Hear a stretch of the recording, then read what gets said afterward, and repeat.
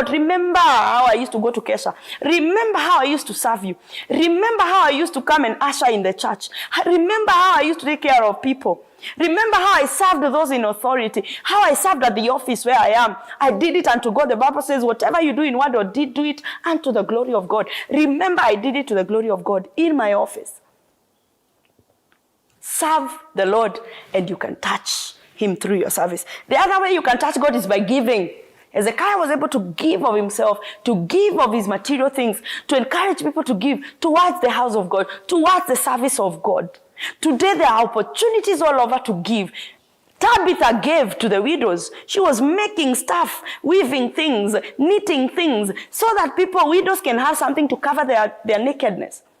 You can give in one way or the other. You can give to the poor. You can give, and the Bible says that giving to the poor is lending to God.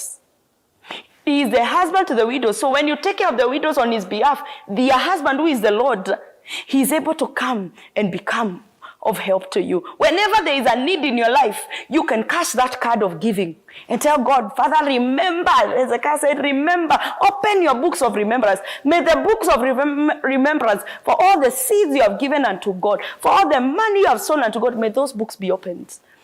And this day, may God remember your business because of the giving, the tithing, because of the people that you have helped. You have brought people from the village to come and give them a new life. You have educated family members. That giving is not in vain. Let me tell you, that card, you can pull it out when you're going through cancer and tell God, remember the lives that I touched. You can touch God through your giving. Don't just be selfish. The Bible says in Hezekiah, I believe, I think it's chapter 7 or thereabout. I need to get the scripture right. But somewhere in Hezekiah 37, 38, thereabout, I think. It speaks about a river. It says you should not be a pond. In a pond, nothing can grow. And a pond is somewhere where it's so contained. A reservoir is a place where water does not move. It is stagnant. But the Bible encourages us to be rivers. Because in a river, the Bible says that things can grow. Trees can grow along the river banks. Animals can feed from river water. It is clean water. And I want to charge you, become like a river where things can go through you to other people. Don't be a reservoir, unapewa tu ni kuweka kwa mfuko. Don't just put everything in the pocket. Become a giver. Allow your hand. The Bible says, blessed is the hand that giveth, than the hand that receiveth. Allow your hand to be a giving hand. To be a hand that things can go through. Can I tell you something? God sometimes does not bless us because when we receive, we just hold. He wants us to be able to, he will give you money for someone else. And he knows you're faithful. You will see that need and you will meet that need. He knows you're a good steward. And the parable of the talents is all about stewardness. Where it says he gave 1, 2 talents, 5 talents, and then 1 talent. Ule wa one, he did his thing. He refused to do anything. And see, he said that to whom much, the one who has not done anything, even the one that he has, the talent he has will be taken from him. But the one who does a lot will be added upon him. They added upon the one who had a lot, who did much. So do much. Be the giver so that more will be added. You become like a channel through which God can give to others. You can touch God by your giving. Number 3, you can touch God by your prayer. And Hezekiah prayed. That prayer moved God. When this woman with the issue of blood prayed in her heart, she didn't even pray vocally. She didn't raise her voice because she was in a crowd. People were pushing and everything was going on. But she touched God through her prayer. If only, I wish that scripture says, if I just touch his clothes, I will be healed. God wants us to approach him with prayer. And the Bible says, pray continually. It is those prayers that are able to make a way for you. They are able to cause God to move. As you call upon the Lord, he says, I hear your cry. Before you call, I answer you. May you touch God through your prayers. How is it that we can pray more? Prayer is talking to God wherever you are. And you can talk to God anywhere. You don't have to be locked into a church.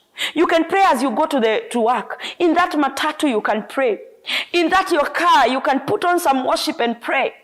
Wherever you go, when your children are going to school, release them in prayer. Keep praying, because as you pray, God realizes this is a place of surrender. Prayer is a way of showing, is a way to signify your surrender. Prayer is a show that I cannot do on my own. I depend on God. God is able to see our hearts. Prayer is a place of humility. You cannot pray if you're not humble. It is only people with humility that come to God in prayer. Those who are proud, they go about their lives until things go bad is when they come to pray. But when you are humble, everything you do, you are like, God, I can't. I know I have the gift, I have the talent, but even if I'm going on air, I know that I can't do it on my own. I depend on you. So when you depend on him, he takes over. You tell him, Holy Spirit, take over. Use me. Let my words be glorifying your name. And when you surrender, like, God loves people who surrender. God is excited when you come and show him, it is not me, not my will, but your will be done as I go to work. So every morning before you start that business, begin it with God in prayer. Tell your staff members, let's gather here. Let's hold our hands and pray that today will be a fruitful day. See how God will move. You touch God in prayer. And the last thing, you touch God in faith. When Hezekiah called to the Lord, he believed and he knew that God is hearing me. By the time you approach God, you must have faith. And the Bible says that it is impossible to please God without faith. It is faith that helps us to call God when people are looking to other things. The Bible says some trust in chariots and horses, but we will trust in the name of the Lord. Our faith causes us to trust in God in tough times, in easy times, in all. When there is laughter, we trust God. When there is pain, we trust God. When there is grief in the family, we trust God. When there is whatever we go through, we have faith in God, we trust him. And that touches God. God wants to move to those people who have faith in him. Remember, is that without faith, it is impossible to touch God. It is impossible to please God. It is impossible to get his attention without faith. But with faith, all things are possible. This morning, you can touch God with your service. When you're serving God in church, you serve those around you in your community. Do some benevolent work. Become of use to someone. Don't do everything for money. And I know money is good, but sometimes just decide to do an act of kindness and serve someone who is there and needs you. Whether they are rich or poor, let me tell you, do you know even rich people love to be served? We think that it's only poor people that appreciate. Sometimes even a rich person is looking for that service from you. Become kind to someone. Extend kindness to someone. For some people, it's just a hug and telling them, it will be well. For some people, it's, let me pray for you. Even that house girl or watchman at your gate, you can tell them, I see you. Can I be of help to you? Can I pray with you? Is there an issue at home? I can tell God about it. If you have some 100 shillings in your pocket, you can tell them, kula lunch leo. Take something for yourself. And as you serve others, God is touched with your service. Hezekiah was healed because of his service. Give to others. Use your resources to give to other people and reach others. Make them grow, make them move from one step. You can move someone from somewhere, and that touches God. Giving in church, prayer, and faith. Those are places you can be able to reach out and touch. I know many of us, we wait for God to touch us. Touch me once more. Touch me one more time. But you can touch God and move him to act. The Bible says Hezekiah was told, not only will I heal you and you will live. He was added 15 years. But in the sense of that, God told him, I will give you victory over your enemies. And that will be a sign for me. The woman with the issue of blood, when she touched, she was told, not only have you been healed from the bleeding will stop, but also you have been made whole. Whole means if there was no peace in her life, it is sorted. When marriage was an issue, it was sorted. Whole means everything is sorted. When you touch God, everything will be sorted. Shall we pray together? Father, in Jesus' name, we want to touch you with our giving and our service, with our prayers, and even in faith. Strengthen us in faith that we may touch you. And if you're not born again, say this prayer. Father, I come to you. I'm a sinner. Save me. Wash me with your blood and write my name in the book of life. From today henceforth, I will follow you. Allow me to pray for you. Father, I thank you for everyone who has received Christ. May you grow them in your words. As they look for a Bible-believing church, may they be able to find a place of solace and a place where they can grow. I pray for every viewer as they continue to view and as they continue to watch today in the name of Jesus. May you be with them everywhere they will go through the day. May your presence be here at TV 47. May your presence be in every office, every matatu we go into, every business premise we go to, every shop, every veranda, every whatever, wherever we are walking, even on the streets, with our children, with our spouses, with our families. May your work be revealed in us. May you do exceedingly abundantly above all we ask or even imagine, to the glory of your name. We surrender to you our day. We surrender our occasions to you. Everything we are doing, we surrender to you. If there are those who are sick, I declare, may the miracle of healing come upon them. If there are those who are desperate and depressed, Father, I pray for an encouragement. Father, lift them from one level to the other. I believe you that their lives are changing. They will never ever be the same again. To the glory of God, in Jesus' name we pray. Amen and amen. I'm reminding you one more time that Life Point Church is a place to be. Every Sunday, 10 a.m., we start our service. You're welcome. Welcome your grandmother, your children, your siblings, everybody in your neighborhood. Let them come and fellowship together with us at Life Point Church. We love you very much. And I want to thank God for this opportunity to speak to you. I'm Pastor Mercy Wairegi Jenga. One more time, I love you with the love of God. God bless you and have a blessed, favored day. Thank you.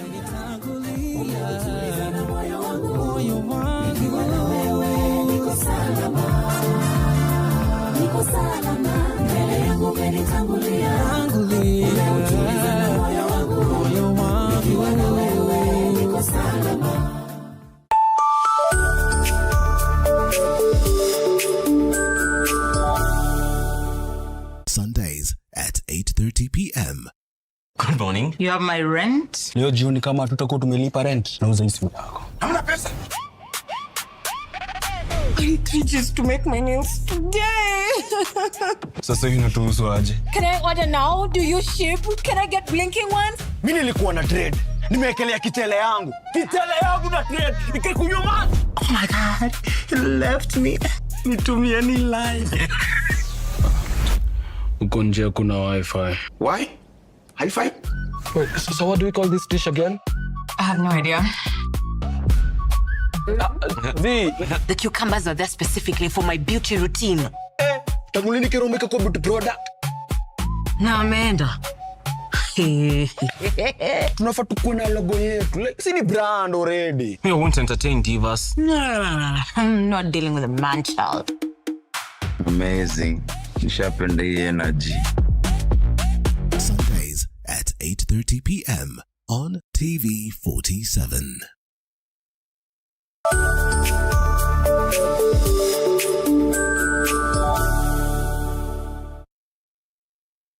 The following program is rated GE. It is suitable for general family viewing. AM, Coach Shadrach Ouma from Physique Gym, it is in Ruaka, to get us. Come in Ruaka, and there we are to give you the best workout so far.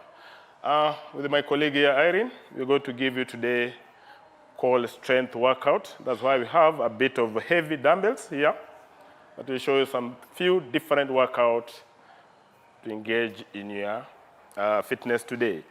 As normal, let's start with the stretches and bit of warm-up. As usual, okay, just stretch your hands, wherever you are in this position. Twist to the right. Then back at center, change on the left side. Good, down. Then up.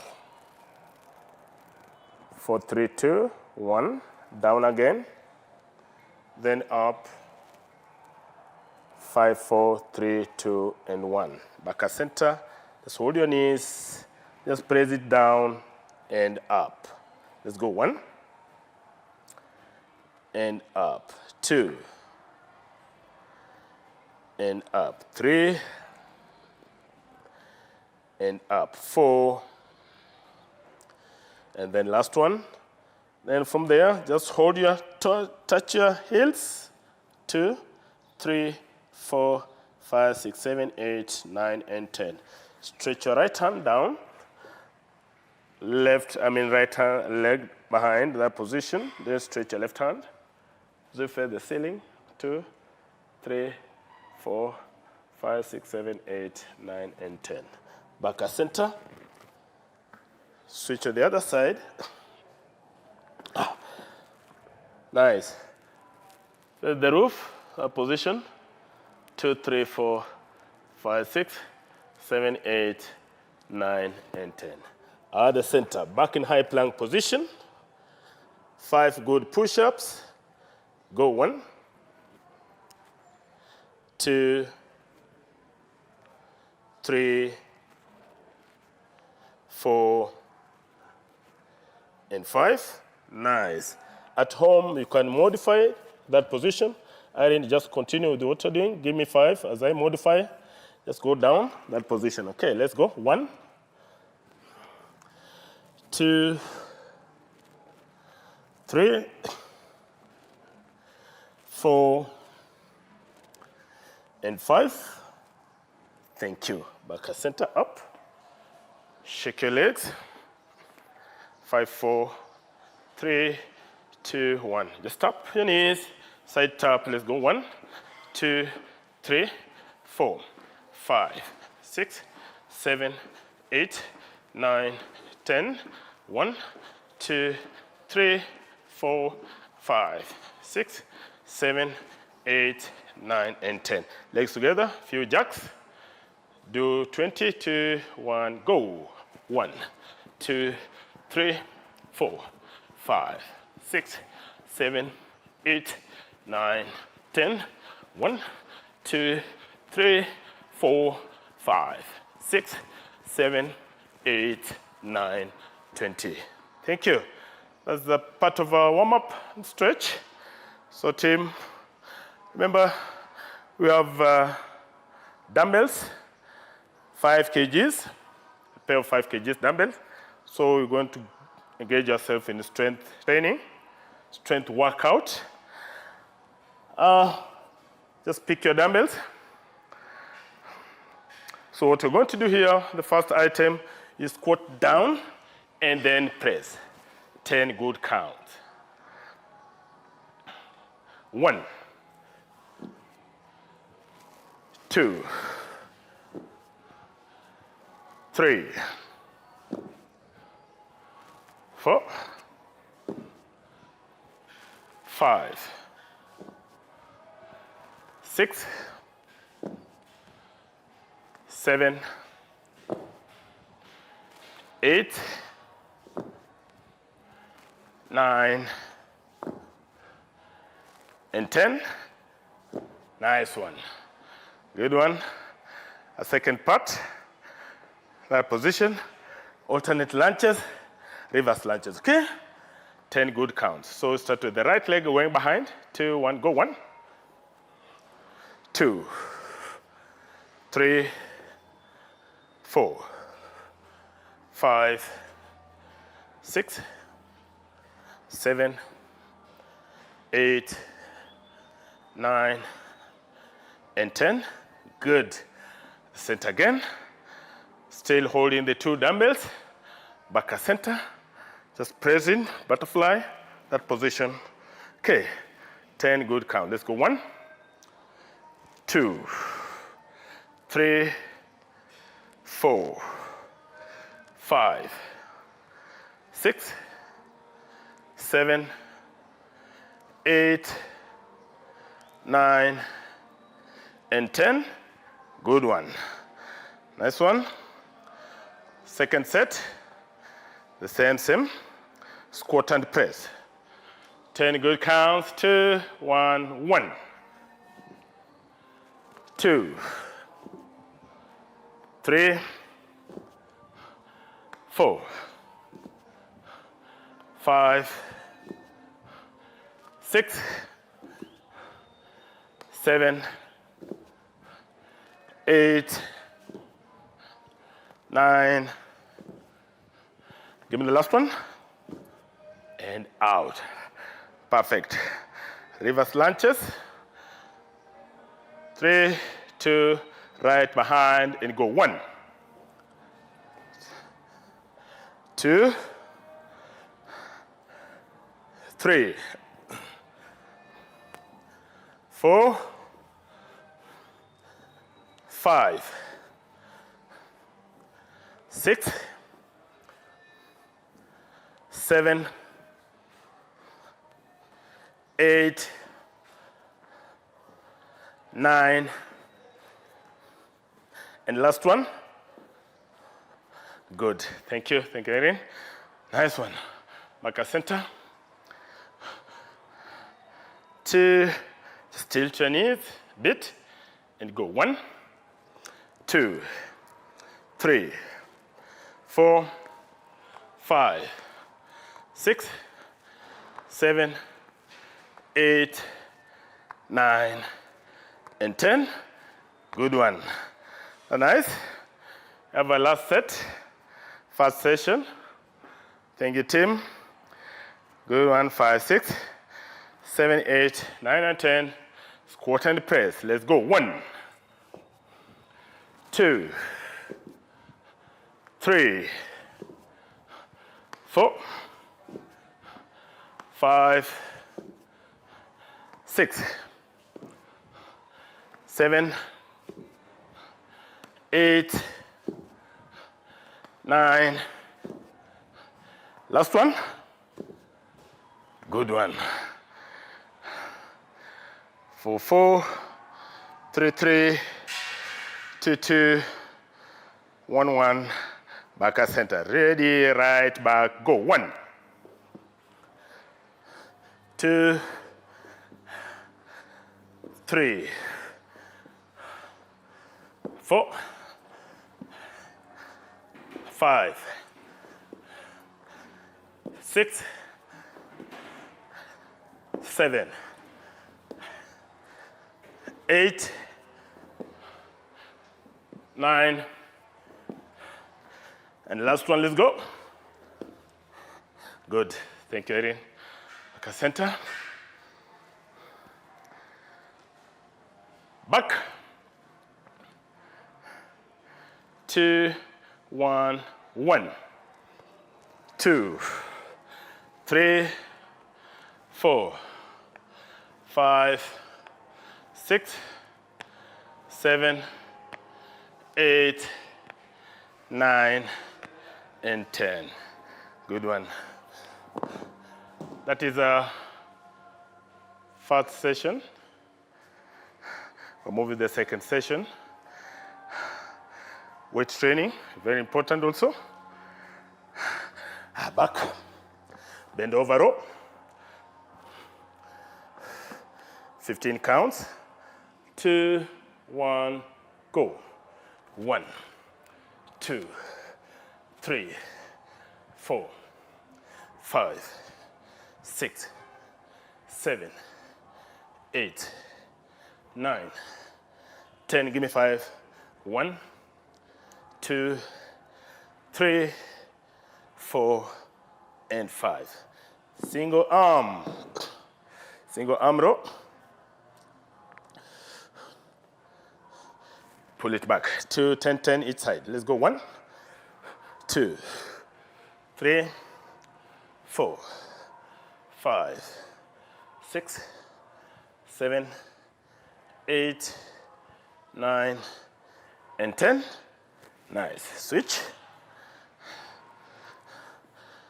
2, 1, go.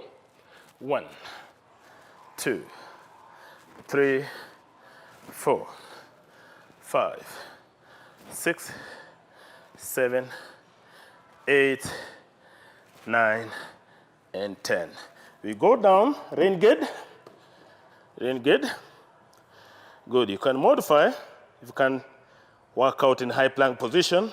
At that angle, you can just do it in that position. Irene, you just do it from that angle. As I do it in advance a bit.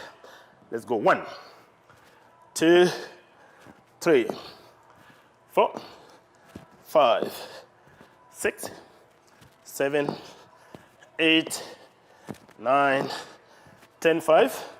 1, 2, 3, 4, and 5.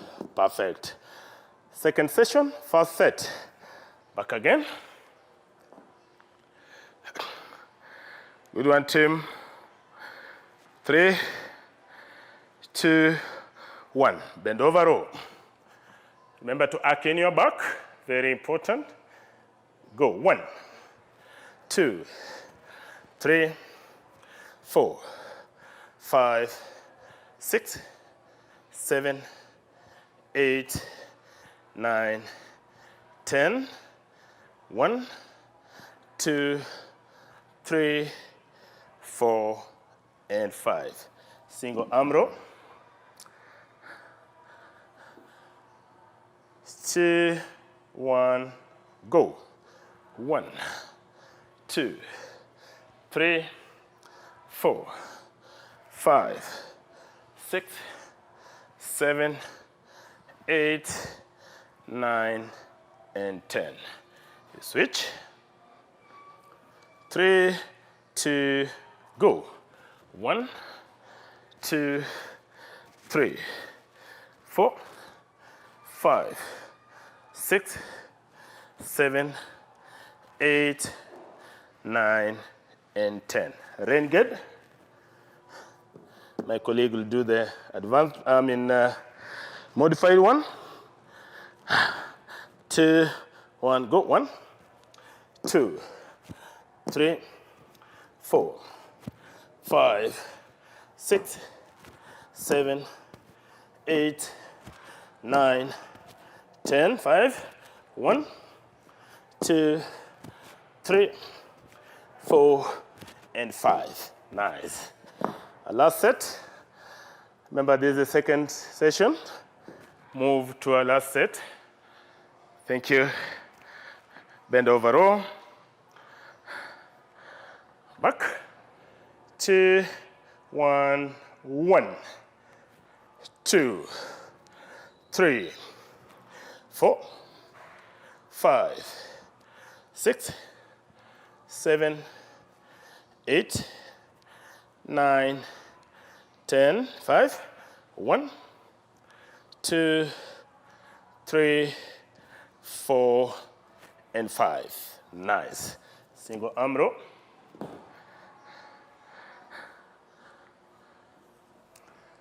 2, 1, 1, 2, 3, 4, 5, 6, 7, 8, 9, and 10. Nice. Switch. 2, 1, go.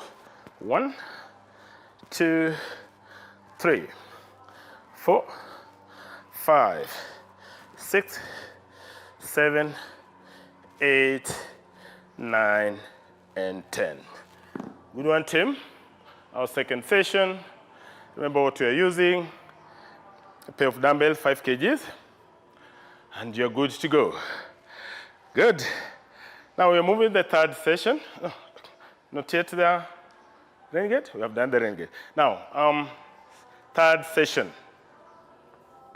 Let's work on our lats. Just pick single dumbbell. This angle. Okay. Remember to twist. As you work on your obliques. The lats. Lean on your right. Single side, go. 1, 2, 3, 4, 5, 6, 7, 8, 9, 10. 1, 2, 3, 4, 5, 6, 7, 8, 9, and 20. Good. Back at center. Clean and jerk. Single side, 7, 7 counts. Okay. Ready? 2, 1, go. 1, 2, 3, 4, 5, 6, 7, Nice, change. The other side. 7 count each side. 2, 1, go. 1, 2, 3, 4, 5, 6, and 7. Good one. Nice one, team. Back at center. Now, pick the other dumbbell. Nice move.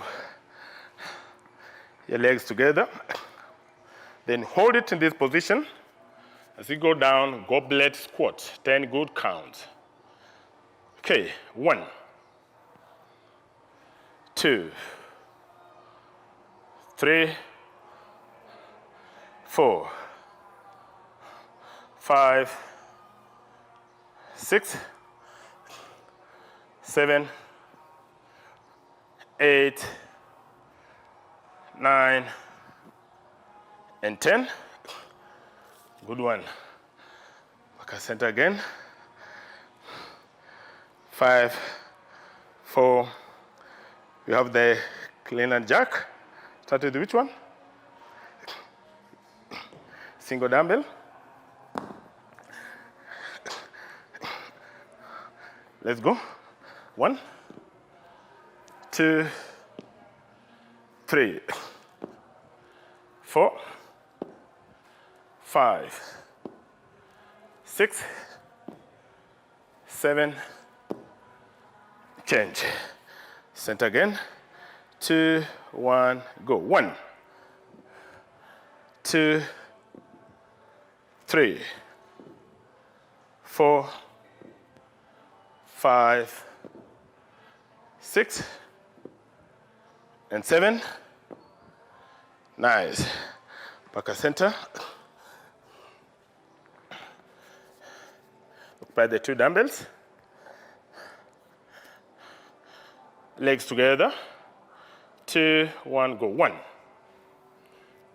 2, 3, 4, 5, 6, 7, 8, 9, and 10.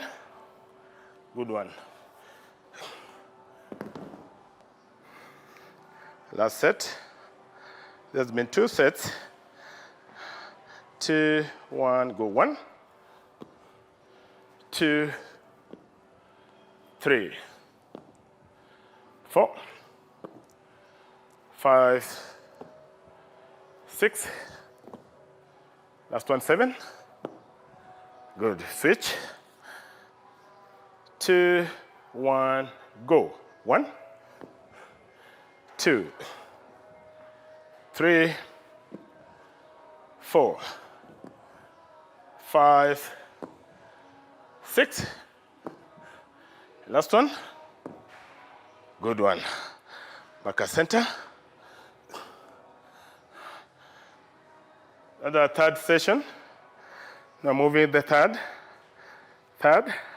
Now you hold your dumbbells together. Pulse squats in sumo position. Down. 1, 2, 3, 10 good count. Ready? 2, 1, down in pulse position. You go. 1, 2, 3, 4, 5, 6, 7, 8, 9, and 10. You go down.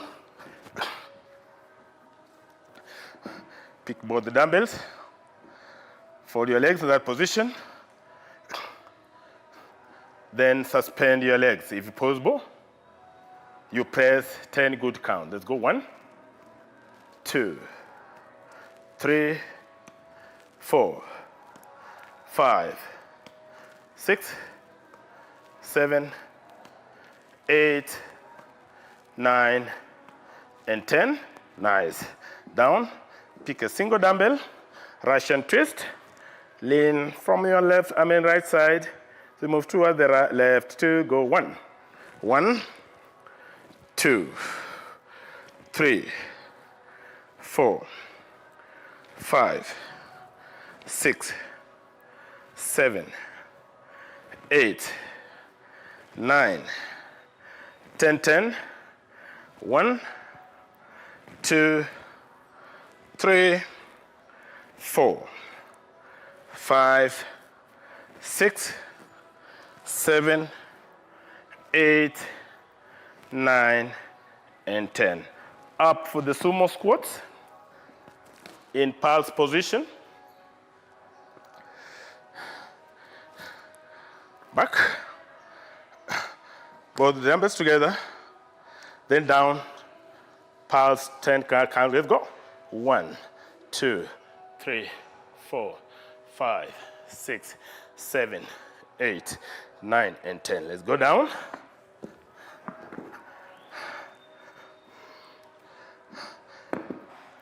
Back at center. Press for 10 good counts. Go. 1, 2, 3, 4, 5, 6, 7, 8, 9, and 10. Good one. Russian twist. Lean from the left side. 2, 1, go. 1, 2, 3, 4, 5, 6, 7, 8, 9, 10 more. 1, 2, 3, 4, 5, 6, 7, 8, 9, and 10. Last set. Last set. Back in sumo position. And your dumbbells together. And down. Then pulse 10, go. 1, 2, 3, 4, 5, 6, 7, 8, 9, and 10. Down. Nice one. Suspend your legs for 10 good counts. Go. 1, 2, 3, 4, 5, 6, 7, 8, 9, and 10. Perfect. Nice. Russian twist from the right side to the left. Go. 1, 2, 3, 4, 5, 6, 7, 8, 9, 10. 1, 2, 3, 4, 5, 6, 7, 8, 9, and 10. Good one, Tim. Just remain in that position. Then you go down for the last part. Just press. Go down that position. Then 2, 1, go. 1, 2, 3, 4, 5, 6, 7, 8, 9, 10. 1, 2, 3, 4, 5, 6, 7, 8, 9, and 10. Good. Nice.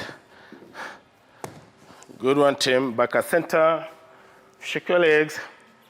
4, 3, 2, and 1. Now, Tim, some few items concerning our abs. Just tap and back. Tap and back. Okay. 10 good count. Let's go. 1, 2, 3, 4, 5, 6, 7, 8, 9, and 10. Good. The center, shake again. Then pull in and out. 10 count. Let's go. 1, 2, 3, 4, 5, 6, 7, 8, 9, and 10. Thank you, Tim. Those have been our strength workout. Hope guys at home have done something good for your body. Now, as we cool down, Tim,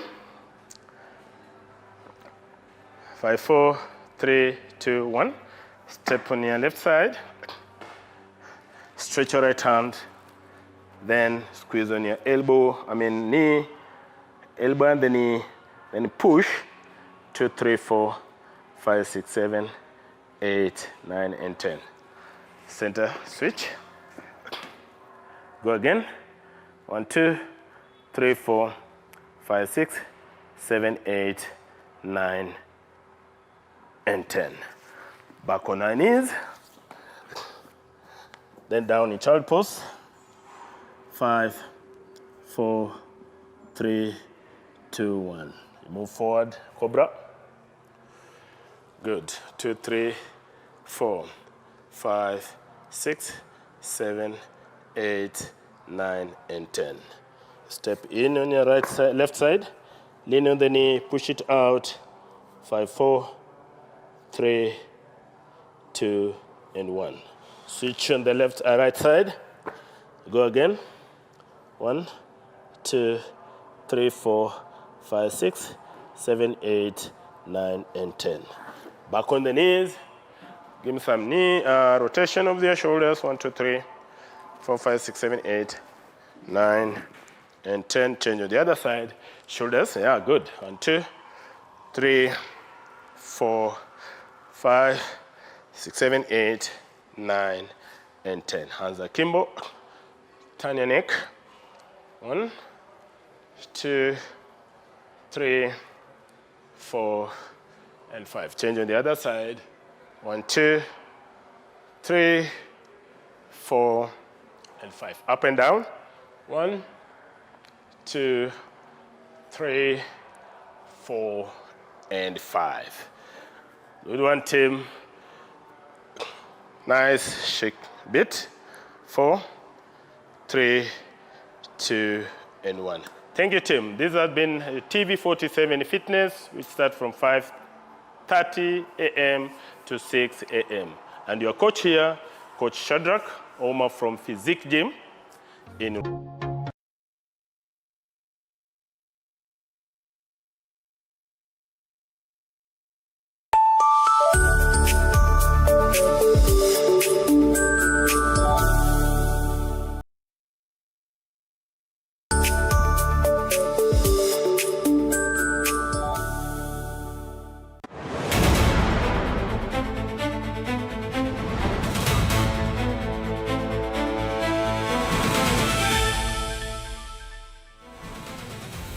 All right, good morning, karibu sana. It is the 21st of April 2026, a big date today. The hashtag reject fuel prices is trending, yes. Whether or not people will make it back to the streets today, we still do not know. Tuko hapa tu anticipate, and that's what we do. This is a TV 47 breakfast. My name is Freddy Ndimuli. Karibu sana. My name is Anne Odida. So good to have you this morning. Join us on the show, TV 47 Breakfast. We have a lot lined up for you. The packed show kama kawaida hapa. And of course, you're going to keep an eye on that anticipated go-slow with regard to the high fuel prices. Lakini sijui kama kweli itakuwepo. Manake hata hiyo hashtag mimi sijapatana nayo. And I was asking kina Jamo if at all it will be there.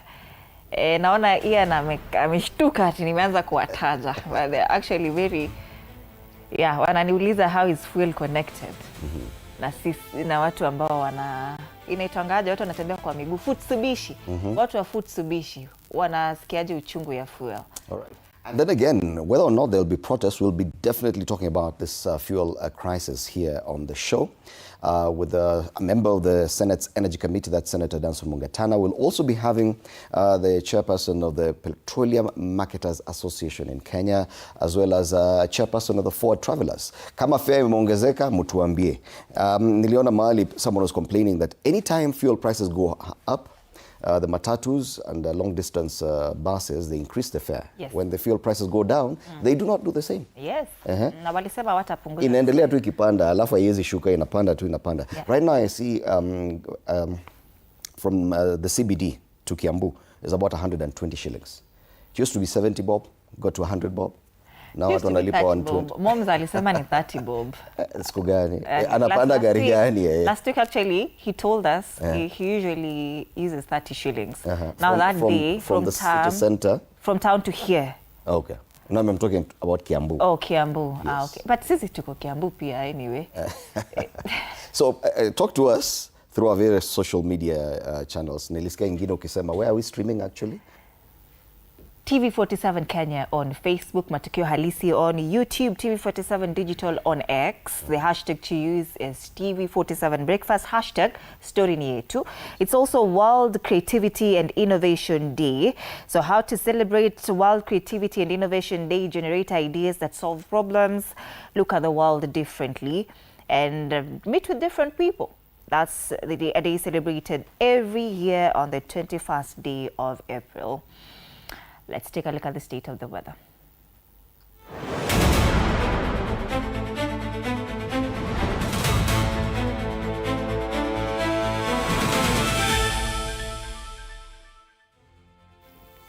All right, Kiambu, light rains expected today. Is actually raining this morning on Kiambu side. This morning is 15 degrees. Highs of 23 degrees expected today. It's a cloudy day in Kisumu. This morning is 18 degrees. Highs of 27 degrees expected. Nairobi, light rains expected today and it's 16 degrees this morning. Highs of 24 degrees expected today.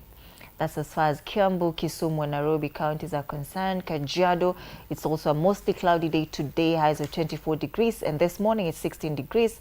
Kakamega, it's raining, scattered thunderstorms, highs of 27 degrees today.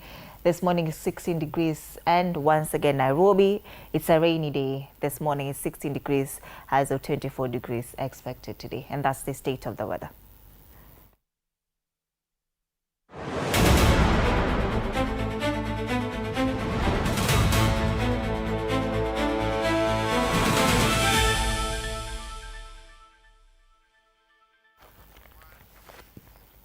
Umenyeshewa leo? Umenyeshewa leo? Siwezi. Unaletwa na helicopter mpaka hapa. Kafadhali kama nyinyi. Mimi nimenyeshewa kidogo. But I can't relate. Oh, you can't relate to that? I can't. Yes, it's raining this side. And I think even within the CBD, it has rained today. So mvua imenyesha upande huu wa nchi. All right, let's take a look at the quote of the day.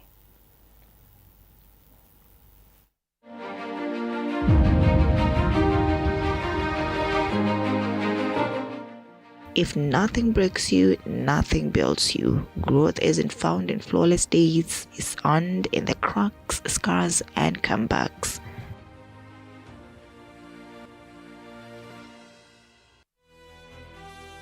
If nothing breaks you, nothing makes you. Nothing builds you. Nothing builds you. Yeah. You have to be broken first. So if you're yet to be broken, anticipate the breaking up. It must happen. Character development is part of the process. Kuna wimbo ilikuwa nasema ni bomoe alafu ndio unifinyange. No, it's actually a gospel song. Acha kudismiss hivyo, acha maneno yako. I've actually heard about it, but how? That ni bomoe ndio No. For clay to be molded into something new, you have to remold it, break it down, crush it, put some water, then remold it into something fresh. Wewe na huyo musician wako. Let's come back and take a look at the stories making headlines.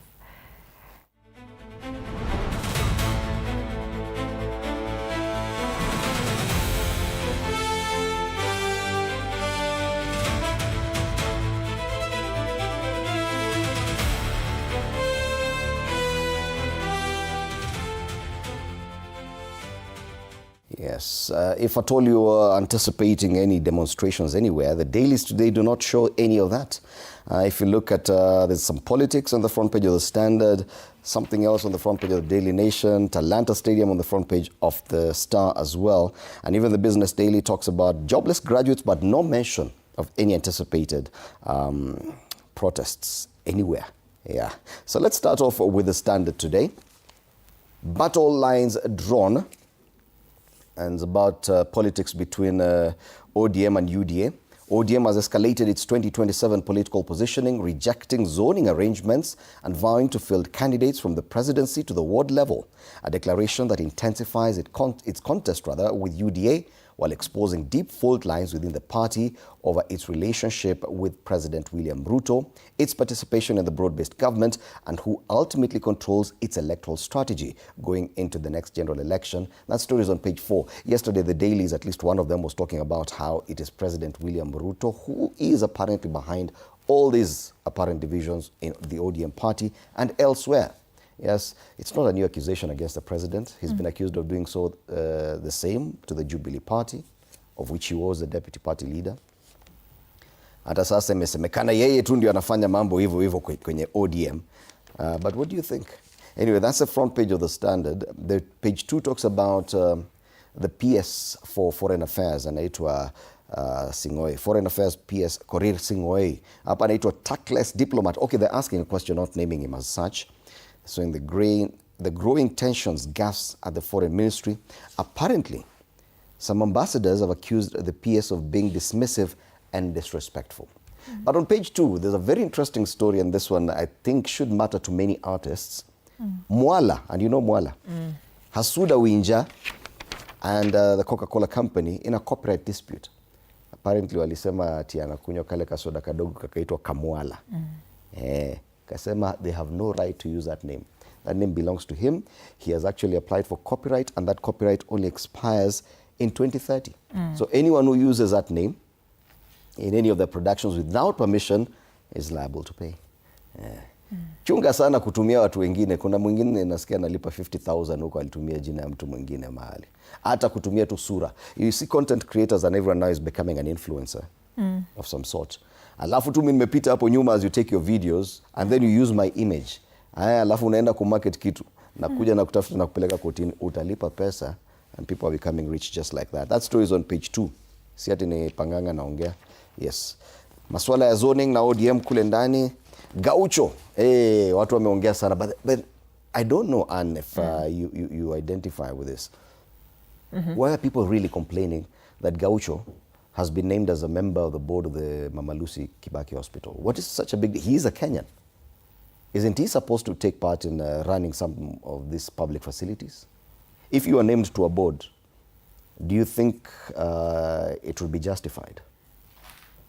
I think the grounds to that actually matter, because the conversations that I've seen online is that he is in hospitals doing things that he's not supposed to do. I don't know how true that is, but that newspaper is reporting that he's part of the board and not actually somebody who is giving treatments to patients. He's not a doctor. He's a member of a board. Now, he's not the one running the show. Yes. Yeah. Now that is why Kenyans are rattled, because they think labda mtu ako hosi anatibu wagonjwa na hana, you know, but hiyo ni kukosa kuelewa surely. A member of a board surely is not the executive director, is not the one running the hospital. He's just sitting in a board. Na anakuja anasema hapana, hiyo decision mulimake na sioni kama ni mzuri. Sasa communication ndio shida kwa Wakenya. Hapana, Kenyans wanaelewa hii maneno. Ni vile tu ni Gaucho. Anyway, that story is there on page 6 of this paper. It's quite heavy. On the back page, Matters Athletics, it's a Kenyan double as Korir and Lokedi rule the Boston Marathon. Pesa mingi pia, speaking of money, Korir earned 19.3 million for his win and a 6.4 million shilling bonus for breaking the course record. Lokedi emulated Korir in the women's elite event. Congratulations to these athletes who've made Kenya proud and definitely etched their names in the annals of history as well. That's the Standard this morning. Daily Nation, why UN fears for this Kenyan's life, and the Kenyan is on the front page of the Daily Nation this morning. Reprisals, they say that Clement Muiruri Kamau, a human rights activist, has been documenting alleged atrocities committed at the vast Del Monte pineapple plantation in Thika and has reported persistent persecution. His case has drawn the attention of Ms. Mary Lawlor, the UN Special Rapporteur on Human Rights Defenders, who has petitioned the Kenyan government. This story has been captured on page 4 and 5, just to show the seriousness it deserves, that Kenya has ignored the diplomats' letters on abductions and police killings. Wow. And she's quoted here, she says, similar letters addressing these issues are sent to the government of the United States of America and the president of the company, Del Monte Foods. So apparently anatuma letters to address abductions and police killings and other atrocities zenye zina happen to Kenyans. But Kenyans, we don't respond to these things. Tunajifanya ni kama hatumpati vizuri. This story says that a special rapporteur has expressed frustration over failure by the Kenyan government and Del Monte to respond to her letters raising concerns over Mr. Kamau's safety. I just want us to read kidogo so that we can have a look at what happened with this Del Monte thing, that a grueling search for 4 men who had gone missing days earlier in the area around the 22,000-acre pineapple plantation owned by Del Monte in Thika ended tragically on Christmas Day of 2023. So this dates back to 2023, that their bodies were found in Chania River on the night of December 24th and 25th. That a grim discovery that horrified the search party, which included relatives of the men and local activists. So among those in the exhausted search team that had sacrificed the merrymaking typical of the season in the hope of finding the missing men was Mr. Clement Muriri Kamau, who the UN rapporteur says he fears for his life. This story is on page 4 and 5. You can grab a copy of it. Gachagua ratchets up pressure on fuel protest. Former Deputy President Rigathi Gachagua yesterday warned President William Ruto to brace for street protests if the government does not implement measures to further reduce the fuel prices. He claimed the prices can be reduced by half if profiteers are eliminated from the supply chain. That's another story on page 6. Yesterday we were talking to some of the youth, wakituambia tu what they think of these protests, and that of the opinion, he is rather of the opinion that, you know, politicians are using this to their gain or for their gain. So hatujui kama kutakuwa na protest za fuel, is it that Kenyans want to actually protest that fuel prices are high, ama ni because politicians are telling them to go to the streets? So that as well. How Iran war has hit tea industry. Kenya's tea industry is facing mounting pressure from the Middle East conflict, with rising fuel costs set to escalate operational expenses for factories and shipping disruption blocking tea worth billions of shillings from exports. We are a tea exporting country, so we are affected by the Iran war as well. So mixed fortunes for Kenya police mission in Haiti. That's another story on page 8. That a recent UN report accused Kenyan police officers serving in a Security Council authorized mission in Haiti of involvement in sexual abuse. But in a vote of confidence, a leaked undated video circulating online appears to show Haitians erecting barricades to prevent the Kenyan contingent from leaving the war-torn nation, a rare show of support for a foreign force. That's another story on page 8.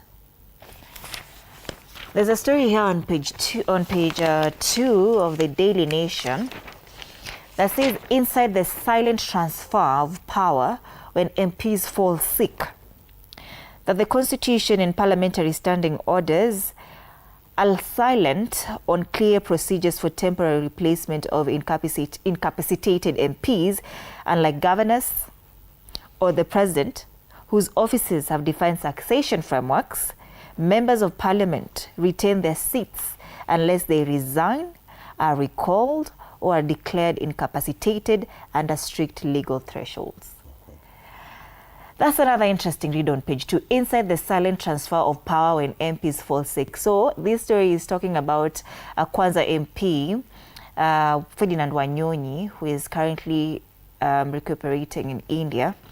That the Speaker of the National Assembly, Moses Wetangula, appointed somebody else, that is Kiminini MP, Kakai Bissau, to oversee Kwanza constituency matters in absence of Ferdinand Wanyonyi. Question is, do the people of that constituency, Kwanza, know that Kakai Bissau is supposed to be representing them right now, or taking charge, or even helping out their MP who's been unwell for more than a month and away from office, so they can't access their MP. But now, if at all it's even a friendly agreement that Kakai Bissau takes over the role of MP for Kwanza, do the constituents know? Speaker alisema. Speaker alishasema sasa. Now you're on the know. Now you know. Now you know. On the back page of the Daily Nation, Full entry for cricket, Kenya's new boss Gohil. Cricket is back and lawyer Omamo takes over as vice chair of the local federation. Cricket Kenya has been bedeviled by poor management and threat of ban from global body. All right. That's the Daily Nation. From the Daily Nation, we take a look at the Star, which today, being a Tuesday, is not for sale. And on the front page, they talk about this iconic stadium, Talanta Stadium. They say billions, deadlines, and dreams. Kenya's AFCON Stadium rush. Iconic stadium nears completion with round-the-clock works. Now, everybody has been talking about this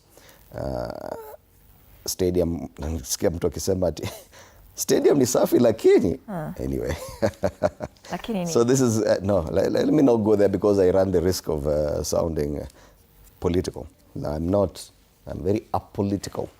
So this is a Talanta Stadium they're talking about. And you remember the debate about whether or not we'll be ready for the AFCON tournament, to host the AFCON tournament next year, 2027, alongside Uganda and Tanzania. And of course, everyone is looking forward to having Talanta Stadium ready before then. You can read more on this in the inside pages 4 and 5 of the Star. From Great Wall to Green Goals, Mudahir's journey of purpose is another story on page 11. And pain as households, businesses hit by high prices of cooking gas. Now that is one of the byproducts that comes with this issue of petroleum. Once petroleum prices go up, even gas prices go up, everything just goes up. Jema yopo nasikia. So usifikirie tu ni mambo na gari na bus fare, hata cooking gas inapanda.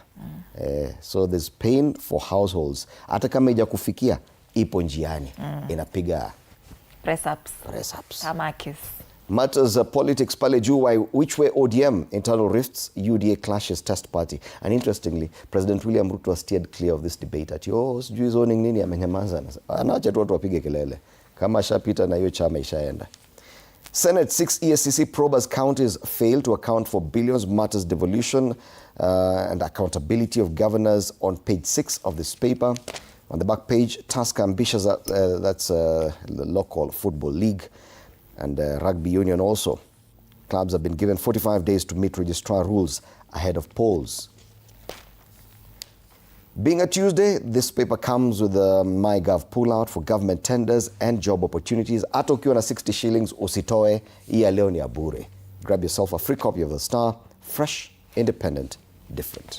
Taifa Leo, Kindiki njia ya Ruto mlimani, ni swali wanauliza katika ukurasa wa mbele wa gazeti hili.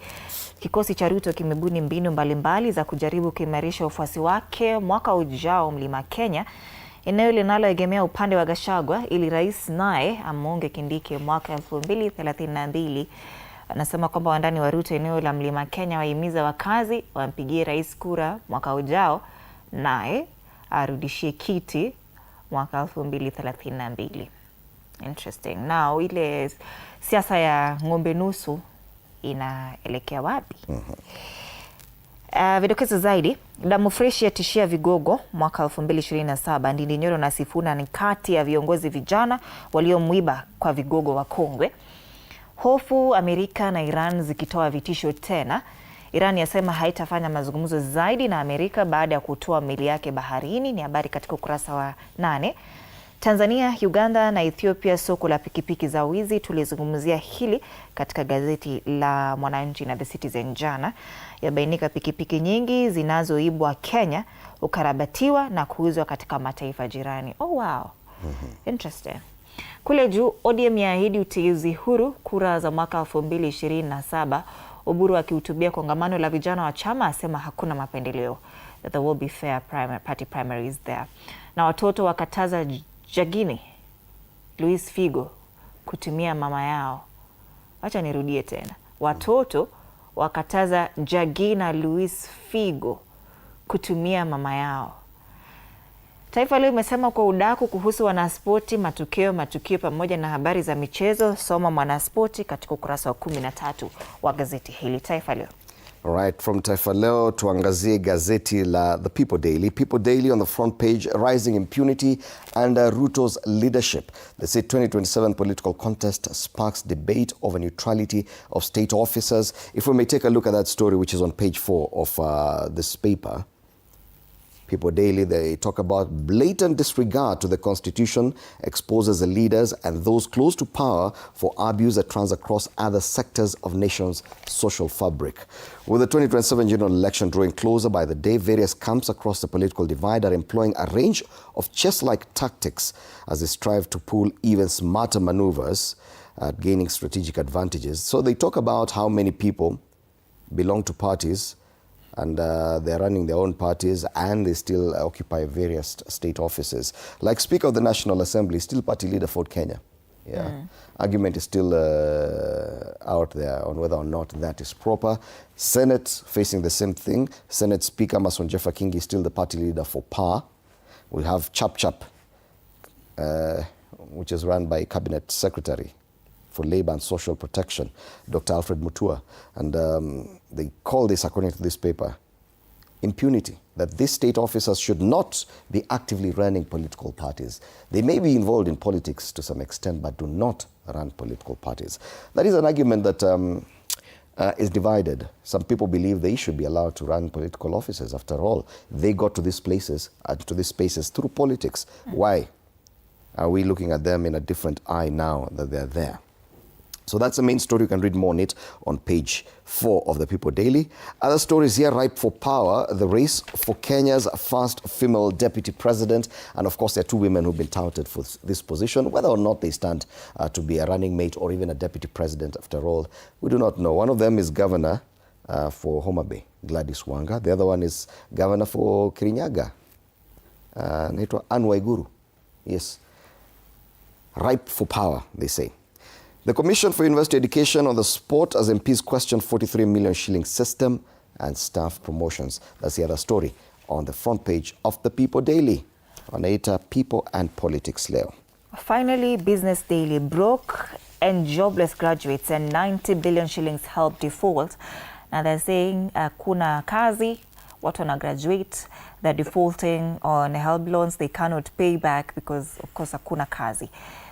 So data from the Auditor General shows that 281,459 former students who graduated after 2000 have defaulted on 39 billion shillings, or 44% of helps, 89 billion shillings, bad student loans. So this one is definitely affecting students who, the freshmen and of course continuing students, they cannot access help because a lot of people have also defaulted on this because hakuna kazi. So there's 2 ways to this. We cannot really blame the defaulters because how will they pay? The deal has always been, once you get a job, then you start making payments. Yes. So kama una kazi unalipa kutoka kuna kazi, and most of these graduates are informal sector. So now that's a problem. Many people get into the informal sector. You see, sometimes we dismiss players in the informal sector thinking that they're not making money. Some of them make a lot more money than people in formal employment. They're actually running the economy. So they should actually be paying the help loans so that other students can benefit from the same. Yeah. Wacha kujificha hapo kama unapata pesa bwana. Wacha hiyo maneno. Kenya eyes rent from embassies in Africa. That's another story captured on page 4 of this newspaper. Congolese march in Nairobi. They took part in a peaceful march in Nairobi yesterday to call for urgent international intervention of an ongoing blockade and humanitarian crisis in Minembwe in Eastern Democratic Republic of the Congo. On the ticker, manufacturers most pessimistic about growth on Iran shocks, and Treasury cuts net external borrowing by 61.6 billion shillings, and that's the Business Daily. All right. Now let's cross over and take a look at what's big news in our neighboring countries. We'll start off in Uganda, and the Daily Monitor is something that is also very familiar in the Kenyan situation. I'm sure you have a relative or a friend from back huko nyumbani ushago. Mwenye akitaka pesa anakuambia usitume kwa hii namba. Usitume kwa hii namba. Tuma kwa hii. Acha nitakutumia ile namba utatuma hiyo pesa. So the headline on the front page of the Daily Monitor in Uganda this morning is, "Don't send on this number." Usitume kwa hii namba. So Ugandans apparently are increasingly diverting mobile money transactions to other lines or initiating withdrawals directly from accounts of senders in order to evade or defer payment of loans picked from telecoms and other online creditors to fix quick liquidity needs. So kama uko na Fuliza na unajua ukiweka pesa hapo wanasema watafionza. So wanasema usinitumie kwa hiyo namba, tuma kwa hii namba ingine. Wacha nikutumie hiyo namba. So that's a big problem in Uganda. Nimekuwa pale kwenye front page of the Daily Monitor. Still in Uganda, let's take a look at the New Vision, which talks about something else, something different. 41 billion shillings okayed for hiring health workers. Finance clears funding for staffing. So today, health matters given prominence on the front page. Na pale pia kwenye front page of the New Vision, impersonators of UPDF generals arrested. Quite a number of people have been pretending that they're generals in the army in Uganda. Umeshikwa sasa ukuja utuambiwe ni general wa nani. So those are the two main stories given prominence on the two top dailies in Kampala this morning. Tuingie Tanzania. Na tuanze na gazeti la The Citizen. Tanzania turns to gene editing in malaria fight. So matters health given prominence in Tanzania. Tanzania is scaling up the fight against malaria by introducing advanced gene modification technology targeting mosquitoes that transmit the disease, which kills hundreds of people in the country annually. This also happens in Kenya. You know, is it Kemri or Kefri that has offices up on Mbagathi next to Kibra? So nasikia sometimes when you realize that there are a lot more of mosquitoes in the city. It's Kemri. Usually we may release these genetically modified mosquitoes to fight the others that cause malaria, ile Anopheles. Whether or not that's true, it does happen. Tanzania adopting the same technology to fight malaria. Still in Tanzania, vigogo kiini cha tatizo Kariakoo. Habari hii tuliangazia hapo jana. Wanasema shida ya majengo ambayo yameporomoka kule Kariakoo, mengine watu wameingia ndani hata kabla majengo yenyewe hajamalizwa kujengwa. So nasema vigogo ni kiini cha tatizo Kariakoo. The owners of these buildings, hao ndio wenye shida. Watajwa kumiliki majengo, rushwa yahusishwa, ukiukaji wa sheria. Pia wale wanaangazia habari ile ya mbu, teknolojia mpya ya kudhibiti mbu kuanza kutumika kule Tanzania. Masuala ya afya na masuala ya majengo kule Kariakoo. Gazeti la Mwananchi kule Tanzania. All right. Let's come back home and take a look at the cartoons as we wrap up the news review today. We take a look at the first caricature. This is the Daily Nation. Unajua ile wanasema ni rahisi ngamia kupita kwenye tundu la sindano kuliko tajiri kwenda mbinguni. If at all you read your Bible, and sijaisikia hiyo. Yeah, you've not been reading your Bible. Koma kabisa. So pale kuna ngamia amebeba, this is a caricature of the fuel cost and the biggest debate. So imekuwa kubwa kama ngamia, lakini income ni kidogo, ndio tundu la sindano. Wanasema ni rahisi ngamia kupita kwenye tundu la sindano. Unaona ikiwa rahisi, hii fuel cost utahandle na hiyo income yako ya saa hii. Gas prices are going up, fuel prices, fare imepanda, kila kitu imepanda, cost of production will go up. Alafu income ni pale pale, tundu la sindano haliongezeki. Labda tuambie hiyo verse na English. People daily. Now the ghosts of Gen Z protests are attacking President William Ruto as Stano ameweka hapa leo on the People Daily this morning. And that's the People Daily. That's a threat of going back to the streets, whether or not it will happen. One thing is that the leader of the DCP party says they will push for people to go to the streets as from next week. So kuna hii Gen leo, kuna ya next week ya Rigathi Gachagua, watatokea, na kuna ile ya siku tatu ya Linda Mwananchi around June 25th. So definitely we are anticipating some protests at some point, either today, next week, ama hata June tukingoja. Lakini Gen Z watatokea kweli? Hiyo yenye si yao yenye wanapangiwa na walipanga, sisi tutajua wakitokea. Niliona poster kwa online wamesema reject fuel prices. I don't know where they are rejecting the fuel prices from. The cartoon on the Standard steers clear of anything that we've been talking about. They talk about matters court and divorce. So kuna jamaa pale anasoma gazeti about family wealth na anaangalia TV inasema divorce, no 50-50 property sharing rules the Supreme Court. So this gentleman is arguing with his wife. Gentleman says a lesson for women who use marriage as a ticket to wealth. Wale watu wanasema pesa ndio kila kitu. Pesa tu, pesa, wachana mapenzi. Lakini ile mwanamke pale anasema but men always use wealth as a ticket to marriage. Do they? Interesting debate there. That's a cartoon on the Standard. The one on the Star pia inaongelelea matters protests. We don't have it on screen, lakini polisi wako caricature hapa wakisema I'm very ready for Tuesday. It's the police now who are ready for Tuesday.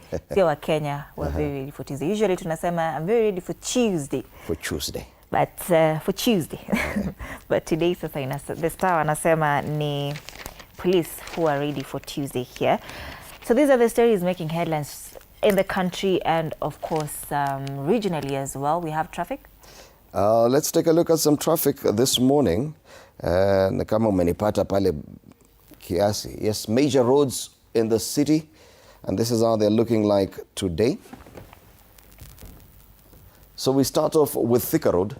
And I can see a long stretch there from KU all the way to Githurai, past Kahau and Dani. On your way towards town, that could be a problem for people using Thika Road. After that, it's green all the way, but you may experience some traffic up Pale Kasarani, TRM. After that, it's not so bad. Up until you get to the Pangani interchange kama kawaida, it is around 6:29 asubuhi. That stretch from Survey, Pale Utalii Drift, ukipanda Mathare Mental Hospital, kuna traffic pale. Other than that, the CBD, especially Haile Selassie Avenue, both sides of the road, kutoka Uhuru Highway mpaka pale Landis roundabout, naona iko busy, hata ukiingia pale barabara kama River Road as well. The other side of town, that's Wayaki Way, getting into town, it's not so bad. All other roads, Limuru Road, Red Hill Road, not so bad this morning. Tuangalie Jogoo Road huku chini. Ukujua kunanga traffic bwana. Jogoo Road hapa chini, areas around Makongeni, yes, it's building up. It's yellow right now, so not so bad. Mombasa Road also looking green this morning, all the way from the airport to the CBD. And that's a traffic situation this morning, not so bad. Eastern Bypass, dots of red and yellow, that entire stretch, especially as you get closer to the Jomo Kenyatta International Airport and the KQ headquarters, as well as Utawala section. Other than that, all other major roads in the city are looking green this Tuesday morning. All right. Coming up next is the State of the Nation. Yes, a focus on the fuel prices and how it impacts your life. We'll be having a chairman of the Forward Travelers, which is a Matatu Sacco here in Nairobi, to tell us maswala ya fare. Tutakuwa pia na mtu kutoka kwenye Petroleum Marketers Association here in Kenya, tell us how they're dealing with it, as well as a member of the Energy Committee in the Senate, that's Senator Danson Mungatana. Yes, Martin Chomba, who's the chair of the Petroleum Outlets Association of Kenya, wanaitwa POAC, will be here. Paul Duo as well, who's the chairperson, Forward Travelers. Do stand by for that conversation. And if at all you do have questions, share with us as well through our social media pages, TV47 Kenya on Facebook, TV47 Digital on X, na ile Matukio Halisi on YouTube. You can tag us. My handle is at @Ann_Dida. Mine is at Fred Ndimuli. Use hashtag TV47 Breakfast, hashtag Story Yetu.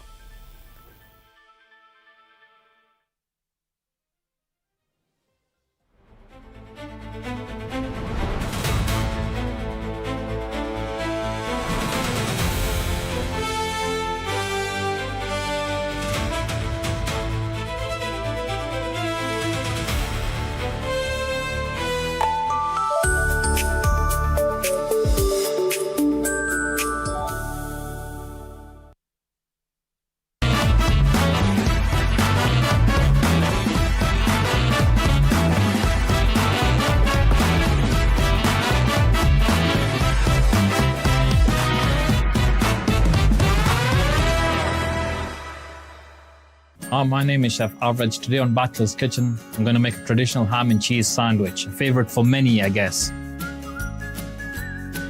So I've got ham here, cheese, but you could use any ham available and cheese, cheddar preferably. I've got bread, I've got tomatoes, lettuce that I'm going to put into my sandwich, salt, black pepper, and some butter as well. I've pre-washed my tomatoes and lettuce. I'm just going to cut a few slices of tomato. The tomatoes and lettuce are optional. I'm just going to put a few slices of tomatoes in here. I'm just going to select a bit of lettuce. What I'm going to do next is put a bit of salt and a bit of pepper. You just have to be careful with the salt, especially on a process like this, because the cheese has a bit of salt. The ham as well has a bit of salt. I've got my mix of lettuce and tomatoes ready. I'm not going to take my bread. I'm going to butter my bread on both sides. You can actually put mustard. You could use mayonnaise as well.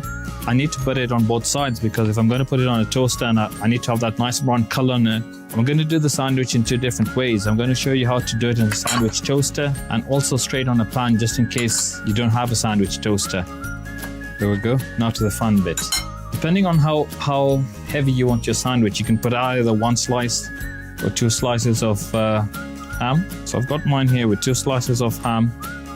This is pre-sliced cheese, readily available. Again, depends on how much cheese you like. You could actually have more cheese. I'm just going to put a bit of assorted lettuce. This is optional. Bit of tomato. More salt on top of it. Bit of pepper. There we go. So I've got my work prepped up. I'm now just going to switch on my toaster. I'll show you the other way.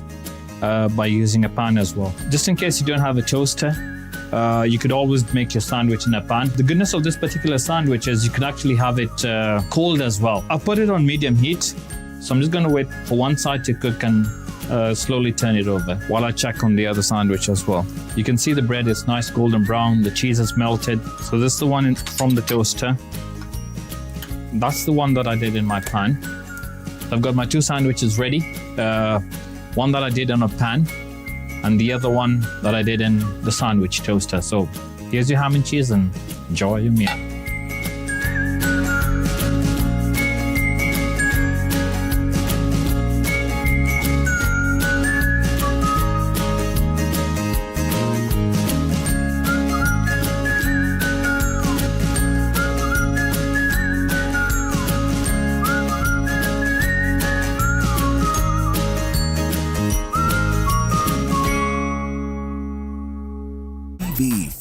The next episode of Vuta Stool.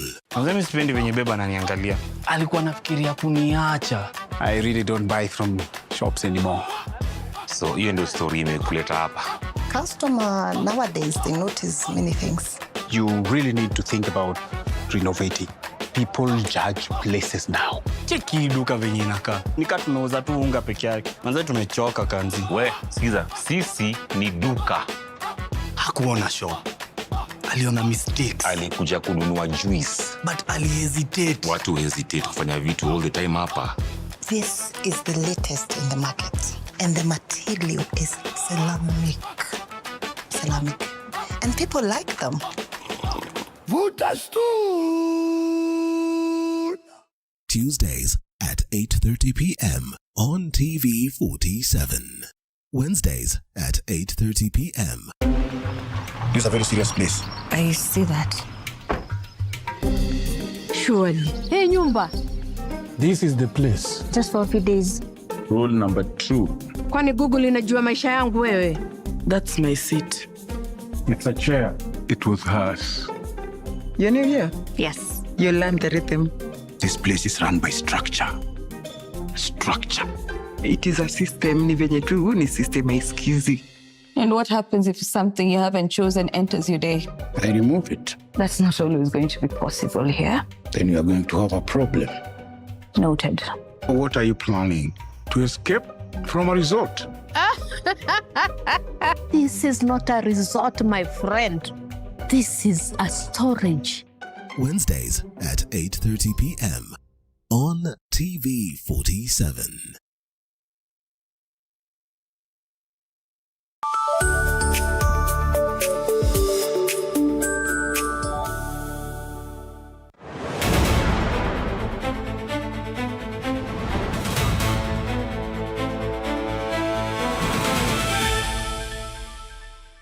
The fuel price increase in the country continues to stir public outrage, arousing fears over its far-reaching economic impact on Kenyans. Hizo nchi zote mafuta ni bei rahisi kuliko kwetu.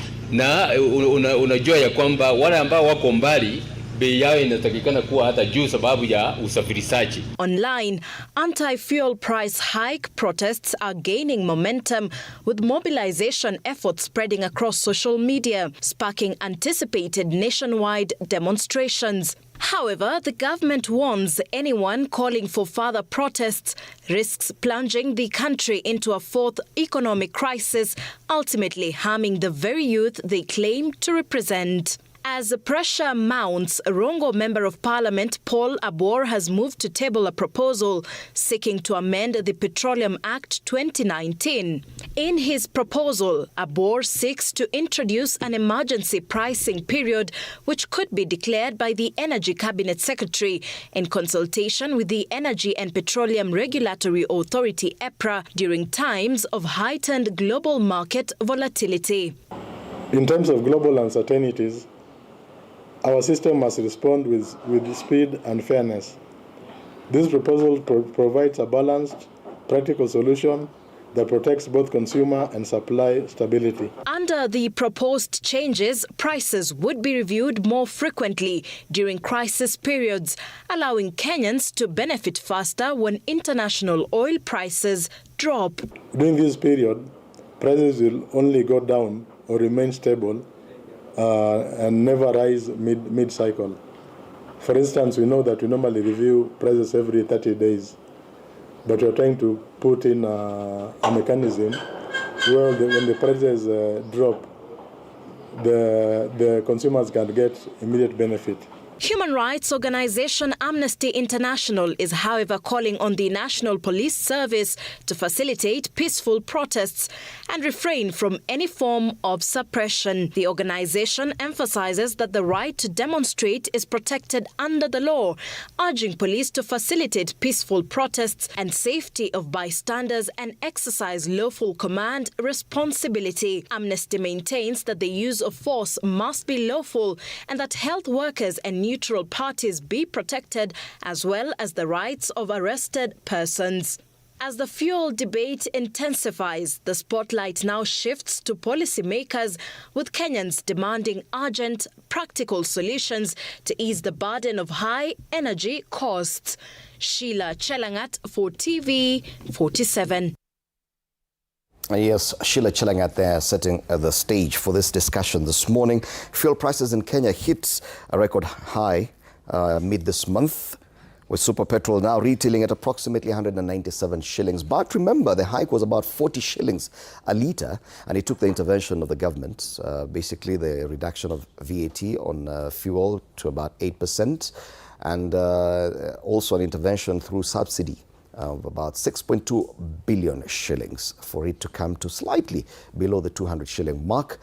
Yet Kenyans are feeling the hits and the threat that people may go back to the streets in protest at the high fuel prices, which in turn will have a ripple effect on the cost of production, on the prices of cooking gas and other products, remains a reality. And this is what we want to talk about today. We're privileged to have in studio Martin Shomba, who's the chairperson, Petroleum Outlets Association of Kenya, POAC. Karibu sana, Bwana Shomba. Thank you for having me. Also with us this morning is Bwana Paul Thiongo, who's the chairman of Forward Travelers Sacco, representing Matatu and public transport operators. Karibu sana, Bwana Thiongo. Thank you. And we do hope that Senator Danson Mungatana will be joining us. He sits in the Energy Committee. Tell us more about policy and legislation with regard to regulation of that sector. But when the rubber meets the road, it is these two gentlemen who actually should be talking to us. Fine. Fuel prices are up. Bus fares are up. Cooking gas up. And everything has been blamed on what's happening in the Middle East. But we are also aware that prior to the latest review by EPRA, there was already a shortage of fuel in the country that was blamed directly on petroleum marketers, and accusations of hoarding in anticipation of heightened prices was there. Do you agree, Bwana Shomba, that yes, to some extent, some of what normal Kenyans are feeling right now has little to do with what happened in the Middle East and a lot to do with profits by the marketers? So it needs to be understood in context. for it to make sense. So prior to the April review of 14th of this month, indeed there was a shortage of fuel. But the shortage of fuel had happened because of how our economy worldwide is organized. So markets react to reality before they react to any arrangements. And so the reality is when it was apparent that the prices were going up, any trader anywhere in the world will be very cautious, because what happens is as you trade, you sell what you have today, and then the prices of diesel was anticipated to go up in between 70 and 80 shillings. And so if you're running a sizable amount of fuel like the oil marketers do, what that means in essence is that next month when you're going to market, you'll have to go to the bank to get money to restock. And so that is the reality of the market. The arrangement is sell what you have, because we know you bought it at this much. But even the guy next door to your shop will know that if the prices of unga are going up tomorrow, they will not be able to give that fuel or all out, or that unga all out, knowing that tomorrow they have to go to the bank to restock. Having said that, the real issue that happened to and made some shortage in the industry was not basically because of what they were, because of that. It is because you cannot indict oil marketers of hoarding. One, all their petrol stations were getting fuel. So the critical mass of the people that we represent, the village guys who sell with one pump in your village where you come from, where I come from, those are the people who could not access. And the reason that they could not access the fuel is because they have no contractual obligations with the oil marketers. Yet we experienced that problem in Nairobi as well. There were marketers at there were stations where you would go to and you're told, now this is the context. The reason why the big stations were not having fuel is because if the village I come from in Kirinyaga County does not have fuel, or the pumps around that place do not have fuel, the oil major who is in Kerugoya town will have to fuel all the vehicles and the motorbikes I was fueling. And so if that guy stocks 5,000 liters a day, then they will be selling that 5,000 within 2 hours. And the turnaround time for that truck to go to Nairobi, get the fuel and come back, or even if you're trading just next to Karen, and everybody around Gong Town, around that place does not have fuel, it means those oil majors will have more vehicles to fuel. So that is what necessitated or occasioned the kind of shortage that you are seeing, because you bring fuel, but within 3 hours it's depleted. But what's the difference? If you have fuel, you don't want it to be depleted in 3 hours, but you're still not selling it to those who need it. So what happened as people started going, and this is something that people also need to appreciate. You see, most of these stations, petrol stations you see out there, they do not belong to the companies. Most of them is you when you retire, or you have some side hustle somewhere, you build a petrol station and it's branded. And sometimes you are the one running it. And so the concept I gave you earlier still applies, because you're still buying this fuel. So the liberalized nature of petroleum marketing organizations also has to blame. It has to. Because so far, according to our policies, we've managed to regulate the prices, but not the running of this market oil stations. You know the problem? The problem is because the government of Kenya does not own even 1 liter of petroleum in this country. It is in the hands of the private sector. The private sector is answerable to their shareholders. They are not answerable to anybody else. The CEO of this company will answer questions to their shareholders. So the government is just there to regulate logistics. All right. Yeah. And Bonachomba, I'll come back to you. Let me engage Bona Thiongo on this one. Fuel prices go up and immediately bus fare is up.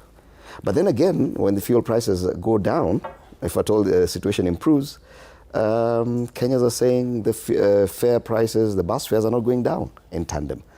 Do you agree that even from your perspective, for travelers, lazima wafanye ile kitu when fuel prices go down as well? Thank you very much, Fred. I just wanted to not talk about for travelers. I just wanted to talk about the entire Matatu for Eternity or Matatu business or PSV. So it is not realistic that as much as you have announced that we are going to increase the cost of fare or transport, it's not realistic because the same person that used to be struggling paying the previous fare is the same person that you're telling them that you are going to add the price of the fare. So it's not realistic. When you then go to the ground, these are different.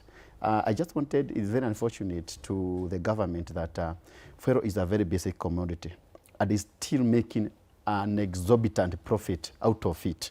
Out of every fare paying passenger, if a passenger paid 100 shillings, 50 shillings go to the fuel, 25 go to the government, 25% go to the government itself. So it's very unfortunate that the government is still making a lot of profit out of the fuel when the Kenyans are still struggling. We never thought that this government will be able to exploit Kenyans in an extent whereby they are struggling and is still making a lot of profit.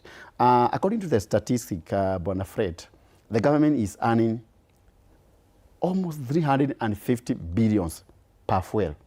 And the government can be able to sell fuel at 56 and 57 diesel and super, respectively. 56 shillings diesel, 57 shillings super, and be able to collect more than 175 billion per year. So it's very unfortunate the government have no goodwill with Kenyans and is still making a very big profit out of the basic commodity. And Kenyans are really suffering. Do you know, Mr. Fred, Kenyans are traveling, like 17 million Kenyans are traveling, commuting and also traveling long distance. Out of all those traveling, 17 billion, they are going for works.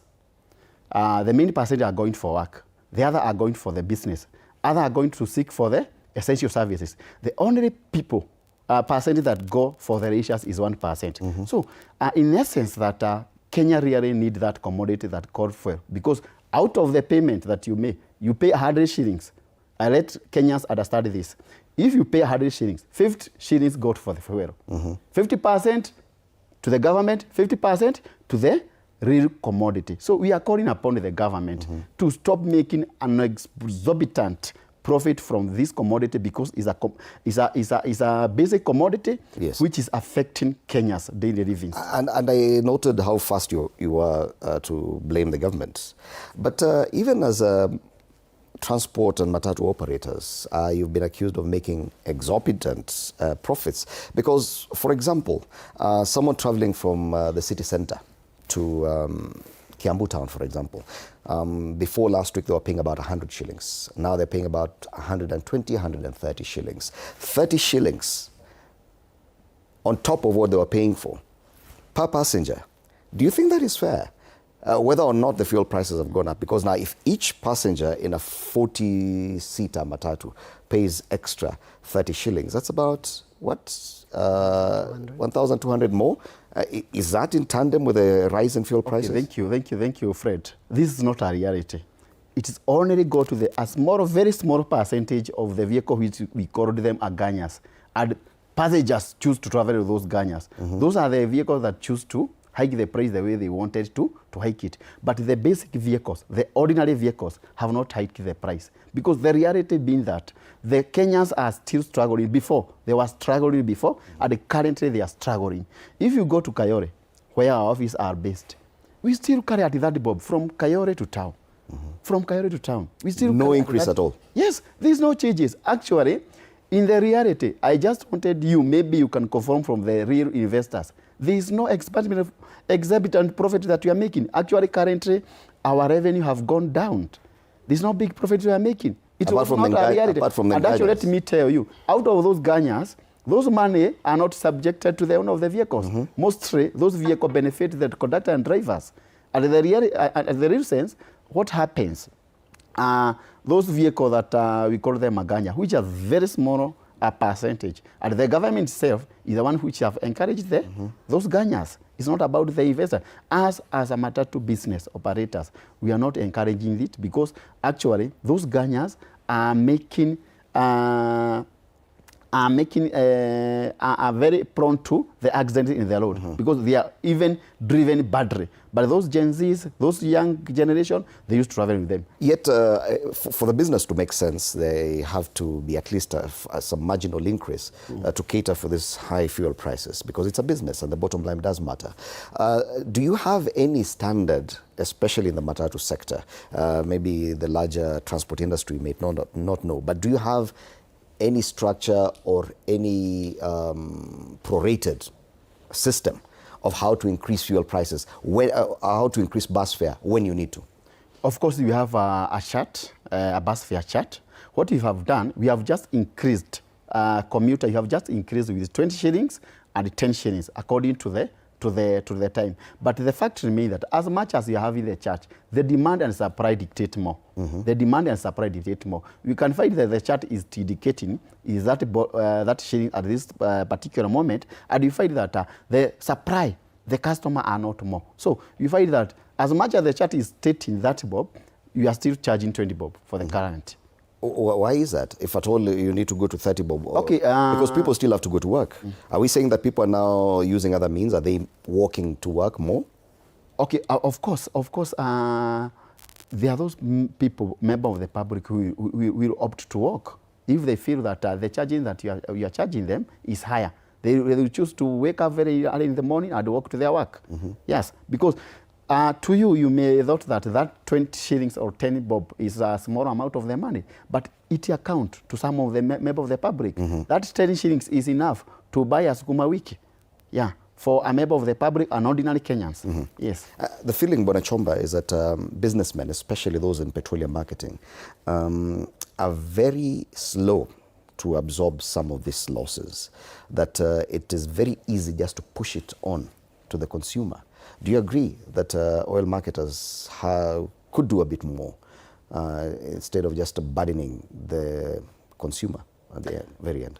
You see, Ndimuri, in Kenya we don't have a petroleum industry. We have a petroleum logistics industry. And so what we run here is logistics, pure. The way we get the fuel from Saudi Arabia or the Gulf region is the way that fuel is dispensed at the pump. No value addition, no nothing.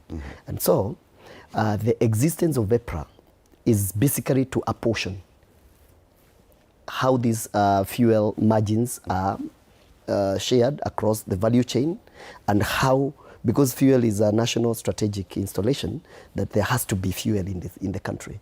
And so the oil marketer does not in any way determine how much they earn from the fuel. It doesn't matter how high the fuels go or how low it comes. Their margins still remain intact because this is statutory given by EPRA. So if they earn 4 shillings per litre, it will be 4 shillings per litre whether the fuel is 300 or whether it is 50 bob. And so those are the mechanics that operates within the industry. And so the oil marketer cannot be accused of not shouldering, because there will be no mechanism of shouldering that unless it is done by EPRA. Even if we go back to the first argument you made, that marketers held back some of their stocks so that they could benefit from that high. No. That's now stock.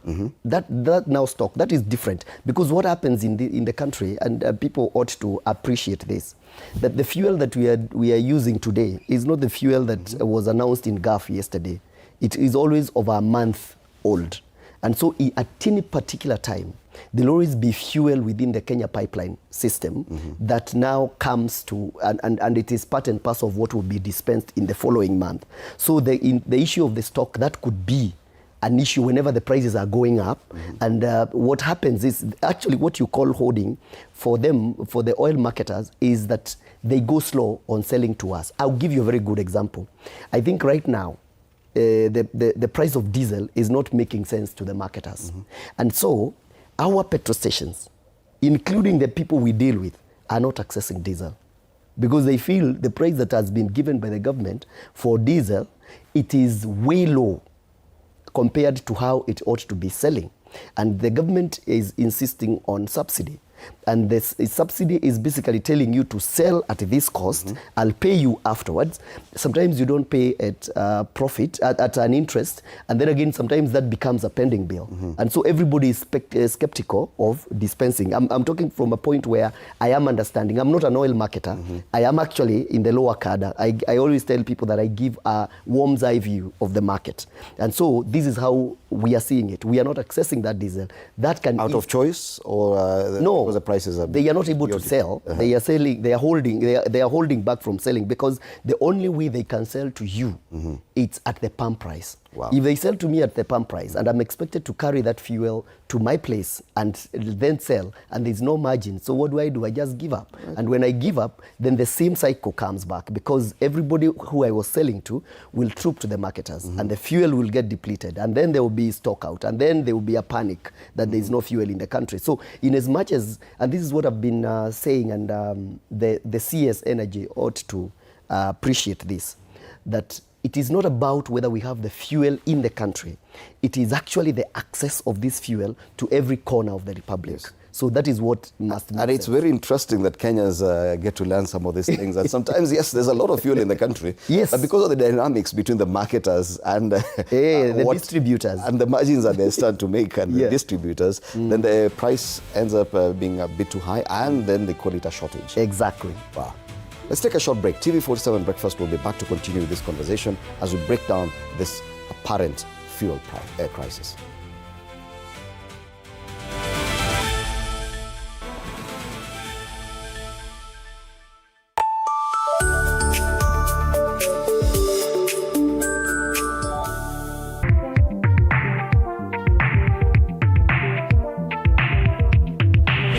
Yami na flow kama maji, juu ni tamu kama sali. Ni juicy. Are you bored? Kuna vitu zinakuudhi, usijali my bro, ibu kama taka juicy juni. Saturday at 8:30 p.m. My father used to tell me that our hotel is the home for travelers. I guess I forgot that. Recently, it's been more of a mirror of my own ambition. We might fail. We will probably fail, but not for a lack of trying. So for the last time, and the first time, welcome to Connect In, the best experience in East and Central Africa and its environs. Saturday at 8:30 p.m. on TV47. On the next episode of Vuta Stool. Mimi sipendi venye beba ananiangalia. Alikuwa nafikiria kuniacha. I really don't buy from shops anymore. So hiyo ndio story imekuleta hapa. Customer nowadays, they notice many things. You really need to think about renovating. People judge places now. Cheki duka venye inakaa. Nika tunauza tu unga peke yake. Manze tumechoka kanzi. We, sikiza, sisi ni duka. Hakuona show. Aliona mistakes. Alikuja kununua juice. But alihesitate. Watu hesitate kufanya vitu all the time hapa. This is the latest in the market. And the material is ceramic. And people like them. Vuta Stool. Tuesdays at 8:30 p.m. on TV47.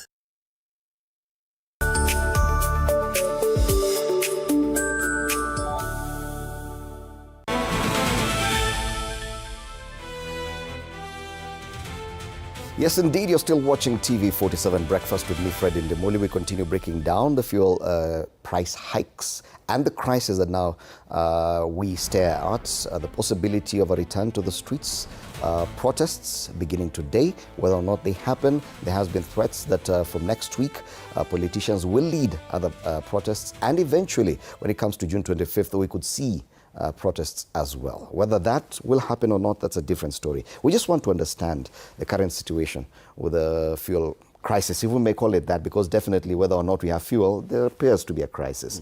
And Bwana Thiongo, I'm still here, by the way, with Martin Shomba, who's a chairperson, Petroleum Outlets Association of Kenya, that's POAC, and Paul Thiongo, who's a chairman for Travelers Sacco, who's representing the matatu operators and public transport operators as well. Bwana Thiongo, so many people watch the industry and they accuse matatu operators of profiteering from such a crisis. So break it down to us in terms of numbers. How probably an example of is it 42 or 52 seater matatu? 33 seater. 33 seater matatu. Common, yeah. That's a common that plies most of the routes in Nairobi. Yes. How much usually were they making one matatu before the price hikes, and how much are they making now, so that we see if at all there's any adjustment there?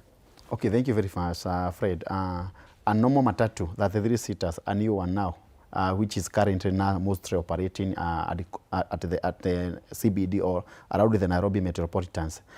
It used to make like 9,000 to 10,000 per day. Per day. Yes. As profit? Yes. Not about the profit, that's the return at the end of the day, whereby we need to factor servicing, insurance, all the compliance loan there, repayments. and from then, not about fuel now. That's a return that we need to factor loan repayment, insurance, comprehensive, and third parties.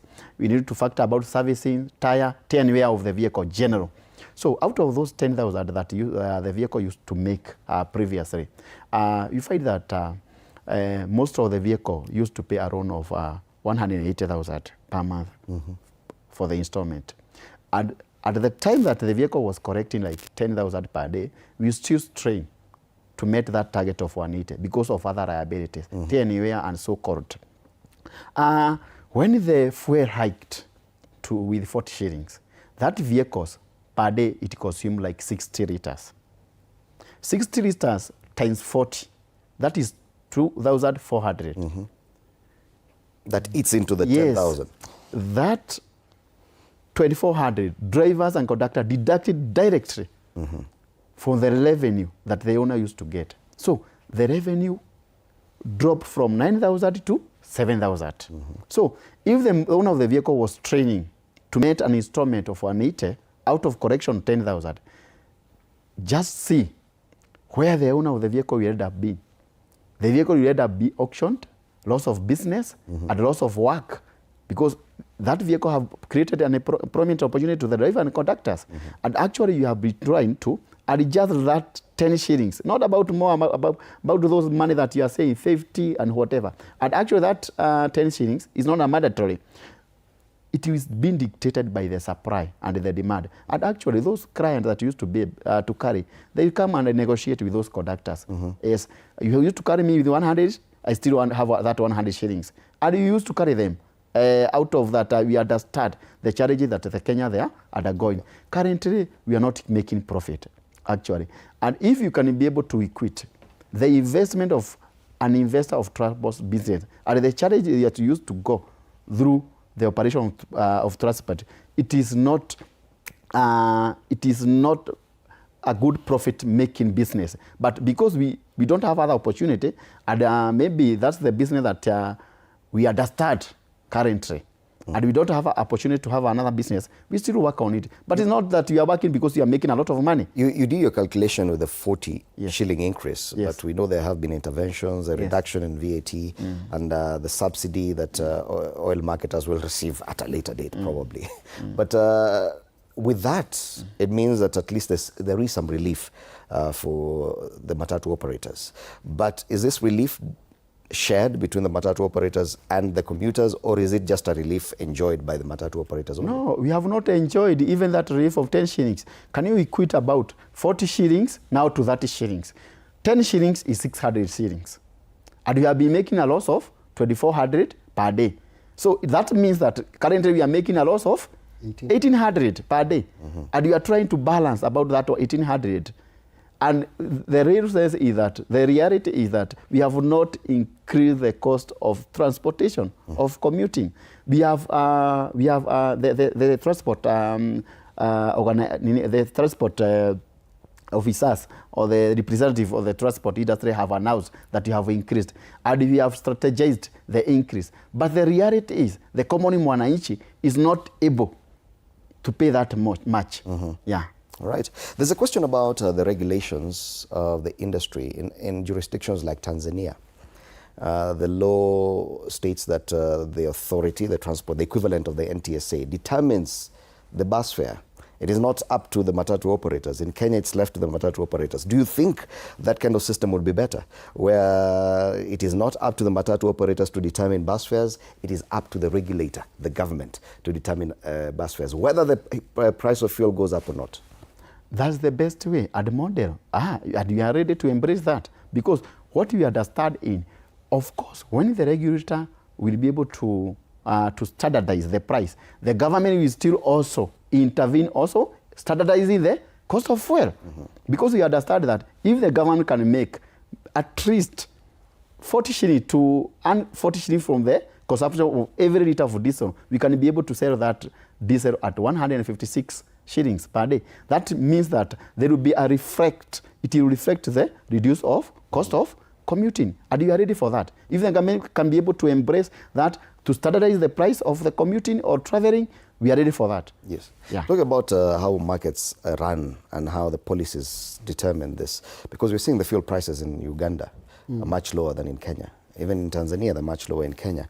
Do you think that if we may approach it that way, it will be over-regulating the industry? Of course, EPRA sets the prices. If NTSA was to set the bus fares as well, and probably more regulations for the marketers on how much they can hold as stock and hoard fuel or not. Do you think that would work? Indimuli, I am a student of development studies, and we try to, in our course of study, to appreciate and look at different models of different countries and how they have applied the mechanisms of managing the economies so as to get them to where they are. And there are different routes that people use. And amongst them is the market systems that we see currently. Like in Kenya, we say we are a capitalist state.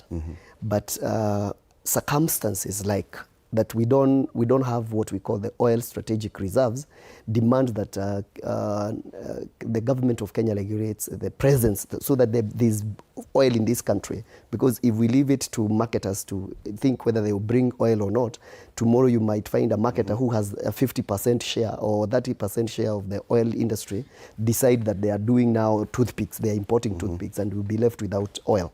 And so that is what makes the government come in. But ideally, when we usually say anytime you find too much of government in the economy, then that is not right. The economy ought to be left to the market forces of supply and demand. And whenever there are critical needs, like the way Kenya has a critical need for the petroleum industry, what happens is in other jurisdictions, you'll find that the governments of those other jurisdictions develop and give muscle to a state corporation so that it can control fuel prices and the fuel availability in the country. Kenya anticipated that a while back, where they thought that National Oil Corporation of Kenya would be the government state corporation that would dictate the running of the petroleum in the country. And so there was even a law in place that mandated that every liter, every consignment brought into the country, 30% ought to have been imported through National Oil Corporation. For one reason or the other, inefficiencies and I think lack of proper management, National Oil is no longer active at what we call the downstream. They are active at the upstream. So for me, I would wish to say that the less the government is into the market, the better for the market. Why? The minute you bring in a lot of regulation, what you stem out is competition. And when you step out competition, then you realize that you are not able to compete at the level that we should be. Take, for instance, in Uganda. In as much as there is a concerted effort in importation, in terms of regulation, they are not told, go sell this, go sell that. So the oil marketers will go out there and try to compete with each other. And that's how you end up seeing that they sometimes outcompete each other to an extent that they go lower than Kenya, which the fuel passes through here. So you feel that this monthly review by EPRA is part of the problem? The pump price review should not be there, if you ask me. What we ought to have right now is that the government ensures that the oil marketers bring the fuel and they are regulated, their licenses mandates that they must have this amount of fuel in the country at every moment so that we don't have the problem. So that the government, the only care for the government should be how much fuel is in the country. Then leave the rest to the market forces. Let me give you an example. A few, 2 months or so, in this country, we were seeing prices. The EPRA has given this price, but some oil marketers are selling even 10 bob below what is given. Why?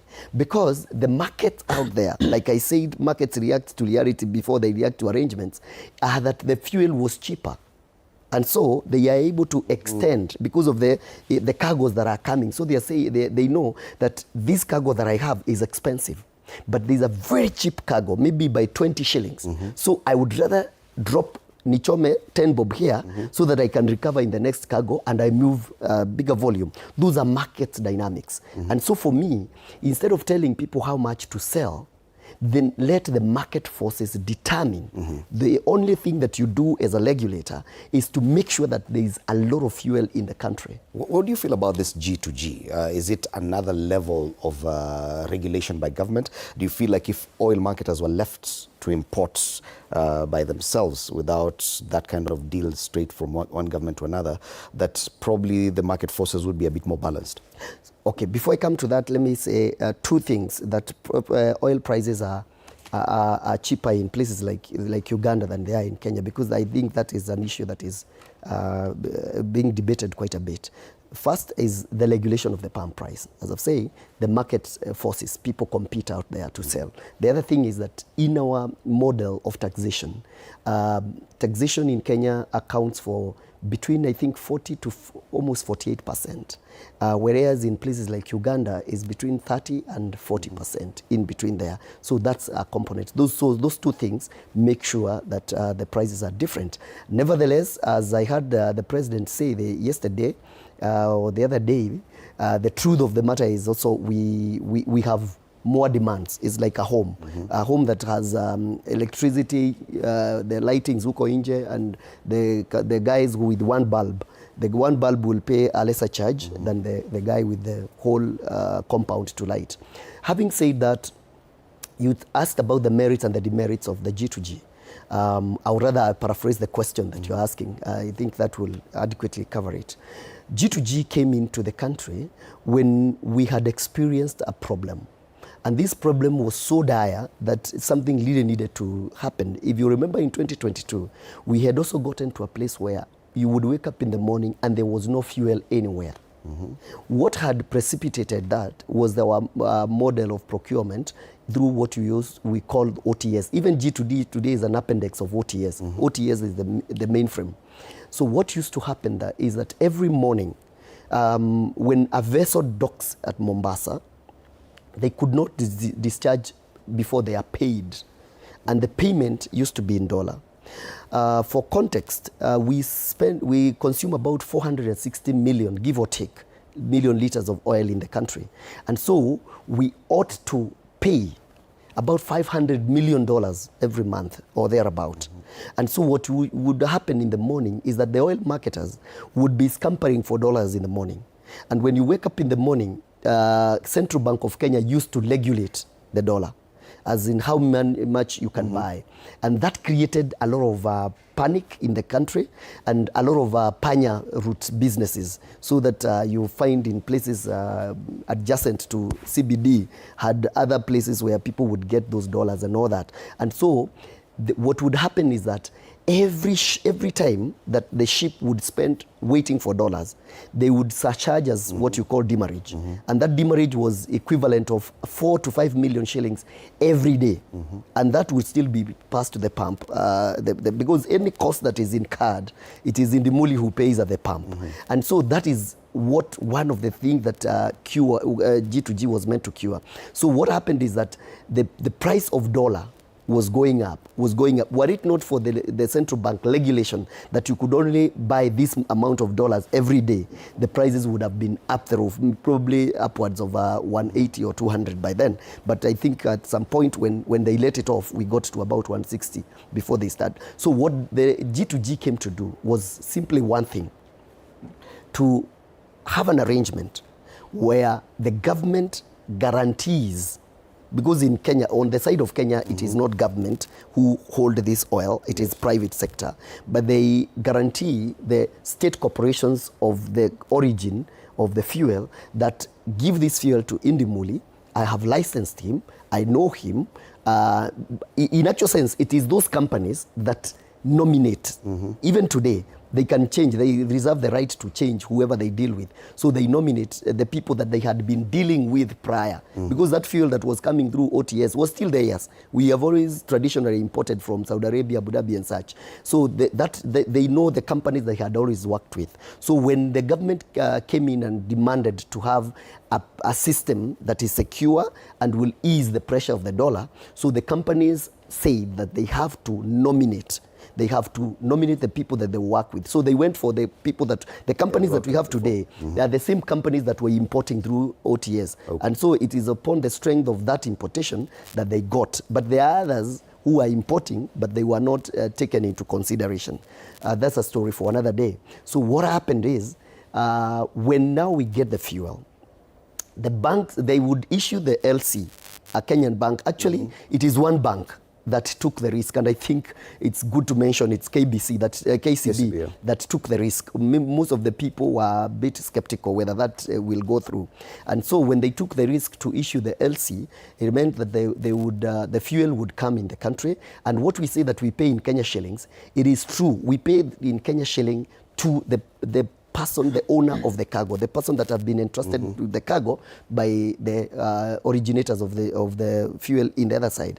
But within 6 months, 180 days, we have a duty, the bank now have a duty to pay in dollars. And so what G2G cured was the time that is needed to look for dollars within the economy. Within 6 months, and then they can pay. And that now what is essentially eased the pressure on the dollar, and that stabilized the Kenya shilling. So it does not necessarily cause another problem? No, it doesn't cause another problem. The only demerits of open tender system is that it locks us into specific source.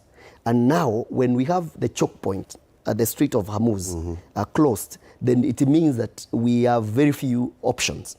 And this is something I've spoken, that the government needs to diversify sources of petroleum, because the choke point controls 20% of the world fuel movement. So it means there is 80% elsewhere. So if we need to make sure that we don't get ourselves into that space again, we need to diversify. Get our fuel from Venezuela, Libya, Angola, Nigeria. They are all over. The places are all over. Yeah. There have been attempts by different matatu SACCOs and transporters to actually get into the business of oil marketing. I've seen some matatus or some SACCOs getting to own their own petrol stations. Does that work? Does that help in stabilizing this issue for the matatus? We have also had a petrol station of our own, but the main problem is not who owns petrol station, who import oil, who sell it.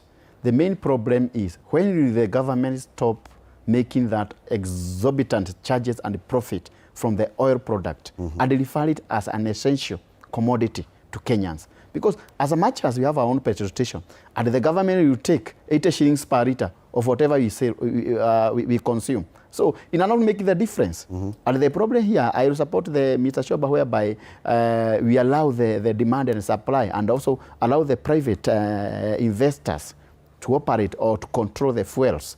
But the problem here is, as much as the private investors or is the government taking control of the oil, the problem here is, what is the government take? The charges, those exorbitant charges, even if it's a private institution, go to import the oil. And when the oil get into Kenyans, the Kenyan government charge you 80 shillings per litre. Is it making sense? And that's the reason question I just wanted to ask to our senator. Yeah, apparently as our senator failed to show up. Yes, and because they need to make a policy there in the parliament that control government from taking an exorbitant profit from the basic commodity. Because oil is a basic commodity, it's affecting everyone. If it is affecting 17 million travelers per day, what about the less industry? So you're saying that that possible solution of Matatu SACCOs owning their own petrol station has not in any way provided an answer to the kind of questions you ask?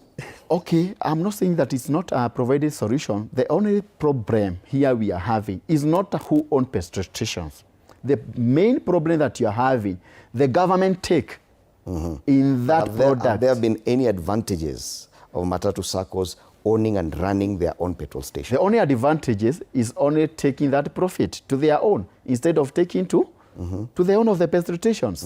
And it's not a very big, huge margin. Talking about the society like for travelers, making something to do with maybe 2 million or 3 million per month from the petrol station is not a big deal to the institution like for travelers, because what matters a lot is not that shillings you shall get from every consumption of 1 liters per diesel. What matters a lot, how much can we save if the government can stop having a lot of charges, charging us 80 shillings per liter that you consume. All right. Yes. Let's focus more now about these government interventions that we've had in the recent past. A lot has been said about the reduction of VAT.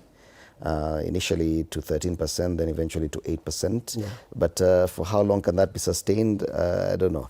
Then this issue of subsidies, that was a big talking point come 2022, that we were spending too much on subsidizing the cost of fuel. Do you think those interventions by themselves are enough to stabilize this market, or do you foresee a problem once things have to go back to normal? Yes, I foresee a problem. But before I get to that, let me clarify something that also appear to be a misconception in the public. There is a very big difference between oil marketers and oil dealers, the petroleum dealers. The dealers are the people who run the petrol stations. So what forward travelers run, I don't know, I know at some point they were running a petrol station, I think in Kayole. Yes. Yeah, it is running a petrol station. That is a dealer. That is like you buy and come and sell. Oil marketers, the OMCs, are the companies that import, participate in the when this cargo comes through G2G, saying it's basically, we say it's Indimuli who have brought this cargo, but in that cargo, I own 10% of it, he owns 30% or whatever, according to the market share, established market share. There are so many arrangements within the petroleum industry in Kenya that goes into determining who has what, who sells what, according to the market share. So people ought to appreciate that there's a difference between the guy at the pump. That guy at the pump operates like hydraulic. He has no leverage whatsoever. So it is ukifinya, so no advantage to them either. There is no advantage whatsoever to the petrol station owners. And the Kenyans must also appreciate that we confuse capitalization for profit. The industry of the petroleum logistics industry turn a lot of money, but there's very little profitability. I'll give you an example. If you go and fuel at his station for 2,000 shillings, saa hiyo umesumbua watu, umeoshewa kioo, umewekewa pressure, umefanyiwa kila kitu. The only thing that this guy does, he does not make over 50 shillings. He makes around 40 shillings. And that is gross. So his leverage is capitalization. It is volume. If he has enough volume, then he'll make some business sense. But with the proliferation of petrol stations, you see them mushrooming everywhere, because the likes of Indimuri feels that energy, petroleum, ikona pesa. So when you retire, the first place you want to go. You see, capitalization is not profit. They look at the statistics of how many people have started petrol stations and have exited. They are more. There are too many actually in this country, and it has been a trap, actually an investment trap for people who are coming from the corporate sector or from public sector, thinking that they will retire there, and only to drain everything that you had. Then you have to end up giving this petrol station. And that's why I told you, most of these petrol stations are not owned by individuals. They are franchised, because once you build it is when you realize it is a mongrel of a thing to run. So you can't run it so. It's an animal. Yeah. Probably there's convenience in running, especially if you run a fleet of tens or hundreds of vehicles, to have your own petrol station, probably. In as far as convenience is concerned. Probably not as much as profit, but convenience, it does work. To make sure that you have your own fuel. Yes, and they can fuel that overnight without disturbance. Not necessary for profits, because as you say, profit is very little. Let's talk about subsidies now. And so when we go back to the issue of subsidies, the only reason you find yourself giving subsidy is because you want to be seen, to be appreciating the plight of the common person. But let's be realistic. I said I'm a student of development studies. there's nowhere else that the government gets money other than in taxes. And so the only subsidy that would be feasible and agreeable is Kenyans agreeing, and the Kenyan government agreeing that we are stopping this program that we have been running to fund this. Without that, anything else is a lie. Why? Government gets money from taxes. Giving subsidy is getting money from this pocket and putting it in this other pocket, but the same person. So they'll give us, say, a subsidy of this much money. But what will happen is that there's another program somewhere that we'll either have to borrow money for or make other contingencies, stop other programs. So for me, I have been an advocate that the only subsidy that is acceptable within the petroleum industry is the 5 shillings and 40 cents we call petroleum development levy that per liter that you consume, that had built up to about 17 billion. That is the only money that should be given a subsidy. The folly of giving that money, the 17 billion, all of it, is that we are not out of the woods. So the government gives 6 point something. Why? Because next month, the prices ought to be even higher. So if they apply all the 17 billion this month and remain at probably even the prices do not change, what will happen is that there will be an astronomical rise next month and there will be nowhere to get the subsidy. So there's that moderation that we are taking this hit. Like I've told you, diesel was expected to go up by over 70 shillings. So a subsidy for me can only be acceptable if that money is raised within the industry. Genuine subsidy from the government today is government to reorganize its program and stop some programs so that they can take a haircut. Like they have taken the haircut of 8%. Yes. I was of the opinion for those 3 months, we could take a haircut of 16%. 16%, no VAT at all. No VAT. Then where the government takes the money that they get from VAT, they close those programs for 3 months. Why? This is very, very important. I am a business person. It is in the interest of the country to make sure that in the times of adversity, businesses are running. Why? Because if the business is run down, it is harder to bring them back to life than it is for the government to reorganize its sources of revenue. All right. Hold your thought there. We need to sample what's happening on the ground, and then we go straight to Naivasha. Our reporter there, Willie Dennis Njiru, is on standby. Willie Dennis, a very good morning to you. On this issue of fuel prices, how are the motorists and commuters in Naivasha taking it, and what are the unique challenges there?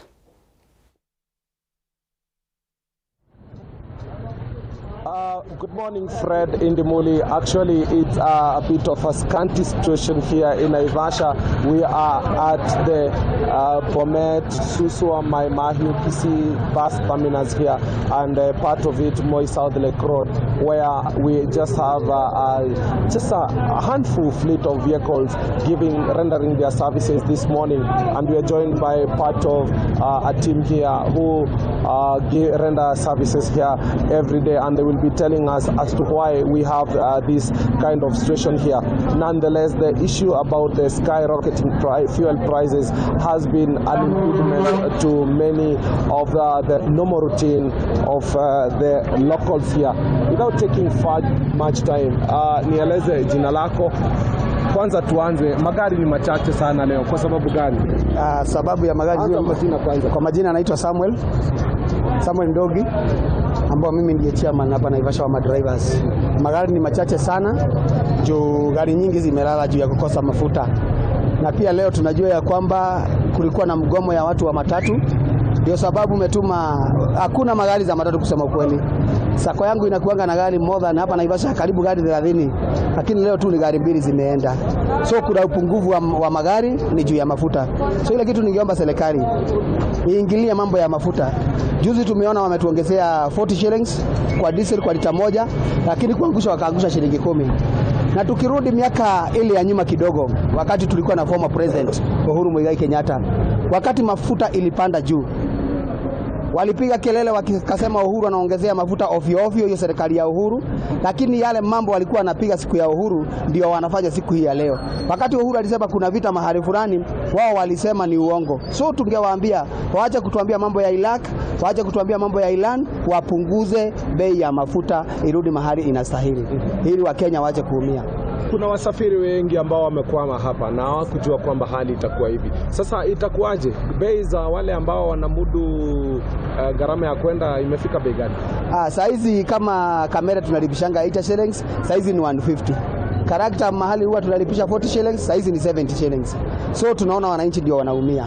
Yes. Na wale wanaoenda Kisii, Tulele, Narok, Suswa, Bomet. Wale wanaenda Kisii, Bomet leo. Kama unataka kwenda Kisii, hata ingawa hakuna magari, membi ufungilia 2,000 na huwa tunalipisha shilingi 1,000.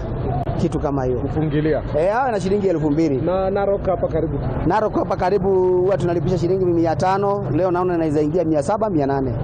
Yes. Kwa sababu gani tu itakuwa hivi? Unajua sasa mtu ametoa gari yake na ni kuriski, ana riski kwa barabara. Anything can happen. So hata ikienda maybe ifunjwe kioo ama ifanye namna gani, akilipisha hiyo shilingi 800 hataenda kuingia mfuko. Yeah. Na swala hili litaendelea hadi lini? Ila siku tunajua ya kwamba tulikuwa tumesikia kuna mgomo siku ya leo na bado inaendelea. Ile mgomo baridi juu magari nyingi haziko, lakini hatujui kama kesho kutakuwa na mgomo, but today kuna mgomo. Yes. Kabla sijampisha mwingine, kwa kawaida hapa magari labda ya Moi South Lake Road huwa kama kuna magari mangapi hivi? Gari za Moi South Lake, hii barabara ya kwenda Mai Mahiu, Kamera na Karakta ni karibu gari 200 hivi. Yes. Na leo ni magari ya kuhesabika? Leo hata sijui kama zinaweza fika gari 50 ama 30. Yes. Wacha tusikie kutoka kwa mwingine. Ndugu, jina lako na utueleze hali iko vipi? Wewe ni mhudumu hapa? Mimi naitwa, kwa majina yangu naitwa Peter Geshero. Mimi ni mkaaji wa Naivasha. Mimi bado ni mwendeshaji bodaboda. Sisi tunafinyika na mafuta. Naomba serikali tu itupunguzie gharama ya mafuta juu napata sisi tunabebaga mtu kama a distance of 2 kilometers tunalipa 150. So mafuta ikiwa 200 unapata unaenda scored 2 ya distance of 2 kilometers. Hiyo kwa hivyo lita moja inaenda scored 2. Kwa hivyo unapata 100. Ukiweka lita moja uende mara 2 150 unarudisha mafuta ya 200 unabaki na 100. Kwa hivyo unafaa uende scored mingi. Ukienda scored ukipata 200 unakuwa unaweka mafuta ya 400. Ukienda scored 3 upate 300 umeweka mafuta ya 600. So sisi tunaona hata hizi bodaboda zetu kusi-maintain yakuwa ni shida. Unabidi unaacha hadithi yako kwa nyumba unaenda kutafuta kibarua kingine. Juu sasa miguu inaisha, service inaisha. Watoto wamekugojea nyumbani, umepata tu 300, umeenda distance of kilomita mingi ukitafuta hiyo 300. Sasa sisi tunaona serikali imeturudisha mahali iko imetuambia mambo na bottom up. Sasa na mwisho wa kuisha itakuwa vipi?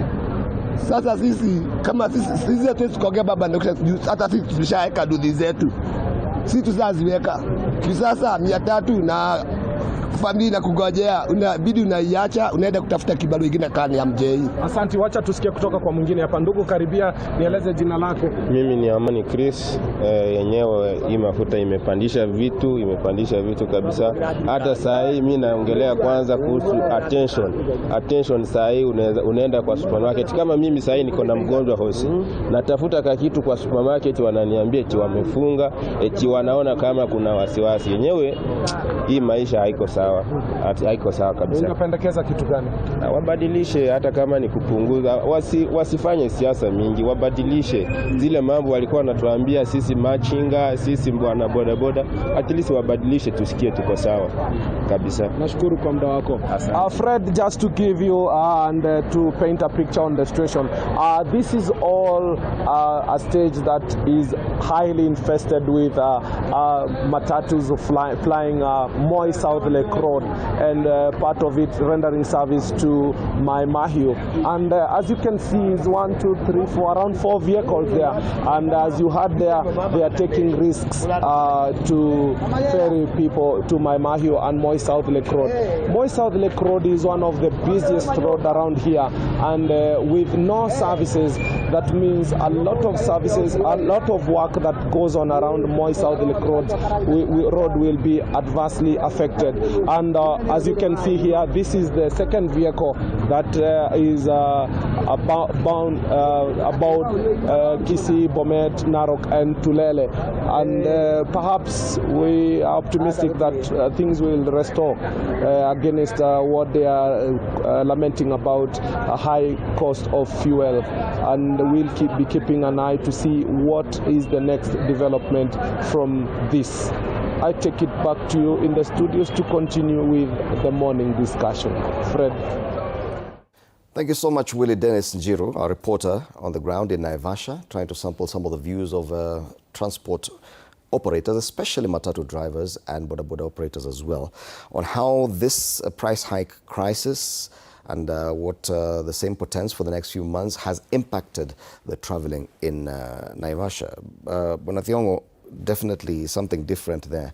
There's the anticipation of the kind of unrest that could come with this, but also the kind of mathematics they're giving there. Do you agree with it?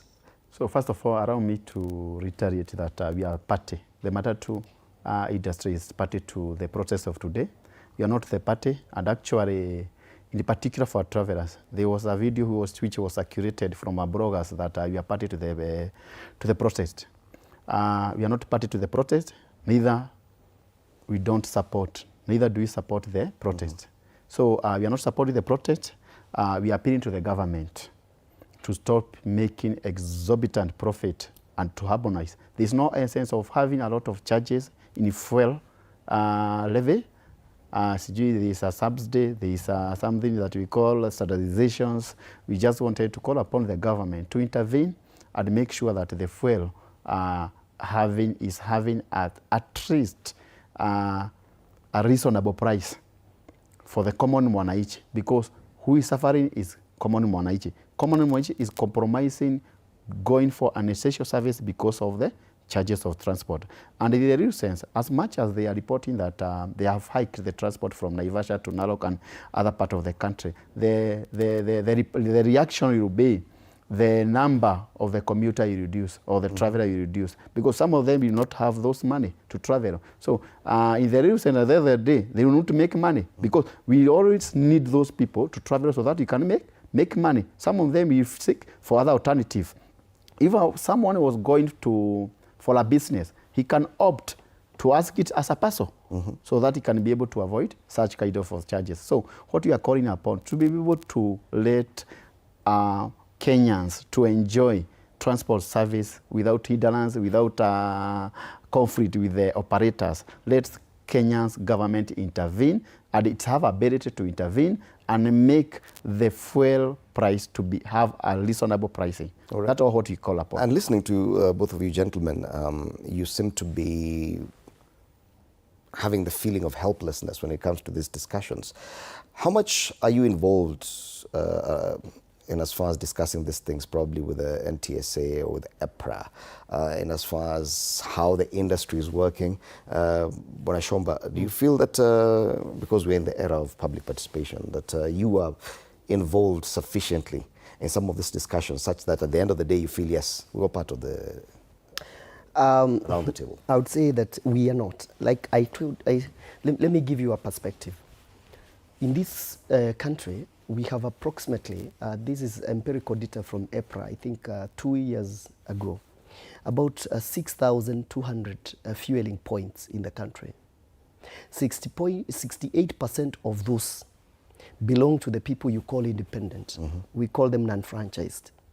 The reason why you don't see them, today if you tell somebody about petroleum, they think of the big brands, because they see, those are the ones they see on the highways and the byways. But I put it to you in the Muli, that the people who feed the rural economy in this country are guys who have a pump or two, and they are not franchised by the big players.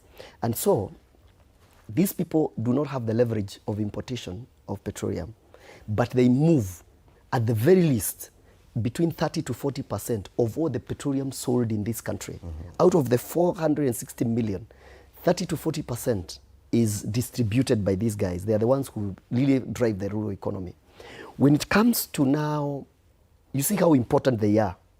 But because they don't have the capacity and leverage to participate in the importation, they are not seen anywhere. They tell me every time that we have this argument that the fact that these people cannot organize themselves is not, the government ought not to be indicted, is akin to saying that ignorance is no defense. You know what we say. But I've always posed this question philosophically, that who should be indicted more? Is it an ignorant population or a government agency that is ignorant of the fact that they have an ignorant population? So I think the government ought to appreciate that we have informal economy that is running the rural economy. So when it comes to the decision-making table, I've always been arguing that we ought to have people drawn from the industry, people who have understood the industry, because in every industry today, there's somebody who is in potato industry, and the way they have been in the industry is that they started maybe as a makanga, as a driver, and today they own a matatu or two. So those people have a certain insight in the industry. Any academician will not understand. You'll come and do your research, but what you'll get is data given to you by people thinking, we're telling you what they think. But there's something else that this person understands who have grown. The same thing in the petroleum industry. There are those people who started and have been in this informal to an extent that they get to a place where they understand. Some of us, like for instance, I started selling petroleum in Kibera using ile mikebe. You know, Kibera gatuikira, uko shiranga, uko chini.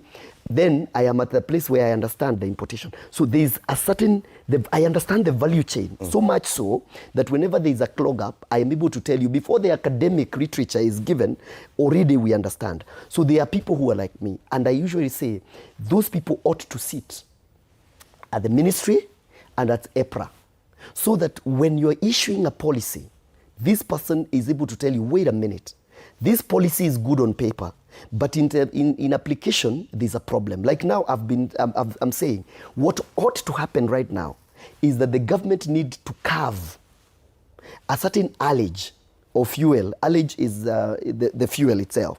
A certain allege, maybe 20 million liters, and dictate that this fuel reach to those people. Because the minute this fuel reaches to those people, these are the issue we are talking about, shortage, is gone.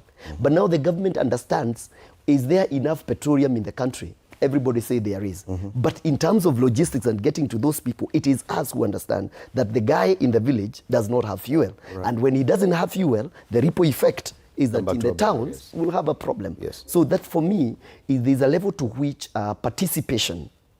And the problem is that we have institutionalized a system that views industry players or industry association and players with condescending attitudes. If you're working in the government offices and there's a gentleman there who maybe represents the matatu industry, the eyes with which you look at him are condescending in that watu kazi yao ni kupiga kelele. But this person is raising a very critical. He may not have the numbers. He may even say some things upside down, and sometimes he may not even appreciate the intrigues. But listen to the bigger picture. The bigger picture is that this person is communicating something. From their own perspective. Yes, listen to them, because everybody has their own perspective, including your child. My 9-year-old daughter will tell me long time ago when we drank tea, and he means morning. You see, to her, that is long time ago. To me, long time ago, probably 30 years. To somebody else, it is 70 years. And everybody is right in their perspective. Yes. Bwana Thiongo, I know I asked you this earlier because while I was making the comparison with what's happening in Tanzania, and LATRA, which is the equivalent of the NTSA, has involved matatu operators, what they call daladala, and all these people in as far as making these decisions. Do you feel in Kenya that your perspective is taken into account by anyone? Or you're just there receiving what people have already decided on? And do you think that you being taken or having an opportunity to sit around the table would change any of these problems we're having right now? Not at all. Actually, you have never been involved well in the making decisions, actually. And there's other issues, actually, beyond even the petroleum, because there's still other regulations that are coming up in the parliament about the circle, which will affect us greatly in futures. But it's very unfortunate, and I want to support that. As much as these regulations, demand and supply is what's most very important. If you can be given a free playing ground about our industry, about our investment, that's the most important and the key thing to drive the economy. And that's the reason whereby, Bwana Idimori, I'm still going back to the government issuing us with a cheap fuel. It does not matter the marketers are G2G, the marketers are the private. What matters a lot, after the entry of the product, how much the government will have an interest on that product, being a basic commodity. The interest of the government is what the problem in our nations.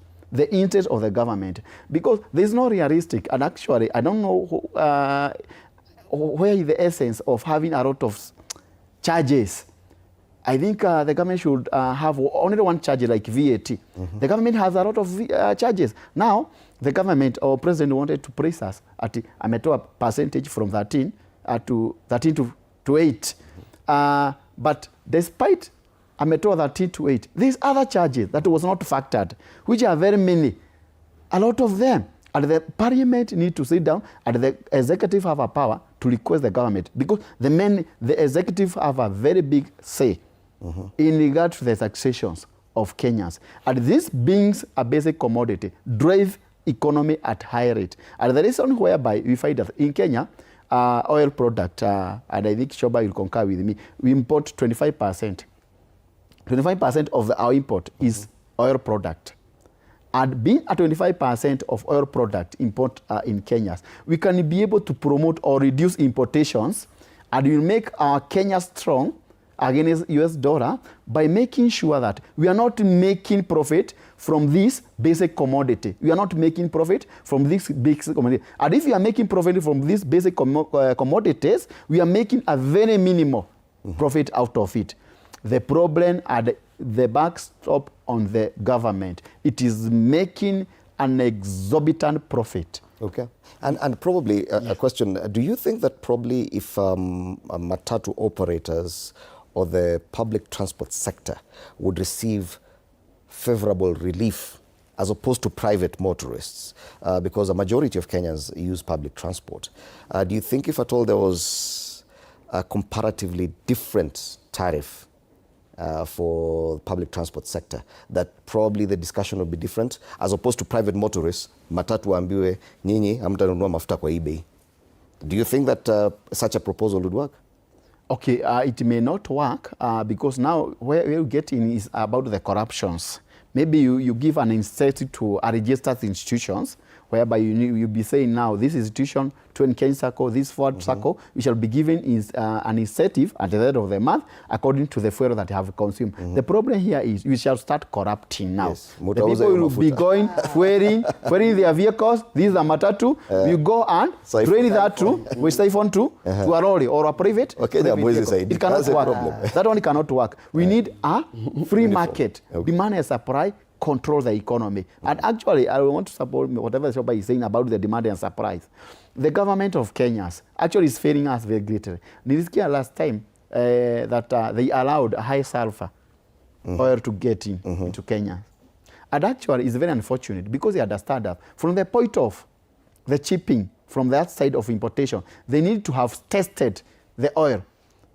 It's very unfortunate that the EPR reporting that at the oil have bleached at Mombasa, and you have found that it have a high sulfur content. I think they used to measure with 50 ppm. Currently, the current standard that East Africa community have agreed upon. On a diesel, I think in 50 ppm, and super is 10 ppm. Part per millions. the sulfur content that's required to be in diesel. And the Kenya's government will state that at diesel imeingia kwa Mombasa ikiwa na sulfur mingi, wacha ingie changanywa na ingine. Do you know how much it costs us? And that is an economy of our Kenya. It will cost us, if you can be able to take like 60,000 vehicles. I'm talking about PSV now. You multiply with those vehicles being repaired, nozzles, we call it nozzles, the fuel system, it costs us something to do with 250,000 to repair that one. If you multiply the number of the vehicles times the loss that it can incur because of that corrosions, it will cost this country more than 15 billion. Right. Only in the matatu industry. And we still have trucks, we still have lorries, we still have personal vehicles. So it will continue making damages. It will continue increasing importation of the country. Because, my dear, as much as you are saying about repair of those vehicles, we still import those things because we don't make vehicle in Kenya. We don't make spare part in Kenya. So this government negligence continue affecting its own economy because not being sensitive to. And now as you make your final comments, yes. Because listening to you, you're calling for more liberalization of the market, lesser regulations by governments, lesser government in this business of importation and distribution. Yet we see more government regulation working best in Tanzania. Why is Kenya so different? Why are we so liberal? Why do we feel that a more liberalized petroleum market would be best for us? As you make your final comment. But my final comment is that in more liberalized economies develop faster. Competition is what drives growth. And you see the reason why capitalist systems in the world, any country that aligned itself with capitalistic market tendencies, grew beyond the communist states, because there was no incentive in the communist states for private property, so that growth was stifled. And so it is in the same breath that I advocate for more liberalized. Having said that, I appreciate that the government must be in the petroleum industry. But to what extent? Because petroleum is actually the blood that runs the body we call the economy. The government must be there to ensure that this always a petroleum in the country, because today in the Muli, if we have no ship docking at Mombasa, we will not last more than 21 days with the fuel that is usually in the pipeline. Why? Because Petroleum Act of 2019 dictates that we have petroleum oil strategic oil reserves, but we have not actualized that. Up until that time, the government must be in the industry. But how should they be in the industry? Strengthen National Oil Corporation, bring in product from all over the place, cheap products. And when they start selling that cheap product, they'll force everybody else to go down, other than just saying, this is the cap price. And because what we have, the arrangements that we have, is that the successive regimes, I don't want to blame this on this Kenya Kwanza regime, because this was instituted way back. The founders of the country envisaged a big, humongous National Oil Corporation that should manage the movement and the sale of petroleum in the country. Then it was watered down by successive regimes. And so I just blame this to the lazy people who came before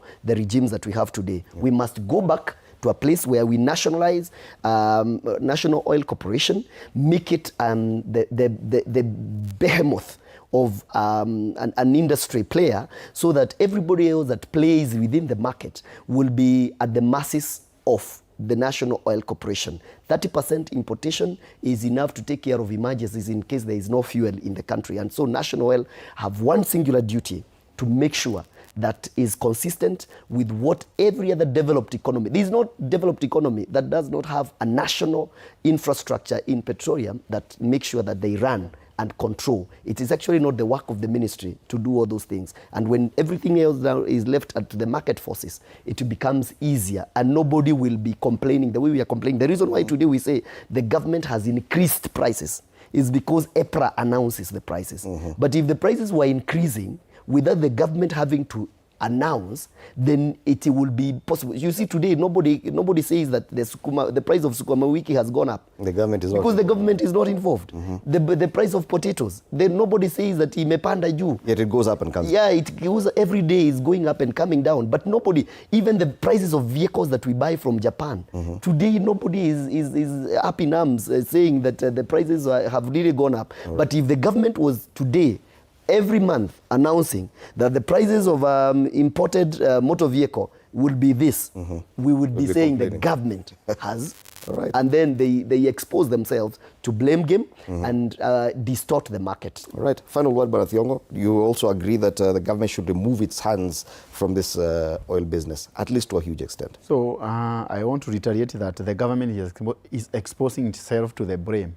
The government categorically 100% is to blame, because it is on the record that in every liter of a super or diesel consumed, it takes 8 shillings. Why should the government take a lot of the money from the basic commodity? How the economy will run with such kind of exorbitant profit from the basic commodity? We presume and we call upon the government to stop taking those charges, and because it will never matter whether it will be supply and demand. Supply will dictate. The fact remains that if the government will continue charging those huge taxation and an exorbitant income from oil product, the oil product will remain high. All right. So we call upon the government to consider this basic commodity and reduce the taxation on it. As it is right now, the prices of petrol and diesel are the highest in Kenya in this region. There's a narrow gap between us and Uganda, where petrol is retailing at 184 to about 188, which is below 197 Kenyan price. Diesel in Uganda is 174 per litre. In Tanzania, petrol at 189, same price for diesel. Kenya, at least 10 shillings more. And that is after government intervention. Yeah. Remember, with the subsidy, 6.2 billion shillings, as well as the reduction in VAT. And that, ladies and gentlemen, is part of our discussion this morning. Asante sana Martin Shomba, who's a chairperson, Petroleum Outlets Association of Kenya, POAC, and Paul Thiongo, chairman, Forward Travelers SACCO, representing Matatu and the public transport operators. The fuel prices debate continues. It has reached a level where people are calling for protests that could happen today. We're just trying to watch what you saw in Naivasha, Matatu staying away from the roads in anticipation of the same. Politicians have also called for protests next week, and some of them in June. Led to Jijo too. But the fuel price debate does continue. After the break, we switch gears and talk matters business, and later on I'll be back to discuss matters technology.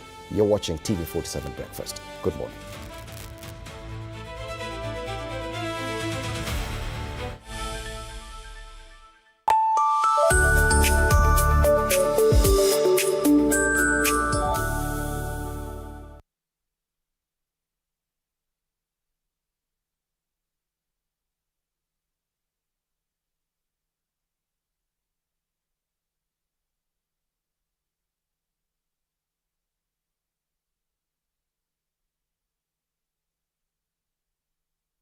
Your favorite pay TV just got even better. Effective 1st March 2026, we have added 5 amazing new TV channels to keep you entertained day and night. AMC Movies and Nolly Africa for the best of Nollywood movies and series. Music Box Hits and Music Box Dance for non-stop music hits and dance. And Manchester United TV for football fans. More movies, more music, more sports, all in one place.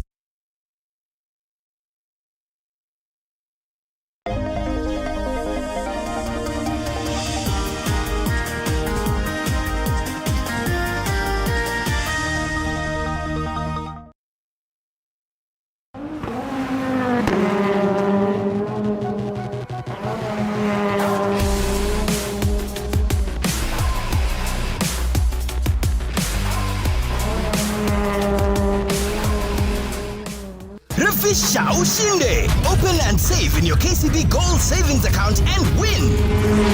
Refisha ushinde. KCB, for people, for better. on the next episode of Vuta Stool. Mimi sipendi venye beba ananiangalia. Alikuwa nafikiria kuniacha. I really don't buy from shops anymore. So hiyo ndio story imekuleta hapa. Customer nowadays, they notice many things. You really need to think about renovating. People judge places now. Cheki duka venye inakaa. Nika tunauza tu unga peke yake. Manze tumechoka kanzi. We, sikiza, sisi ni duka. Hakuona shop. Aliona mistakes. Alikuja kununua juice. But alihesitate. Watu hesitate kufanya vitu all the time hapa. This is the latest in the market. And the material is ceramic.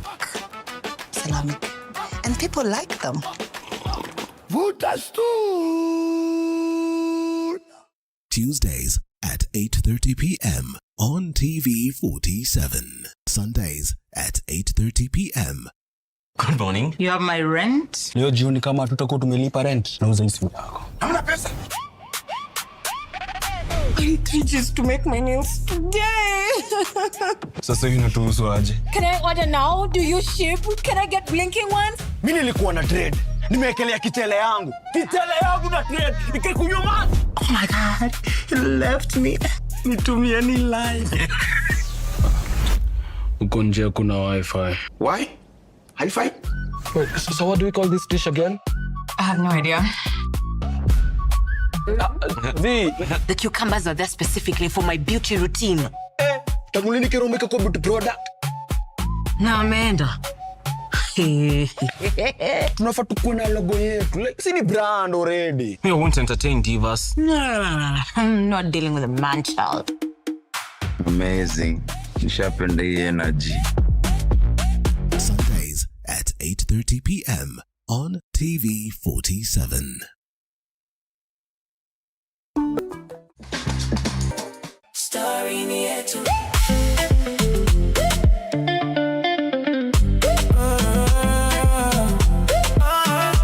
Story ni yetu.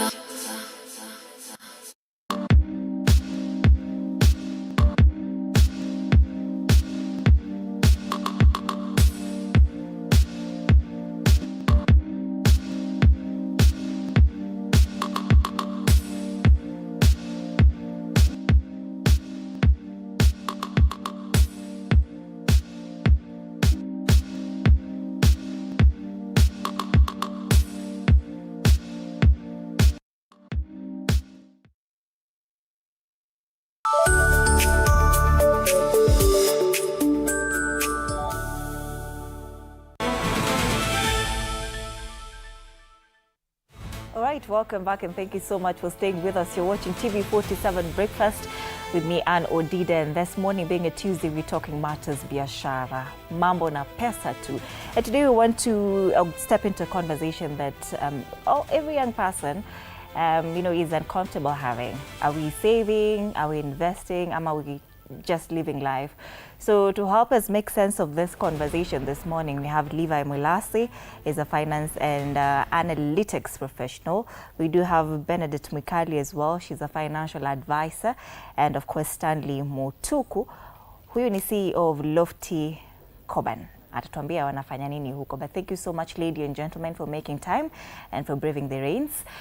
We do welcome you to be part of this conversation on our socials at TV47 Kenya on Facebook, Matukio Halisi on YouTube, TV47 Digital on X. Our WhatsApp line is also active 24/7 0793 267 279. Send us a voice note or a video of yourself if you do have a question or just to contribute to the conversation you're having. And you're going to ask some questions here. Do young people even have money to save? Yeah? Are youth rushing into investments without knowledge? Tell us what you think. Are you saving kwenye uko ama wewe you're just living life? Let's just get right into this conversation, Levi. Tukianza nilikuwa nakuuliza kama jina lako ni Levi ama Levi. Manake unajua where I went to school. Yes. Ni Levi. Yes. Unataka uitwe aje? Levi is the name. Levi is the name. Yes. Lakini they're laughing, kuna mtu alikuwa shaanza kubucha akisema wewe unaitwa Levi. Yeah, I accept. Kuna watu wananiita Levi.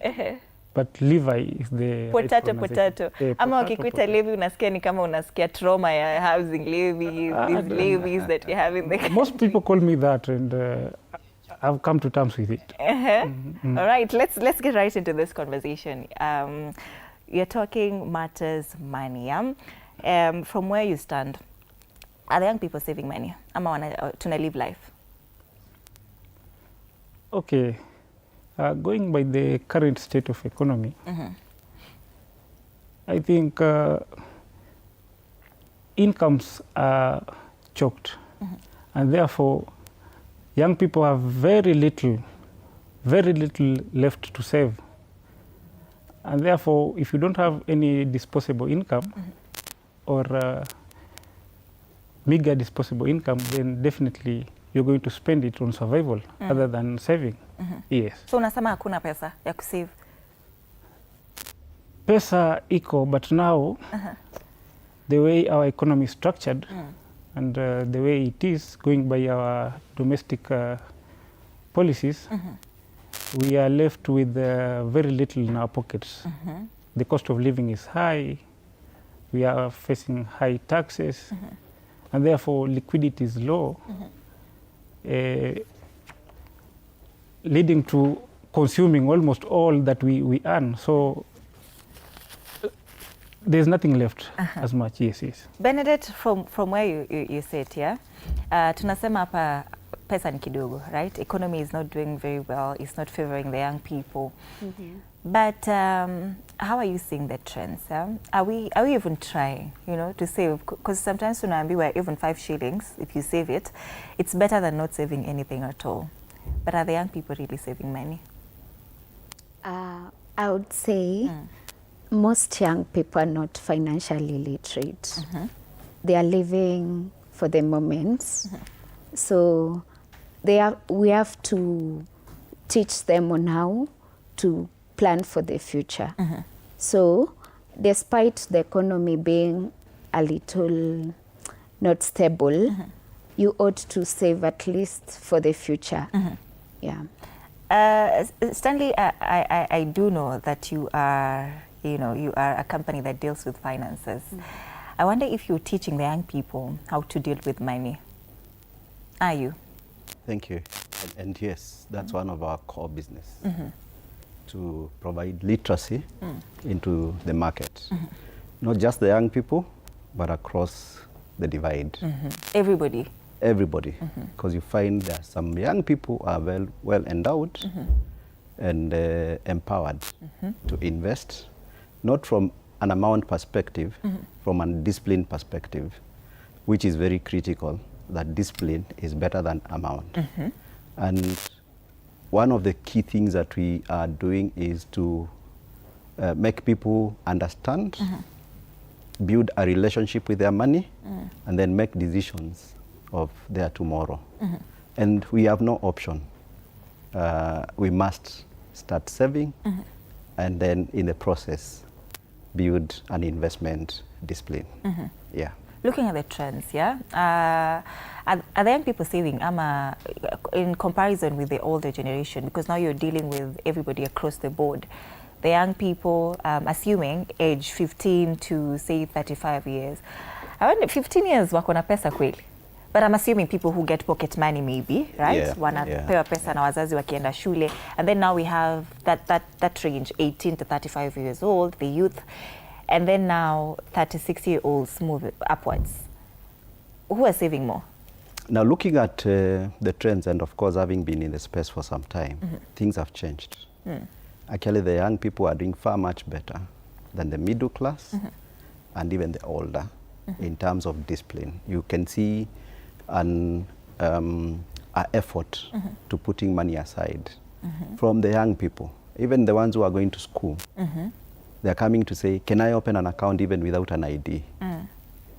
And that is creating curiosity with us, what is happening. And then, of course, we are picking this from the information that is very available today, that was not before. There's a lot of education that is happening during high schools, university, and other colleges on investments. We are seeing trends where now even lecturers are inviting us to talk to students about investments. And so I can say the trend has changed. people are seeing the future differently, and they are more worried about the future than now. And then we go back to the trend that we always ask, and we encourage young people to actually even do it more, because they have a better opportunity to change their future than we had, because information is easily transferable. Now, if you look at the normal human being, they work for 40 years if you start working at 20, which is not the case. And then we say a normal human being, if we lived properly, will live between 80, 90, and 100 years. So we work for 40 years to finance 80 years. Because we retire at 60, there is no working. So the money that you work when you are working then has to finance the rest of your life.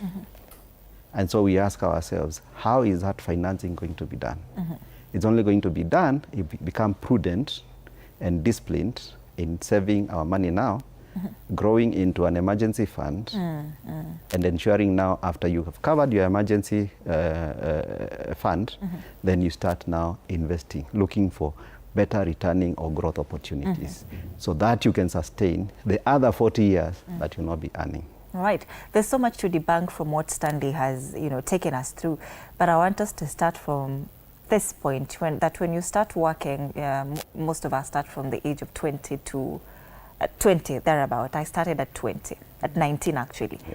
So when did you start Levi? Looking at the, the timeline that Stanley has painted for us, how was yours?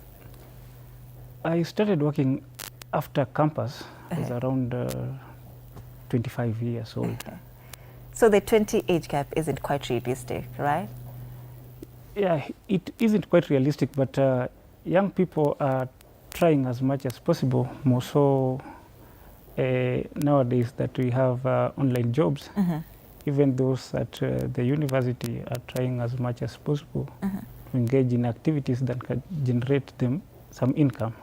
So you find 18-year-olds, 19-year-olds having something that generates income for them. Yes. Somewhere that they can, just ingiza mkono kwa mfuko, and then they get something to carry them along. Yes. Bernadette, looking at this, age gap, when did you get into the job market?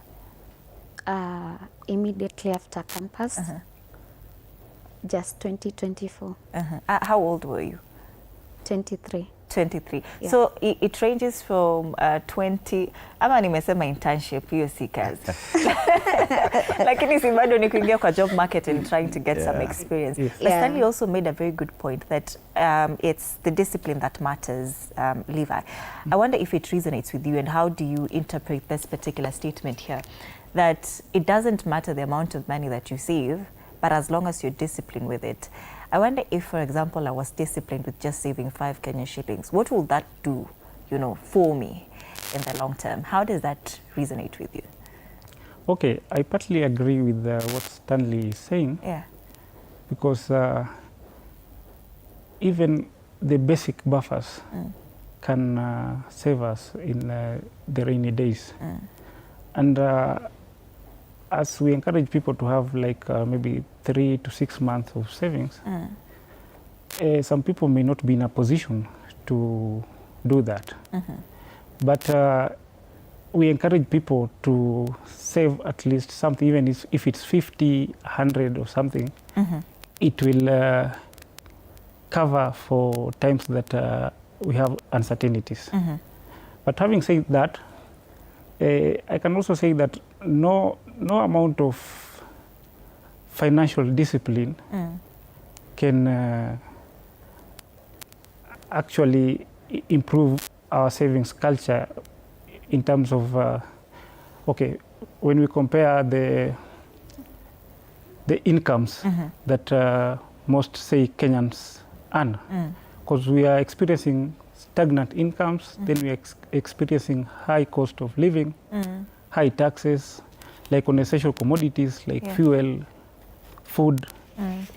So if you don't have disposable income, it brings the Keynesian concept of the marginal propensity to consume and the marginal propensity to save.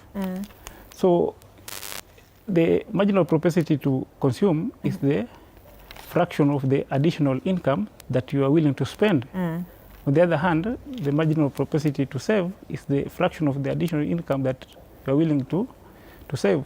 So if your income is little, then you'll end up not having a choice between saving and spending, but choosing between essentials. And definitely that is surviving. Yeah. I was just trying to find that data here because we have data that was released. A lot of Kenyans are earning between 50,000 Kenyan shillings and below. As a range iko hapo. But Stanley, Levi here, first of all, are you against saving or are you for saving? Because kwenye naona unaenda kama unatu discourage from saving. Let's just start there. No, I'm not discouraging from saving, but I'm just talking about the economic reality. You know, financial literacy is essential for everyone, yeah?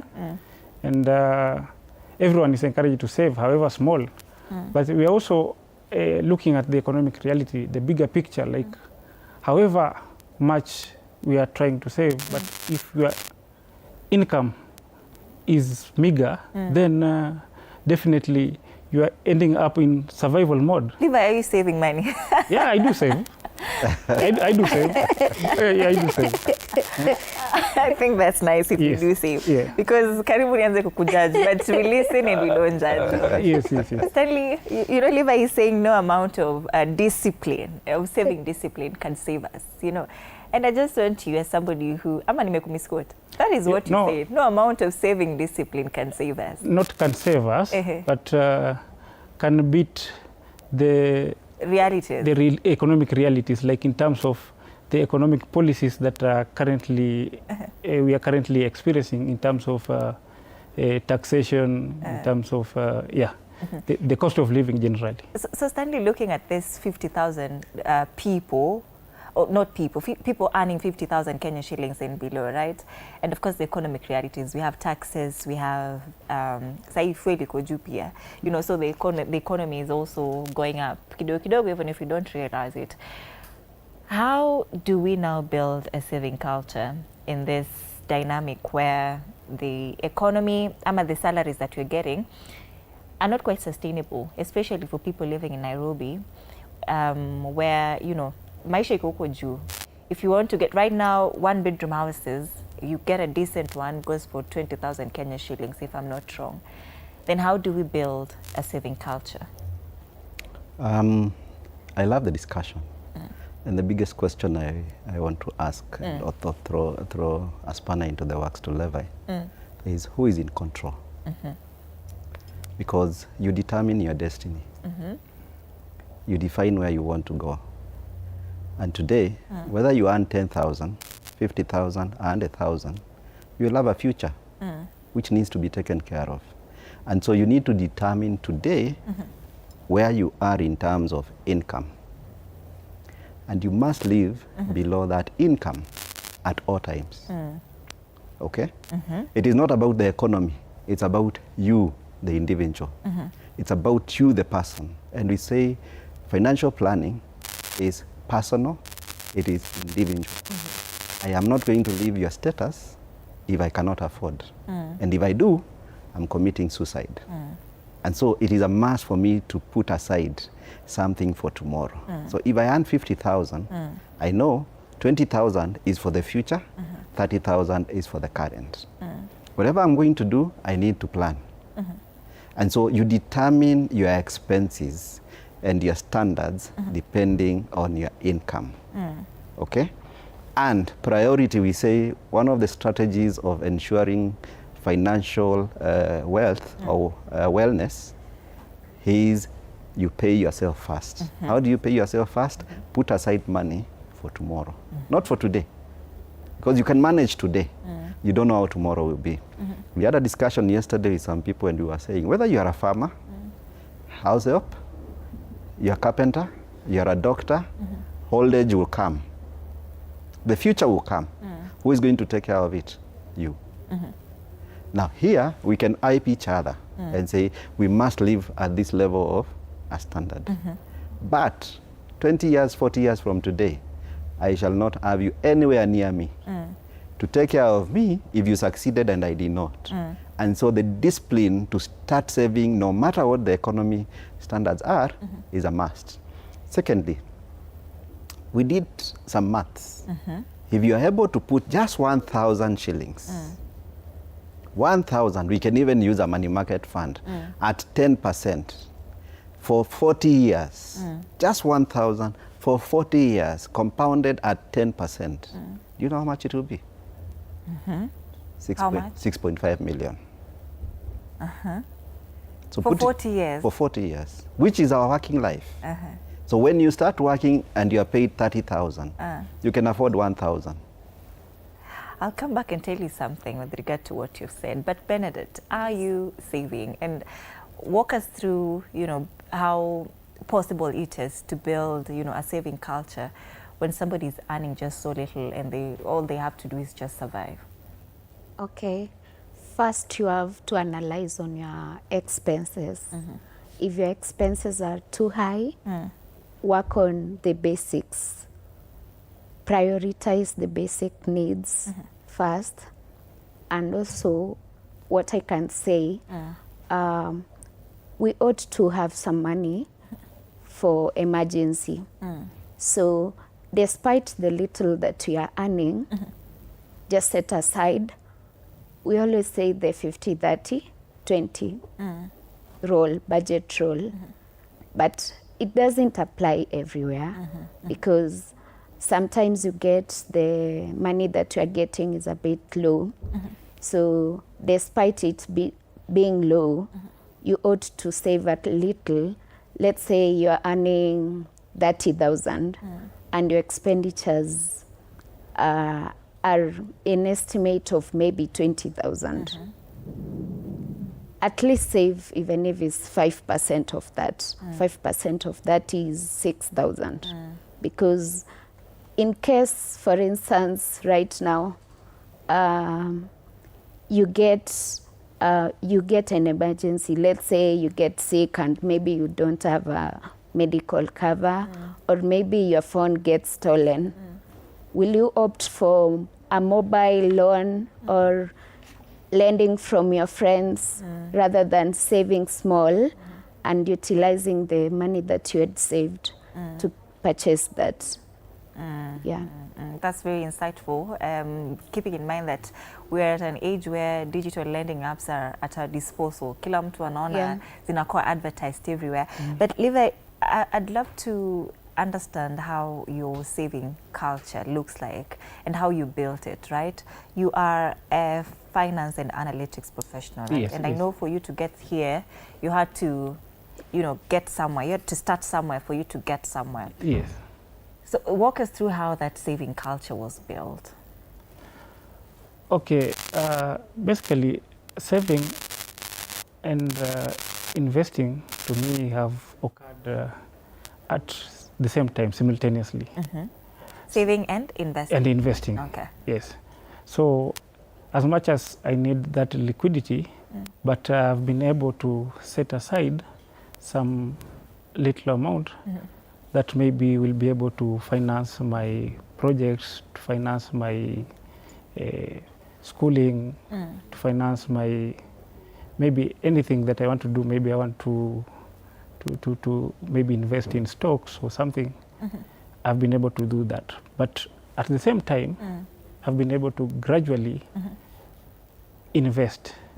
Yeah, with the little that I have, I've been able to invest little by little. Because when resources are scarce, you cannot say that maybe you are just saving, or you are waiting for it to get to a certain amount for me to invest. So I've tried as much as possible. The little that I save, I'm able to also invest some little of it. Yes, yes. Unajua say kuna platforms kama, for example, just to mention Mshwari because this is well known. Mtu anaweka Mshwari, maisha inamgonga kidogo, anatoa, anarudisha back to M-Pesa and then anaendelea na maisha. And I'm just wondering, how can the young people now you know, do away with that behavior? Because hii ni kitu iko and we see it online sana sana. You see mtu anasema niliweka 500 bob mshwari. By jioni ashatoa amerudisha tu M-Pesa ndio aende afanye nayo shughuli moja mbili. Stanley, you were talking about, you know, saving 40 years because that is our working timeline. But you know the mindset of the now generation, and I'm saying this because I'm very, very active on X to begin with, and I see these conversations there.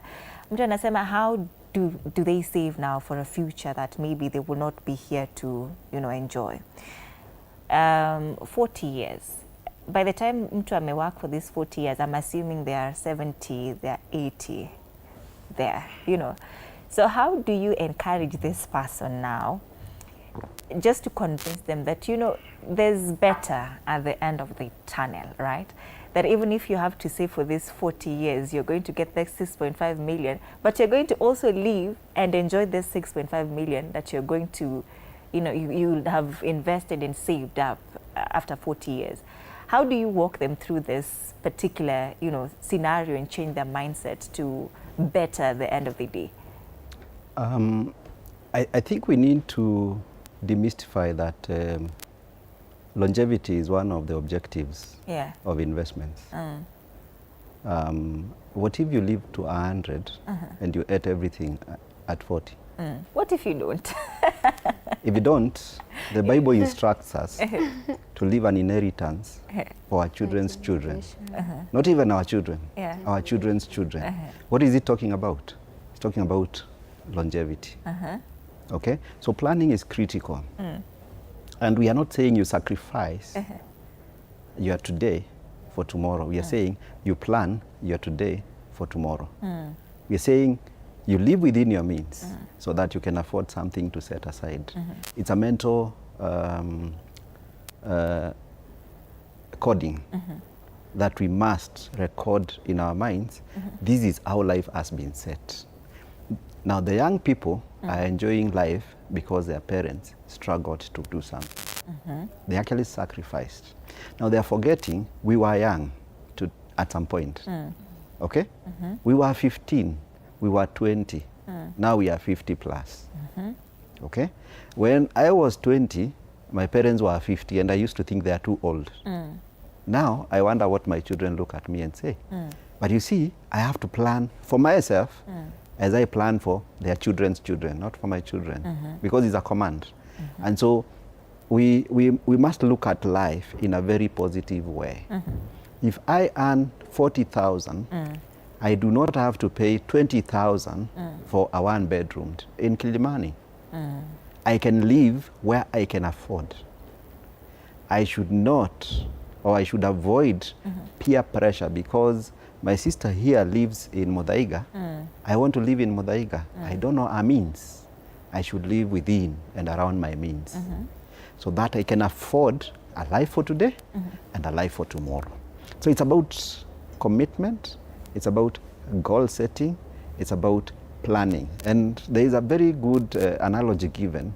What determines the other? Does diet determine destiny or does destiny determine diet? Okay? And we always say diet doesn't determine destiny. It is destiny that will determine the diet that I will use. If I'm 50 kgs, I want to be 70 kgs, then my destiny is 70 kgs. And then I look for the diet that feeds me to that. So today, you want to determine your tomorrow. You need to set the tomorrow goal today so that you have a plan towards that. So in a nutshell, I'm saying we do not have an option. Savings is supposed to be part of our lives.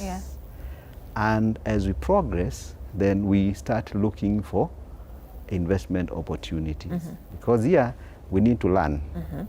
What is it that we need to save for? And why?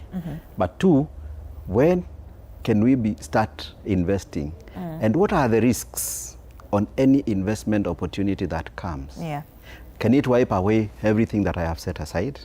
I need to determine if I have the risk appetite for that opportunity. Or is it going to add too much value to me with no risk? I need to optimize that opportunity. So it's either we save or we save. No, it's either we save or we save. Lakini is that really realistic? In 2026, right? I want us to put ourselves in the shoes, you know, of a young person, a 25-year-old Kenyan right now, you know, anajaribu to live within his or her means in Nairobi, yeah, just to, you know, create a living for, you know, themselves, right? Lakini akona hii 40,000 Kenyan shillings. Ataki kuishi place where it's considered a slum. Anataka kuishi comfortable. They want to go partying. They want to, because that is the age for all that shenanigans. We were all there. But now, is that realistic for them in this day and age? So maybe I top up yes, on what he's saying.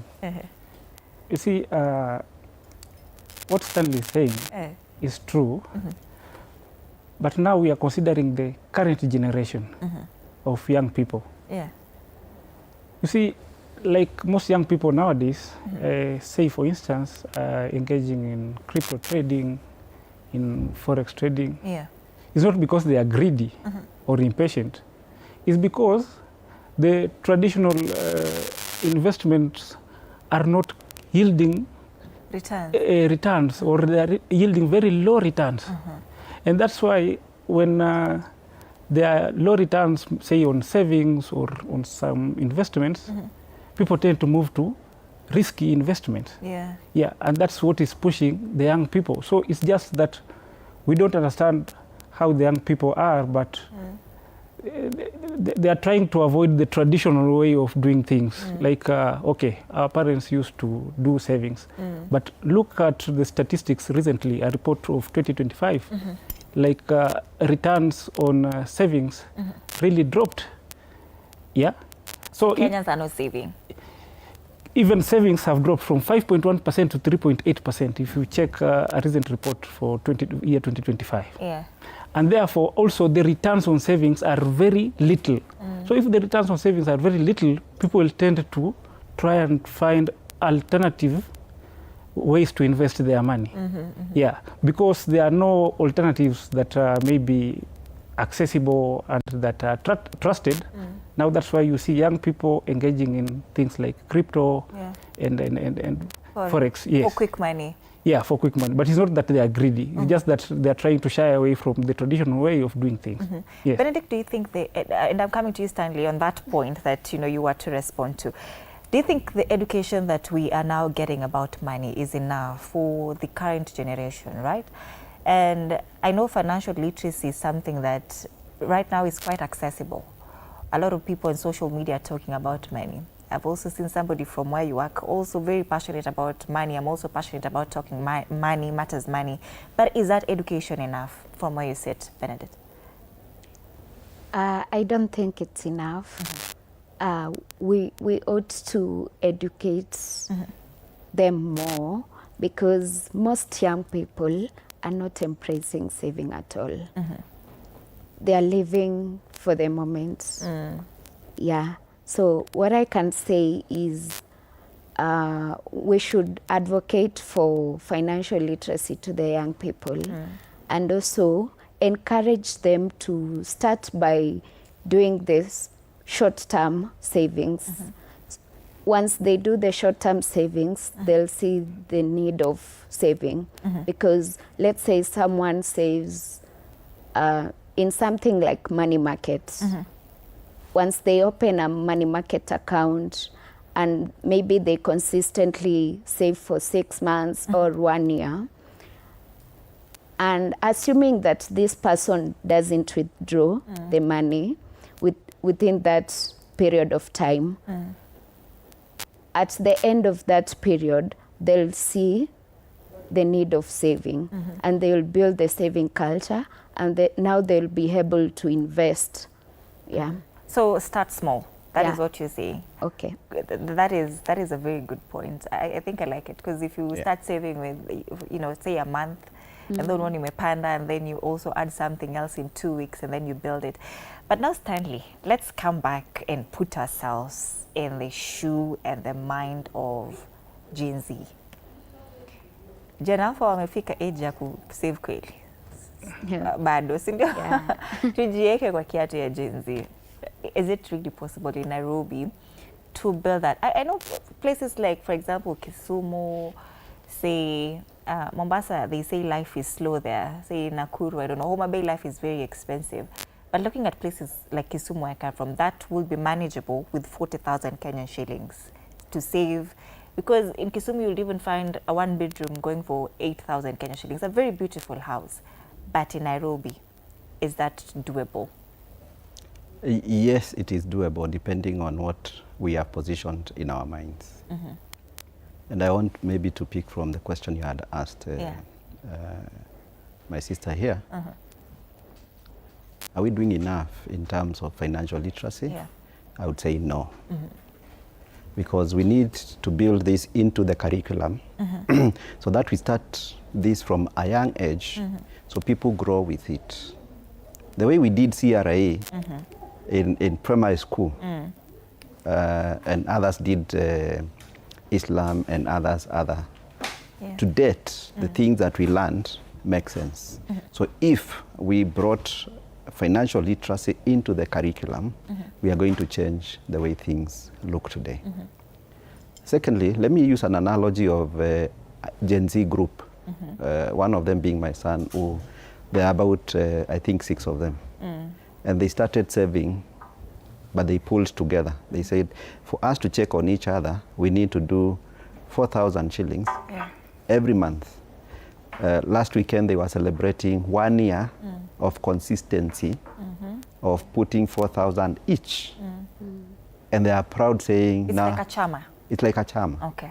But they are pulled and each one checks on each other to make sure that they are able to contribute. I asked them, what if someone doesn't have? They borrow from the other to pay for that month and they sort themselves out. So it goes further to discipline, consistency, and commitment. Can we do it? And I asked them, does anyone owe any other person? They said no. So are we saying Gen Zs cannot do it? They can do it at 500 shillings level. They can do it at 100 shillings level. What matters is, have we started? So once we start, once we become consistent, once we become build discipline and commitment, we shall take our young people to where they should be. And so to me, and I said, you are in control of your expenses. At any given, you will live where you want to be. I know we have some level of communities where we say YOLO. You only live for? You only live once. Yeah, which is true. But you live once and then? And then unakula mfupa hadi kama now, if we had a repeat, today if we had a repeat of COVID 2019, what is life going to be like? We've not saved. We had 2 good years of lock-in. How many people lost their jobs? Many. How many were able to survive? All of us survived, but in different circumstances. So why we say it is important to consistently put some money aside, and you need a cover of not 3 to 6 months, you need a cover of 6 to 24 months for you to be comfortable to say, now I can risk any other money that I get. Because that can cover you for 24 months if the worst happened. And how do we do that? We look for vehicles and they are there. Now, the issue Levi was bringing out in terms of going for risky ventures for higher returns, you need knowledge.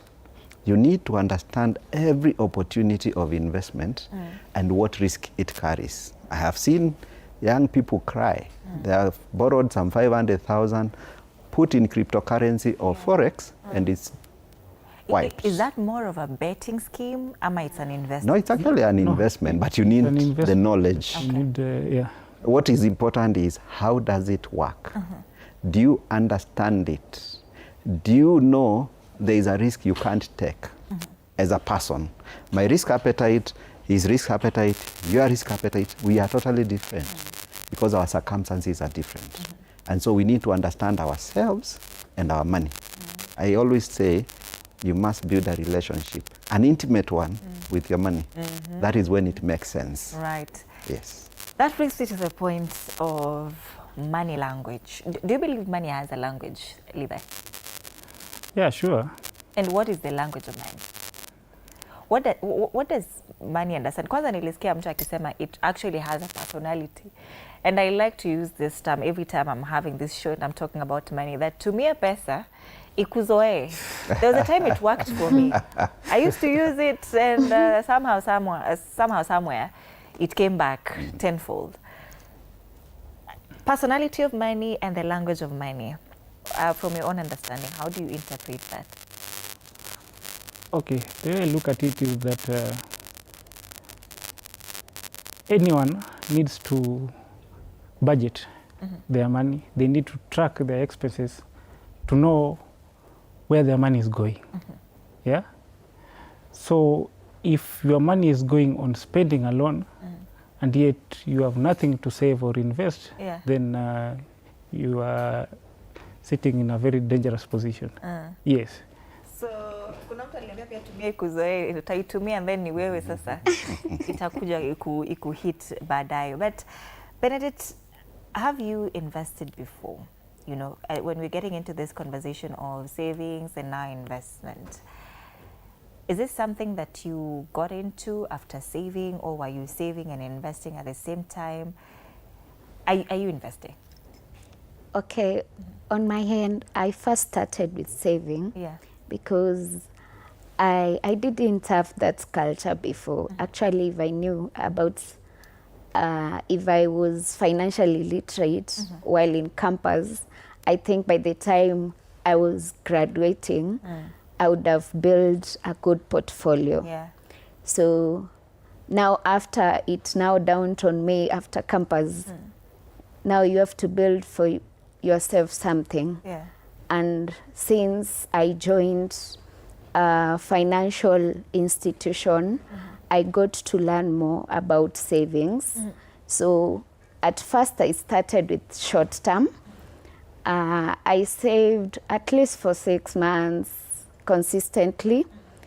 After seeing it working for me, I decided to opt for a long term, because we always say that the younger you are, you get to enjoy the compounding factor, because the younger you are, the higher the returns that you'll get. So recently I'm investing. I'm doing a long term. I'm looking forward at by 2036 to use that money at that moment. 2036. Yeah. So there has to be a goal when you're saving, right? Yeah, you have to attach a goal to every coin. All right. Stanley, realistically, is it impossible, or is it possible rather, to save and invest at the same time? Ninaeka hapo 1,000 yangu kila siku ama monthly. Is it possible to save and invest? Yes and no. You asked what is the language of money. You wanted me to ask you that question, the language of money. And the language of money is serve me today, I will serve you tomorrow. So savings is about putting money aside consistently. Now you are trying to build a buffer. Now once you stabilize your buffer, you get now the opportunity to invest. Because with savings, we are saying there is zero or minimal risk of any fluctuations of your money. You're actually just building, okay? Now, as we build, we say, build somewhere that it can maintain the value of your money. Now, maintaining the value of your money, you are saying, on the minimum, have some little return which covers inflation. So that the shilling of today can be the shilling of 10 years from today. Now, once you get to the level of that buffer, you've built an emergency. You don't risk with that money. That money is put somewhere where it is maintaining value and giving you some small return. Then you come and now study what other opportunities are there, and do I have money which can take some amount of risk with investing? Because with investing, we are talking about now growth. We are talking about, I have 1 million shillings, I want this million to be 7 million or 10 million. then what opportunities are there? Then you need to analyze and set your goals both short term, medium term, and long term. What are you investing for? Because sometimes we invest in vehicles, we have already actualized the maximum opportunity in that vehicle, but we leave it, and then it starts depleting. Okay?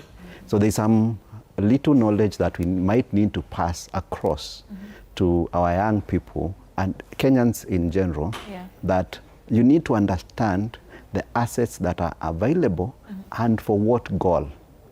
For example, he's talked about buying shares. We don't just buy shares, we buy the opportunity for a return in that company that is selling those shares. Okay? And so we must be able to understand that every company has an upside or an opportunity for growth. For this year, we can say, we can use Nation Media Group, for example, say there's an opportunity for growth of the price of that share of 20%, for example. Now, when we get to 20%, we need to reevaluate. Is the opportunity over, or it has generated another opportunity? If there is nothing, and the likelihood is that performance is going to go downwards, we need to sell. We actualize the investment return. Okay? Then we move to another opportunity. Now that is where all of us have failed, because we invest, but we never realize value when it has accrued, okay, or crystallized. So that knowledge is what now we need to pass across, that every time you put your money aside, you must be asking yourself, why am I doing it? For what? And then, what was I investing for? I was investing to buy a car. I bought shares worth $1 million. They have gone to 3 million. My car was worth 2.5 million. I sell, I buy my car, I move on. I look for another opportunity and put my money in. But you cannot do one asset forever without analyzing and evaluating where you are.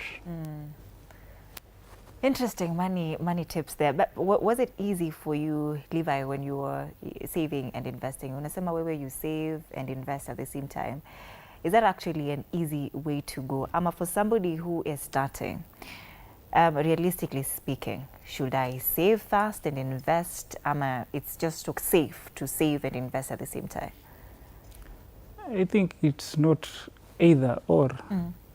Yeah, it should happen at the same time. Zote at the same time? Yes, because when you say you are saving, then you are going to invest maybe in 2 years' time or 3 years' time. I think your money will not be working for you. So as much as you are putting something in your buffer, then you also should be making more money in the process. Gradually. You start small. Even if you are getting 50 shillings out of the 200 shillings you invested, it's worth it rather than waiting for whatever you saved to actually mature, then maybe start investing after 3 years. So you just start small with whatever you have. You save the little, then you try to invest something. Maybe you buy, you go to the market, buy some second-hand clothes, and maybe you can be able to get a profit of from maybe 1,000, you can get 300. That is something that is making you have liquidity, and which you need to be able to maybe cater for your expenses and other things. So I'll encourage everyone to try as much as possible to do saving and investing at the same time. But you have to save fast. It boils down to saving fast. In principle, that is. But if you want to grow, then you have to look for ways you can move forward. Levi atatoa wapi pesa ya kuinvest kama haja save? Listen, you are earning 1,000 shillings. You are saving 100 shillings. Yes. The rest, you're not spending all of it. You take 200 shillings, buy something that you know maybe I'm going to make 50 out of it. So you're balancing. Benedict teaches how to create an emergency fund for somebody who now earns 40,000 Kenyan shillings. And I'm using 40,000 because Stanley used that example somewhere, in the course of this conversation. 40,000 Kenyan shillings, living a comfortable life, bado anaweza fanya sherehe. Kumbuka, we are having the young person in mind. We are not looking at, the older generation this morning. Anataka aende sherehe, anataka aishi vizuri, aishi hiyo nyumba mzuri kabisa. Also invest and also tengeneze this emergency fund that we're talking about. How does he or she now create that? Okay, for 40,000, now we're assuming this young person doesn't have other responsibilities like black tax, or should we consider it? We should, lakini unajua kulikuwa na report inasema Gen Zs are not sending money home.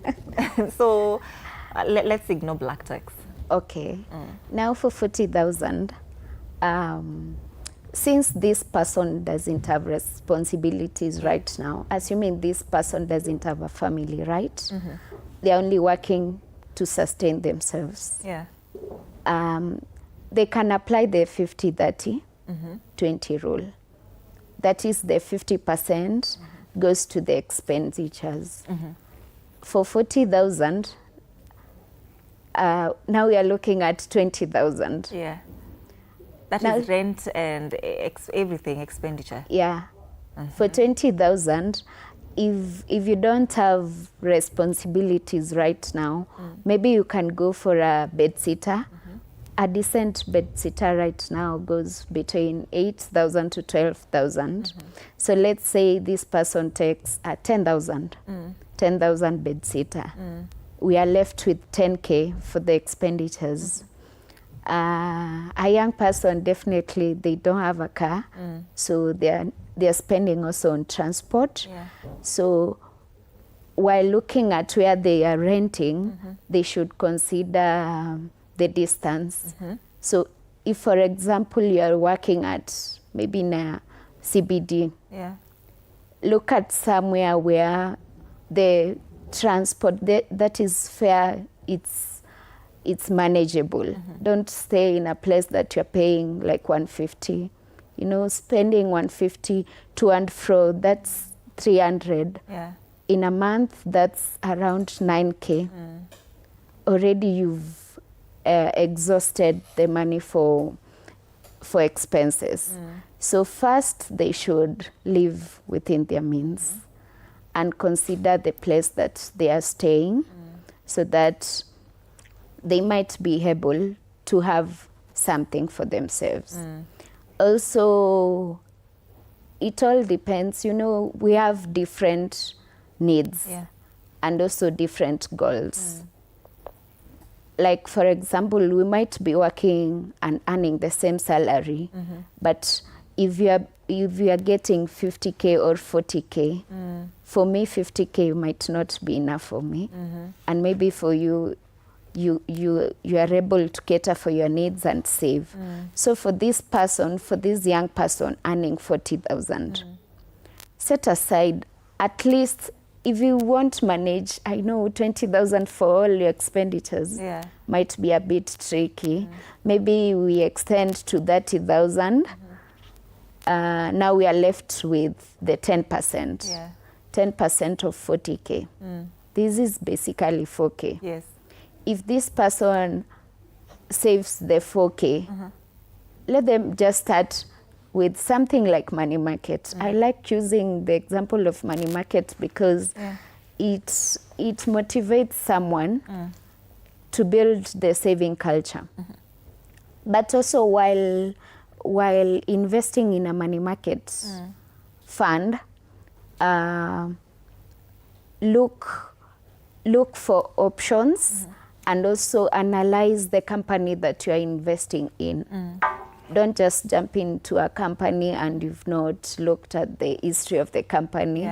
Due diligence. And also consider being consistent. For money market, it's not a fixed account, it's open, so you can automate it. Nowadays we have Mratiba.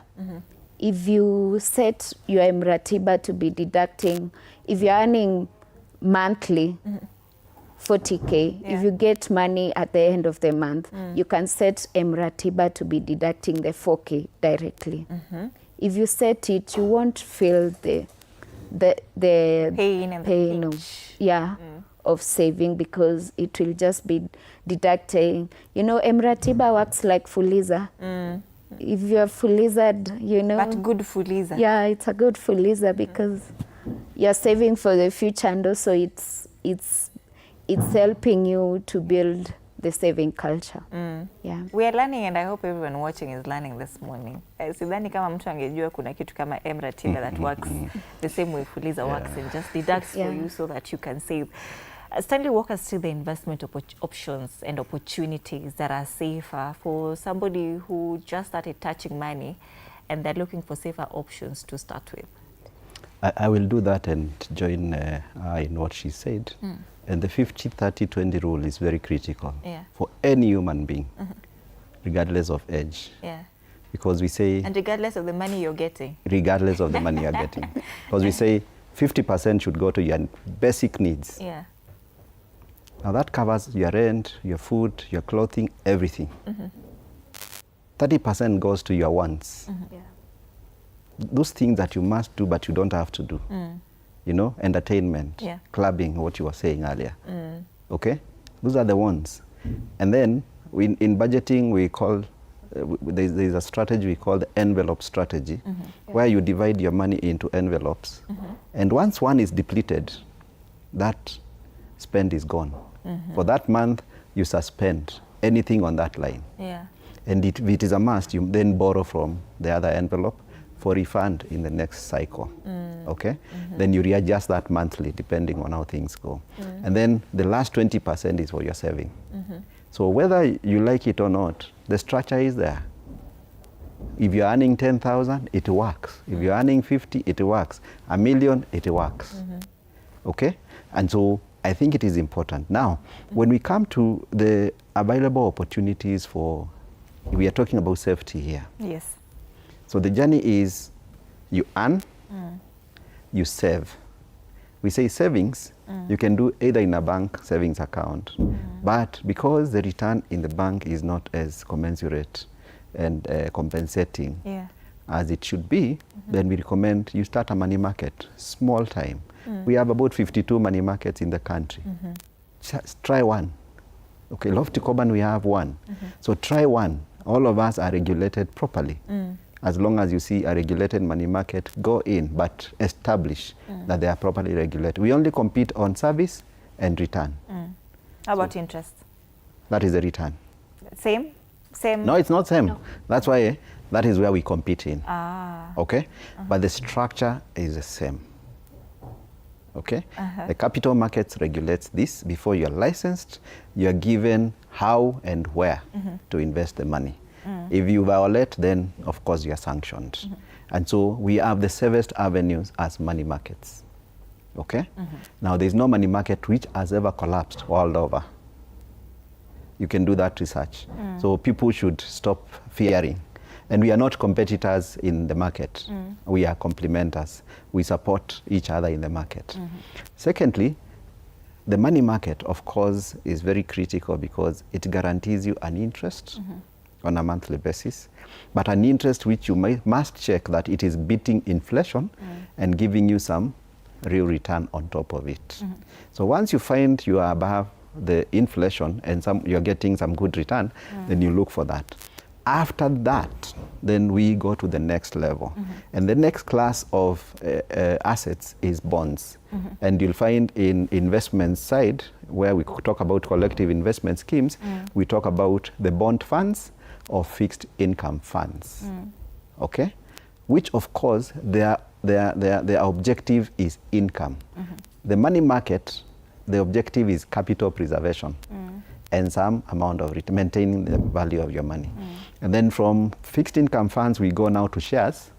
And from a collective investment schemes or unit trust schemes, we have what we call the equity funds. Now, the way they graduate, the volatility changes. So all the amount of risk that is potential changes. Almost zero from money market, rising slightly because of bonds valuation. And then equities, they could be up, they could be down. You can have $1 million and it is 400. You can have $1 million and it is 5 million, depending on. And that's why we said your risk appetite is important. Your time or tenor is important. Your return, what you're looking for, is important. And your participation is also important. Do you want to be active or you want to give it to someone else to do it? But most important is look for professionals to do this for you. All right. Don't try to do it for yourself. All right, we've come to the end of this conversation. Thank you. But I want to also just ask our viewers to allow us to continue this conversation online. And of course, for future conversations, we start off from that point of investment, right? Safer investment options for all of us, if at all we are starting off in the investment journey. Levi Mulase, finance and analytic professional, was our guest this morning, alongside Benedict Mwikali, a financial advisor, and of course Stanley Mutuku, CEO Lofty Coben, speaking to us about saving and investments. Are the young people saving? Talk to us on our socials, TV47 Kenya on Facebook and on YouTube. On YouTube, it's TV47 Matukio, or Matukio Halisi, I beg your pardon. Our WhatsApp line is also active at 0793-267-279. My name is Anne Odida. Good morning. I'll see you tomorrow bright and early. But stay right here because Fred is coming back with a conversation on tech, with men in tech. So do stay right here. You're watching TV47 Breakfast.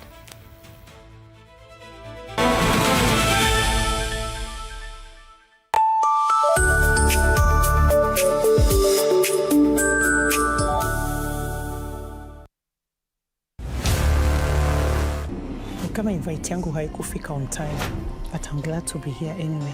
She was my rival, my competitor. We need to shut this business down. Hii biashara ndo kila kitu kwenye hii familia. Nikufe ama nisikufe. Kama mbaya, mbaya. We ni mnoma sana. One truth can break everything. Sit tight.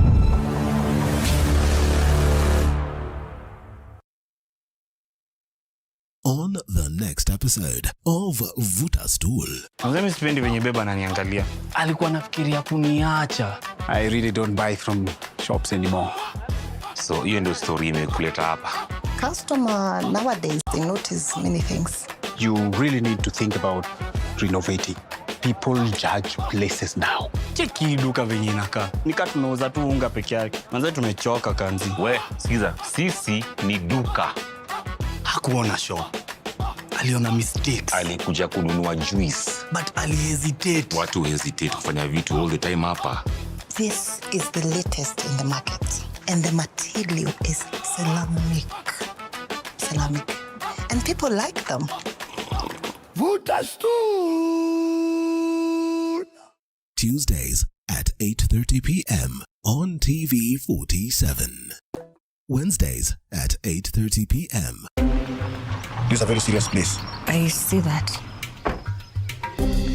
Surely. Hey, nyumba. This is the place. Just for a few days. Rule number 2. Kwani Google inajua maisha yangu wewe? That's my seat. It's a chair. It was hers. You're new here? Yes. You learned the rhythm. This place is run by structure. Structure. It is a system. Ni venye tu ni system isikizi. And what happens if something you haven't chosen enters your day? I remove it. That's not always going to be possible here. Then you are going to have a problem. Noted. What are you planning? To escape from a resort? This is not a resort, my friend. This is a storage. Wednesdays at 8:30 p.m. on TV47. Story ni yetu. Story ni yetu. Story ni yetu. Story ni yetu. Story ni yetu.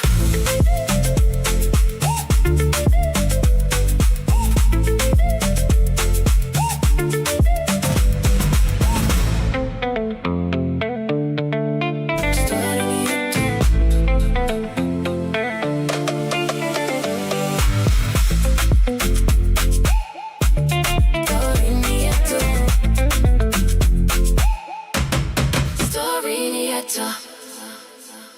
Saturday at 8:30 p.m. My father used to tell me that our hotel is the home for travelers. I guess I forgot that. Recently, it's been more of a mirror of my own ambition.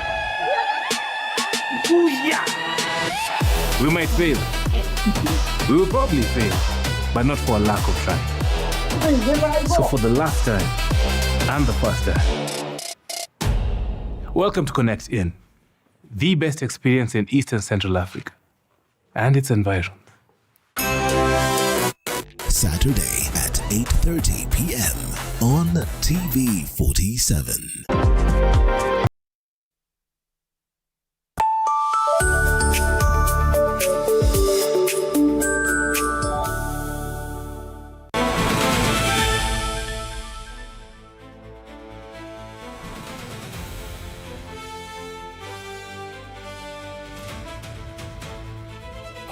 All right, welcome back and good morning once again. You're still watching TV 47 Breakfast with me, Fred Indimuli. And after talking about how to make money, save money and invest, probably it's a good idea to talk about how to make money.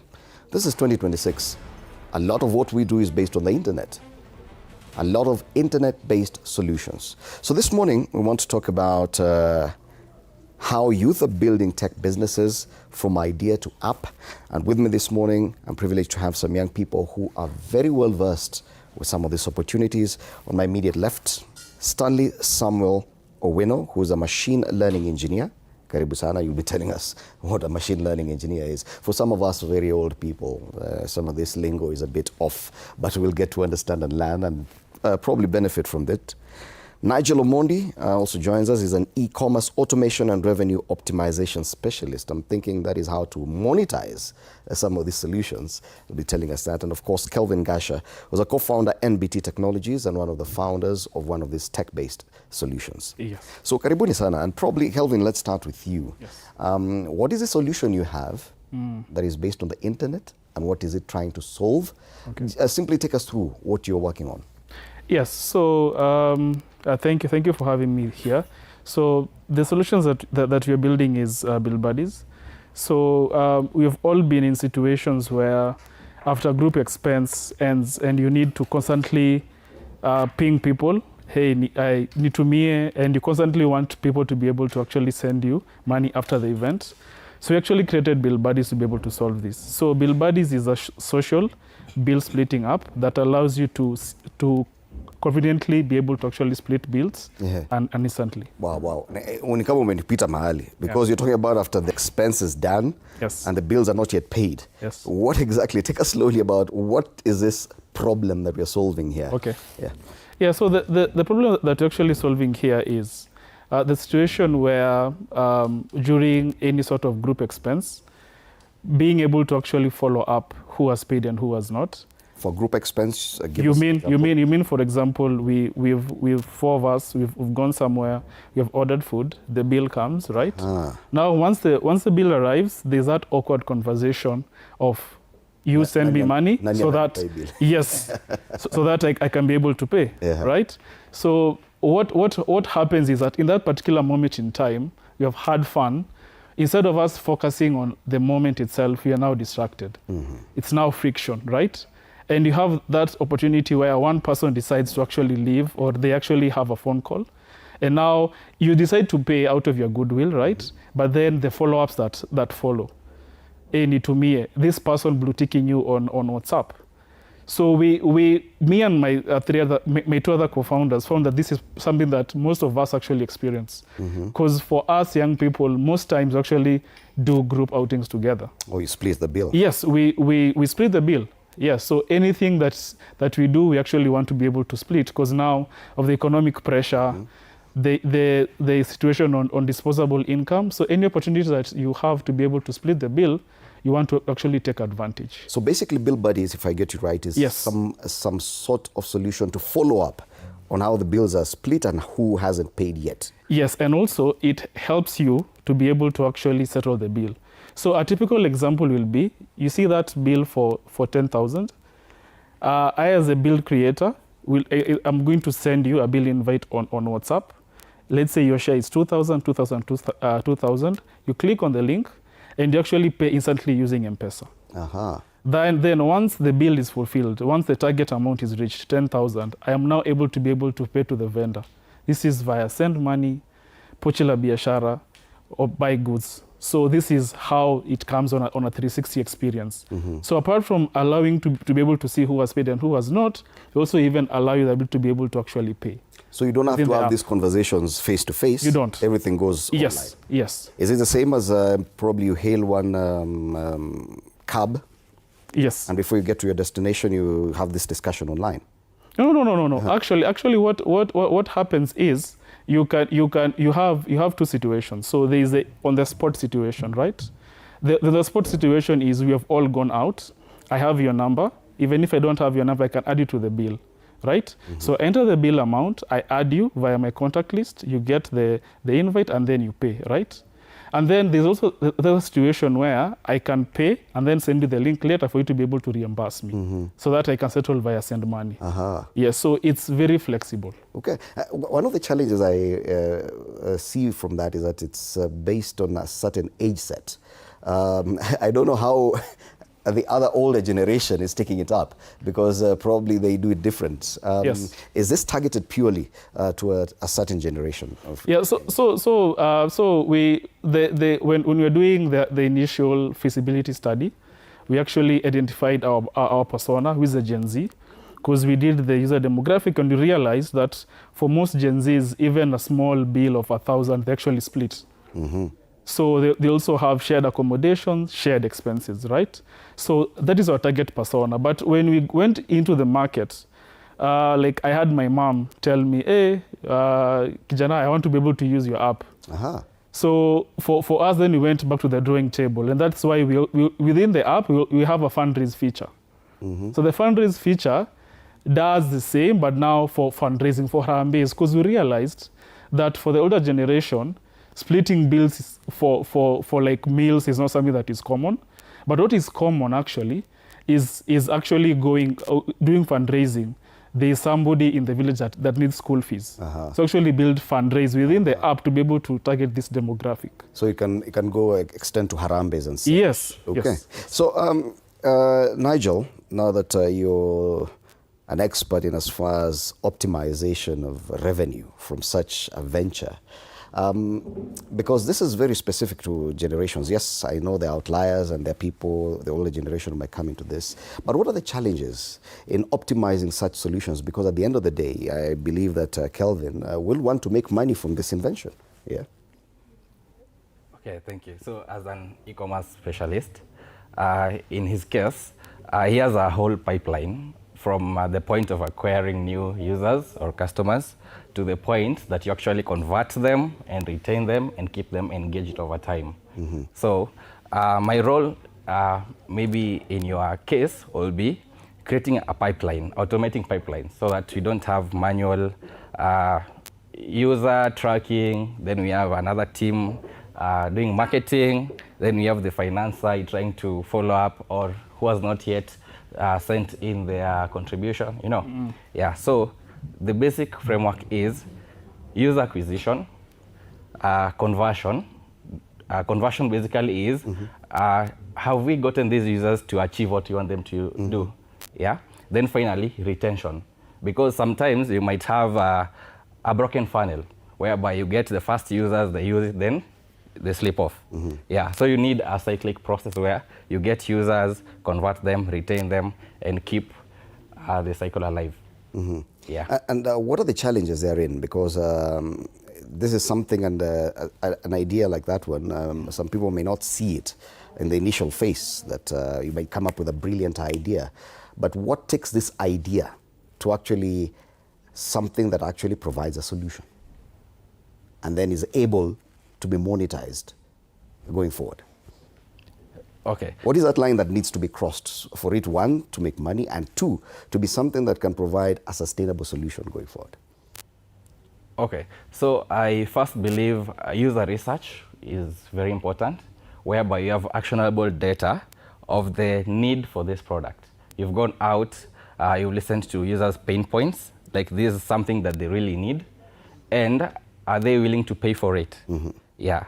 So once you find your users, there's a need and there's a revenue attached to it, I think that one will have closed one of the biggest loopholes. Okay. I'm curious to find out what your role is in this as a machine learning engineer, Stanley. Take us through what you do as a machine learning engineer. What exactly does it mean? And in that kind of space, where do you fit in? Okay, thank you so much, Fred, for this opportunity. So my name is Stanley Samuel Owino, and I'm in the machine learning domain. So this is simply the AI field. So my work is to work on the, we are the people who work on the back end of the systems. You know, we only see ChatGPT, we only see DeepSeek, we only see Meta, but you don't see the people behind now, the Meta AI, the people behind the training. So I'm responsible for the training of the models, for the fine-tuning, and for the policies, regulations, and everything that are used in the model. So basically, I'm responsible for training, fine-tuning, and making sure that the model that is going to the world is suitable and it is industry worthy. Yeah. What are some of the metrics you use to measure probably how easy it is for people to embrace this new technology? Because most of it is first-time experiences for many people. Yeah, so in the AI field, we have something called parameters. So, you know, when a model has, when you're talking about parameters, I mean, when a model has something like 70 billion parameters, it means that it scales up to, its knowledge base is so depth that it is able to accommodate a lot of people. It is smarter and it has neurons that are very specialized. So when you're talking about, for instance, Cloud, they launched Opus, their recent version 7. And you can see the model is smarter and it achieved something called AGI. So AGI is Artificial General Intelligence. This is where a large language model will be able to now reason on its own and make decisions like human beings.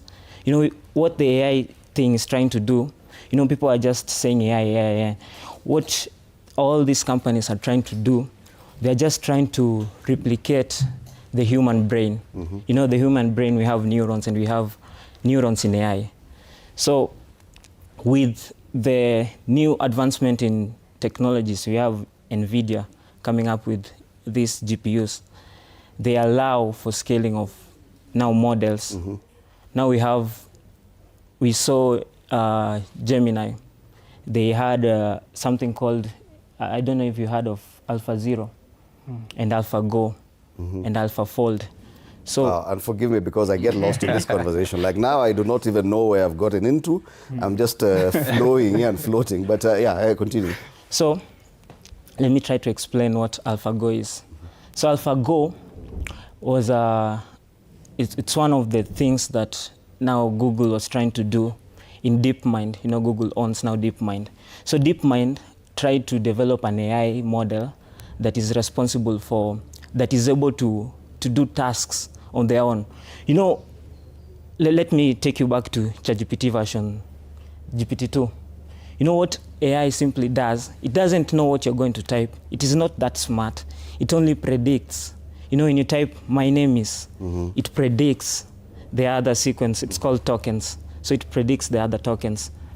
So what AGI means, I was talking about now AlphaGo.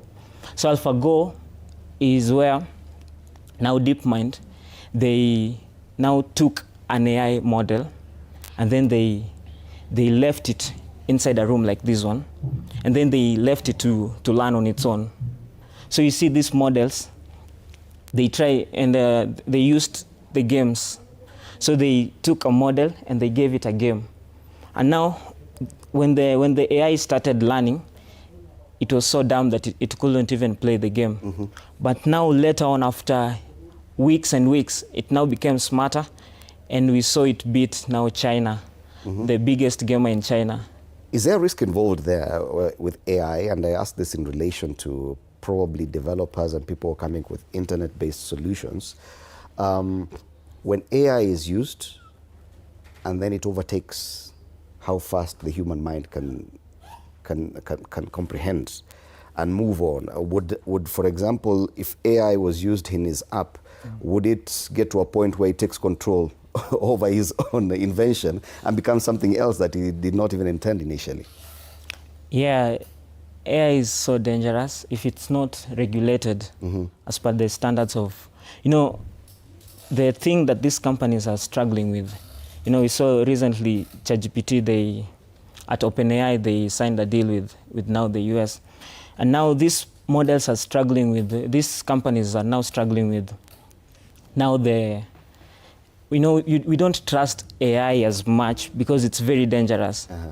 Because if at all he decides to use the AI in his app, he will scale faster, and customer care, you won't even struggle with customer care and such. And it will help you in management and everything. But now the problem comes when now we have bugs inside the AI. We have now the cyber attacks that comes in. And now we have new categories of now attackers. Whom, even as a developer, you're not able to control. Exactly. Recently there is this trending AI thing called, it's an AI agent. It's called OpenClaw. So OpenClaw is an AI agent that automates tasks. It's able to, recently I tried to use it, and I just told it to go to my desktop, create a folder, create a website, deploy it for me, and I just gave it the credentials. It does everything that you want. Yes, but would that make it, I don't know what kind of process you went through in your innovation and invention. Yes. But does it mean that AI can make your work easier as an innovator or as someone who comes up with these solutions? Is this something that many people can use? Probably people who do not even understand this kind of language you're talking about, but have access to AI tools that they can come up with such a business. Yes, it's a balancing act, right? So for me, because I have a background in computer science, it becomes now a force multiplier. So if I'm 6x an engineer, it makes me 10 times better. So the question that we'll have for somebody that is non-technical is for them to be able to approach it with some level of caution.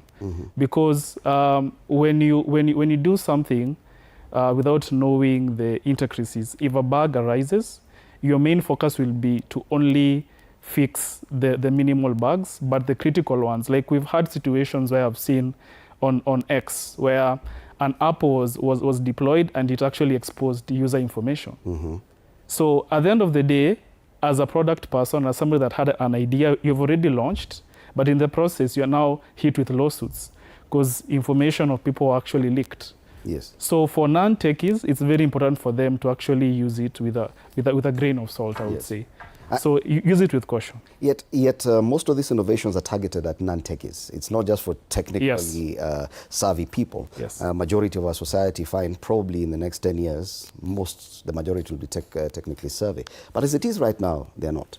Are there real risks with online businesses or internet-based solutions in comparison to the old style of doing business, where the government has proper controls over everything you do, as opposed to this one that I'm not even certain our government, for example, is able to control that?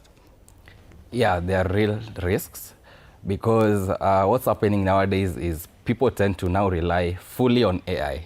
They just need autonomous processes. But I do believe there should still be human in the loop. They're called human in the loop. So that there are some actions that need to be authorized by a real human. Yeah, so as much as you can create your automations, but have some checks done by humans, then now you're talking about the risks. We should have a kill switch, or we call them guardrails to AI, And nowadays you don't need to be techie to do that. You just tell it in plain English. You are confined to this area. For example, I'm in e-commerce. When I'm creating even my simple chatbot, I won't allow it to discuss things about Asia, football. I'll just tell it, your job is to discuss about customer service, e-commerce, So those don't are go beyond this slide. Yes. So those are the guardrails that you need to put on AI. Then for critical things, maybe dealing with banks or transactions, you can have a human, like an accountant, to counter-check those and verify that it's okay to proceed with this action. Yeah. Do you believe that a lot of people coming up with these internet-based solutions have this in mind? The risks involved, AI, probably the solutions it can provide, and I'm talking about solutions because I'm trying to be very positive about it. Do they have this in mind? Because when we think about business, it's about profit at the end. I just need to know the money I'm making from this. Do you think most developers of such solutions have this in mind? No, I don't think that they have this in mind because, number one, when you talk about AI, someone just thinks that it is just it's just something that enables you to do something. So when let's say, for instance, when I first met ChatGPT and I tried it in my assignment, and I found that it could do better than what I could do, I now started trusting the AI more than even myself. And now that is just assignment. So when you're coming to business, I saw recently there is this company, I'm forgetting the name. The guy just built an entire company, a web-based company, on just AI. He used an AI called Lovable AI to build the website. And the danger in that is that he doesn't understand the infrastructure of now product building, from now the building phase, from the front end, the back ends, and the whole stack. So the danger in this is that you don't understand the security of your system. That is where you find a system has crashed all of a sudden. And the danger in that is also you won't even be able to convince other people that you understand your product, because you are just focused on delivering to the customer. Your mind is just focused on the returns on the investment, but you're not focused on now the foundation architecture of the whole product. So I don't think that businessmen will. I think it is very dangerous for them to fully go into AI, since they won't understand the whole architecture of AI. AI is just probably one of the risks involved. Just take us through the process from idea to actually now the solution you have. What did you go through? Yeah, so I'll talk about the idea, because the idea stemmed from a real problem. So I remember it was last year, in July, we had gone a group of 12 to a place in Embu called Camp Dunda. We had an amazing experience. I think we were there 2 days. So normally within that group, we have our designated treasurer, I will say, somebody that takes care of our bills and expenses. So the time we were actually going to offset the bill, we spent like 1 hour, like going through, wewe nilikutumia hujanitumia. So that process was very chaotic. Wewe ulikunywa soda tatu na mimi siku. So we actually we were in a situation where we were manually, that person was actually going through everything, going through her M-Pesa, what was her balance, what was her balance before. It was so chaotic, and the waiter was on our back.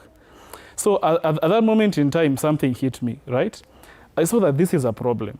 And I remember, like, I've constantly been in situations where I felt the same pain, but this is now very real, right?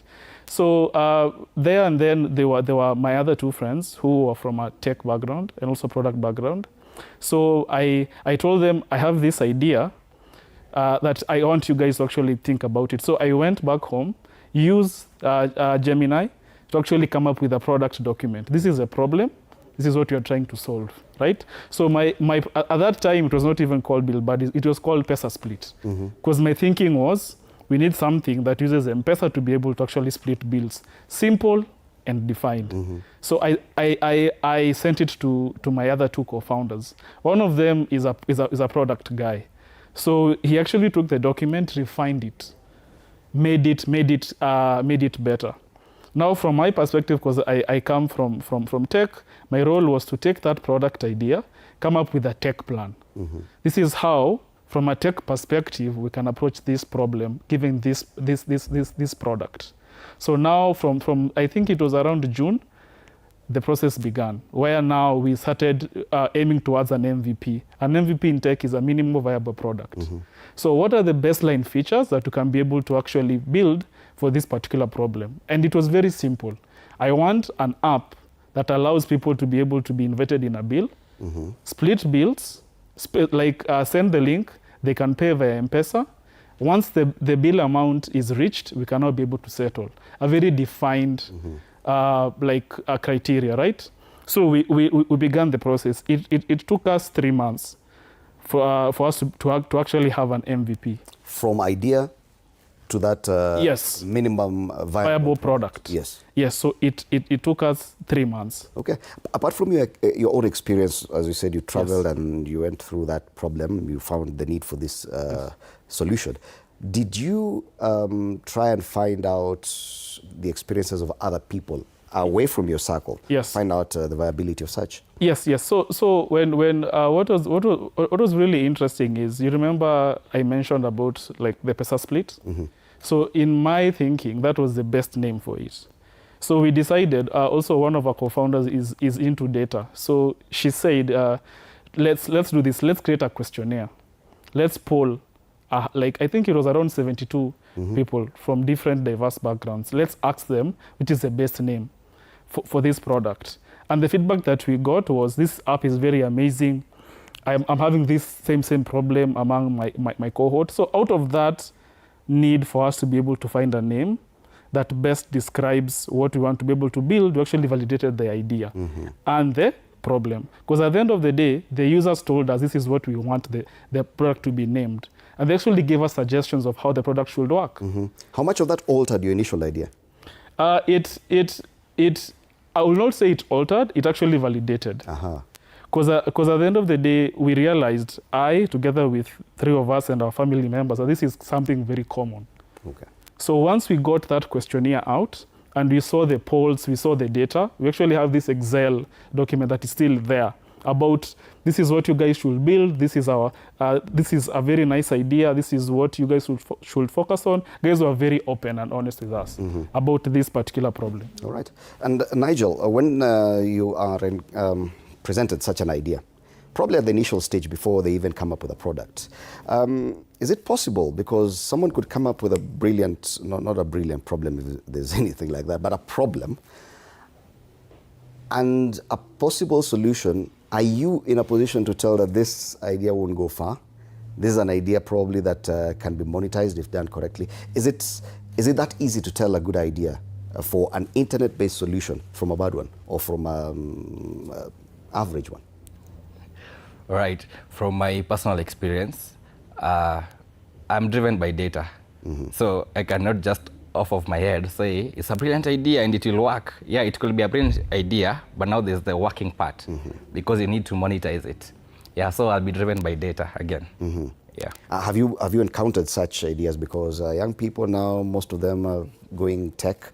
All our problems, we believe they will be sorted out through an internet-based solution. So ideas are many out there. Yeah. And many people may be trying to get into business on that line. Yes. Have you encountered ideas that you are like, this one, wacha tu? Yes, I have encountered a lot of ideas. Some I've tried myself. I'm like, in my mind, this is a good idea. So I was starting from me, what I think people need. Then I build it. You spent a lot hours building, iterating. Then when you take it to the market, you find that probably the need is not that big. Yeah, you could have 1 or 2 people who might want to use it, but it's not sustainable. Yeah, so from experience, I believe have the idea, then test it out. At what point in that journey that he took us through, at what point do you decide, okay, fine, this one, if I do not probably test it beyond my circles, then I should not proceed? Okay, so personally, I'd give it a timeline, like 3 months. We have 3 months to roll this out, go to the public, test it. If within 3 months, we've not seen like commendable progress or promising market, we'll be like, should we change the idea or should we change the strategy?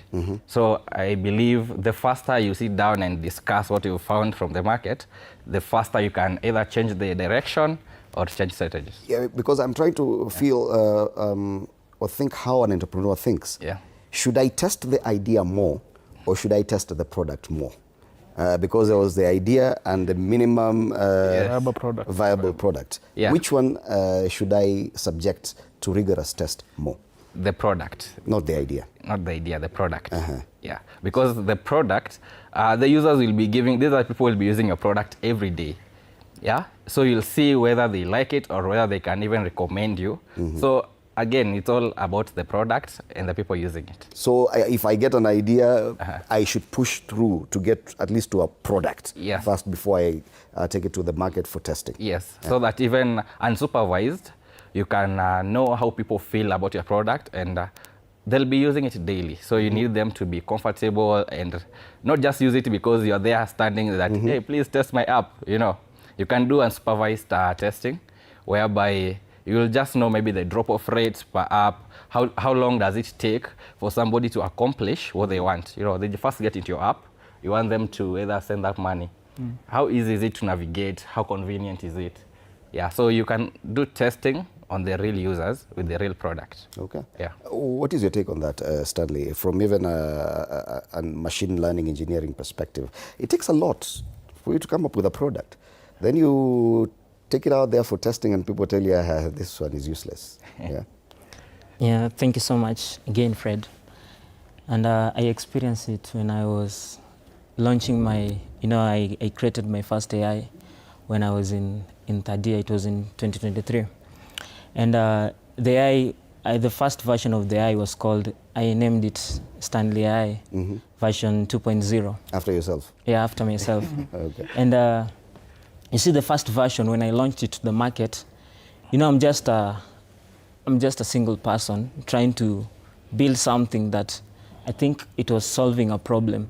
At that time, this Gemini and Kimi and ChatGPT, they couldn't even speak in the local dialect. Now I saw there's this gap.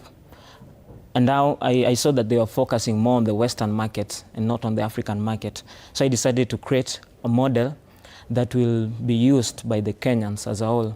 So when I first released the first version to the market, a lot of people came into my DM and told me, it cannot even calculate calculus, it cannot do this, it cannot even create a PDF. What kind of AI is this? And when you release too early, you get a lot of backlash. When you take time, the AI world is moving so fast. So when you step down a little bit, you may get out of the race. That is why you have to scale faster, move faster, fail faster. So later on I decided to launch now. I rebranded the name from Stanley AI to OpenKai AI. And it was powerful. It could now compete. It could now speak 15 languages in Kenya. Wow. But now the challenge with that is that I open sourced it. You can even search on any browser that you have, OpenKai AI. It is there. Now the problem with that is that, I'm only a single person managing the AI.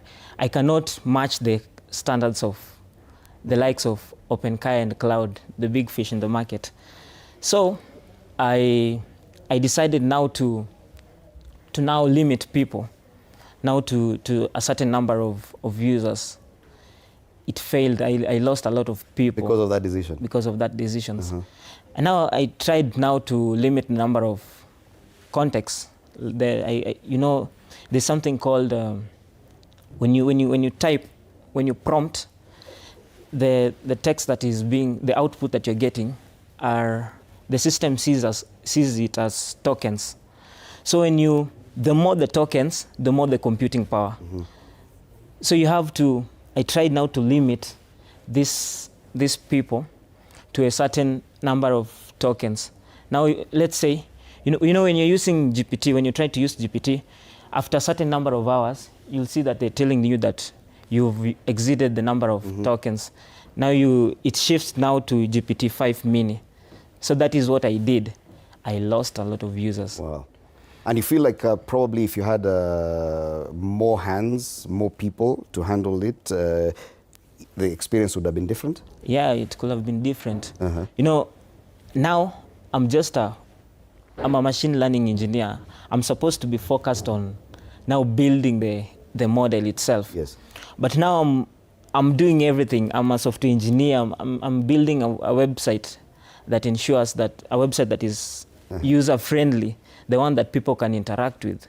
So what I'm getting is that even in online-based solutions, you would still require structures that are there in a normal business, like a shop or something else.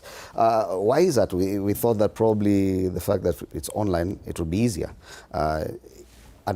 For example, how is your work structure? How many people are behind this app on a daily basis? Yeah, so we actually 3 of us. So we are actually segmented around our specific domains. So we have tech, which I'm in charge of. So I'm the CTO. We have my other colleague who is in charge of product and brand.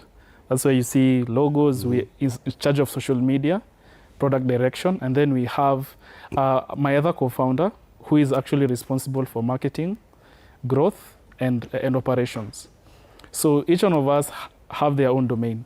So like for me, my main domain is to ensure that the product itself from a tech perspective is scalable. And then also ensure that within the product vision, I can be able to execute. So we are totally product driven. So product comes up with, this is what I think we should do. My thinking is around how do you execute it and how does it scale? Have you ever felt pressure in, as far as human resources is concerned, that probably we needed more hands? It would have made this business better or easier? Yes. Because at the end of the day, like for us, right now we are at over 1,000 users. So one of the things that actually emerges is we have a lot of direction in terms of features that we want to be able to build.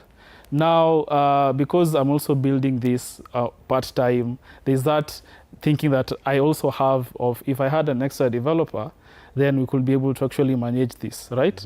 Also, my colleague, you saw that for the marketing aspect, she actually handles 3 domains, which are very huge. If you're in charge of marketing, operations, and actually growth, it is a very huge domain.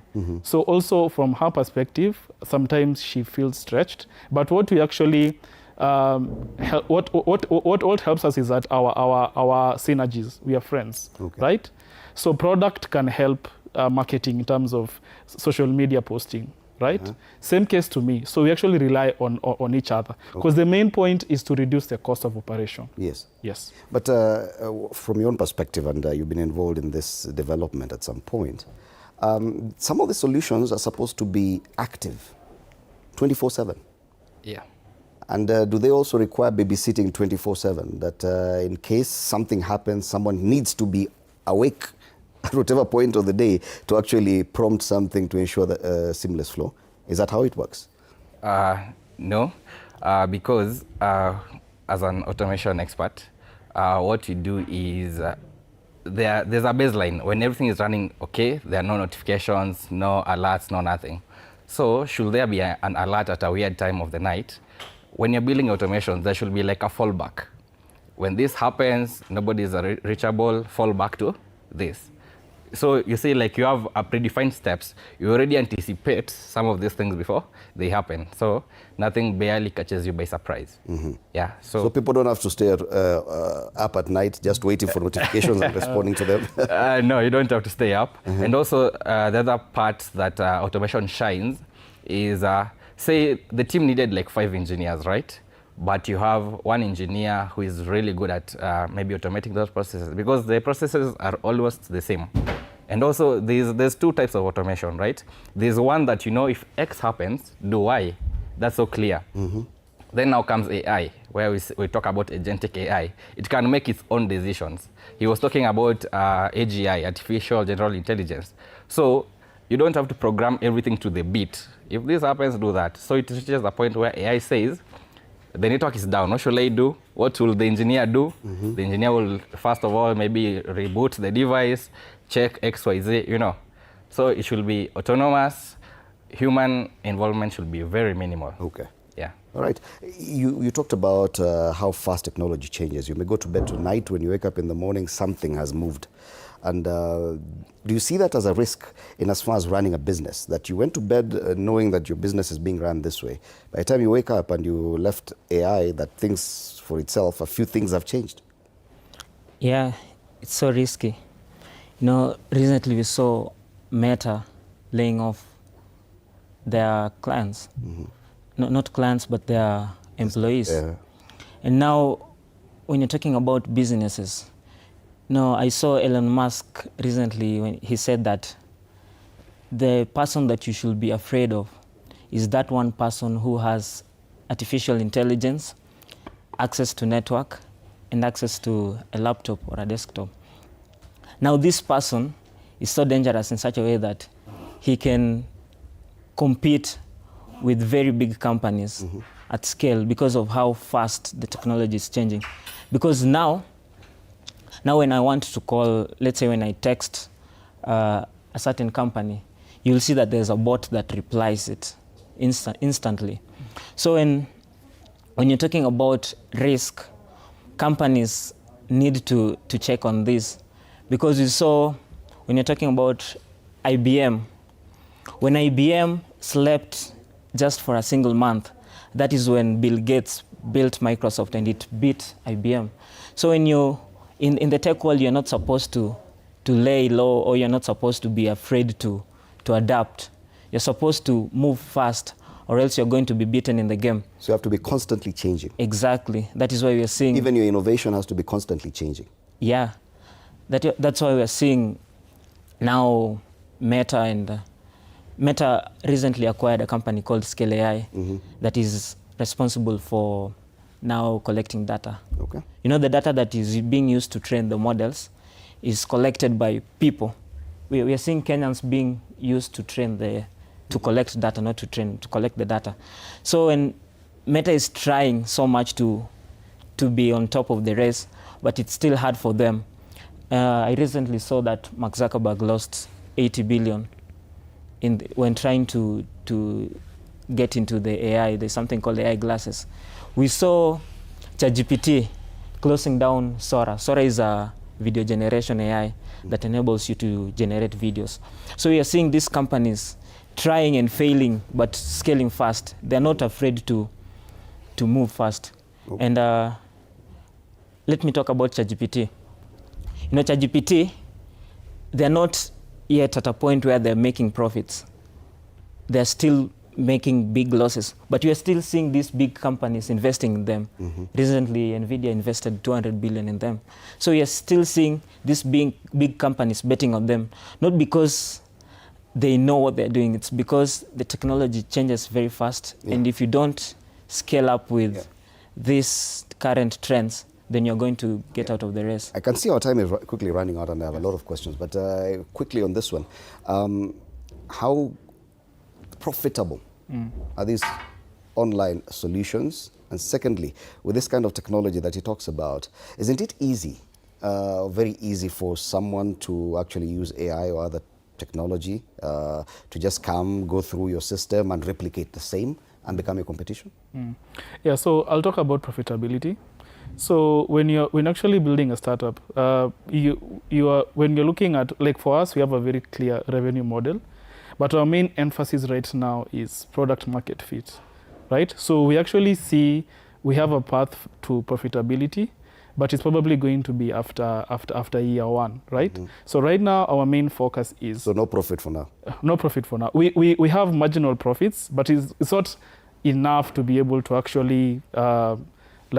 it's not material enough, I will say. So for us right now, the main thing is we have this idea, we need to be able to actually validate it. We have faith that given our revenue projections, it's really scalable, but we need to be able to prove that, right? So the other question is on if somebody else comes, looks at our source code, looks at our idea and tries to replicate it, that is entirely possible, right?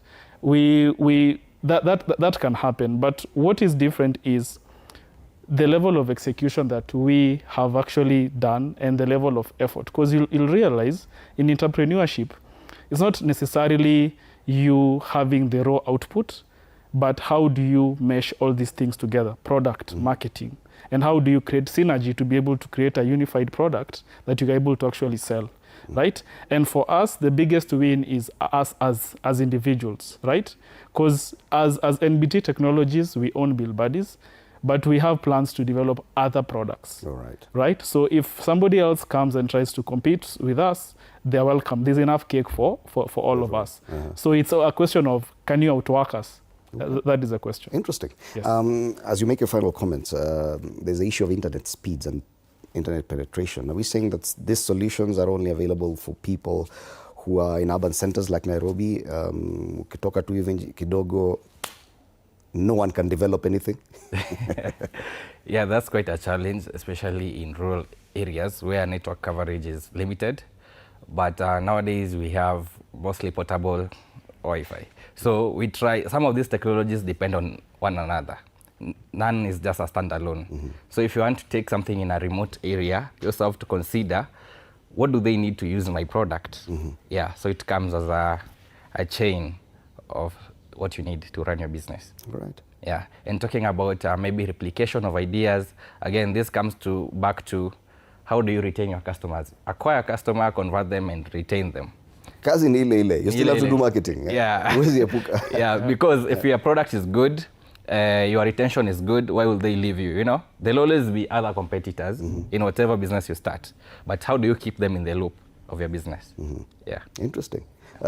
Finally, as you make your final comment from your standpoint, what would you tell any young person looking to begin a business or to venture into business in as far as providing internet-based solutions?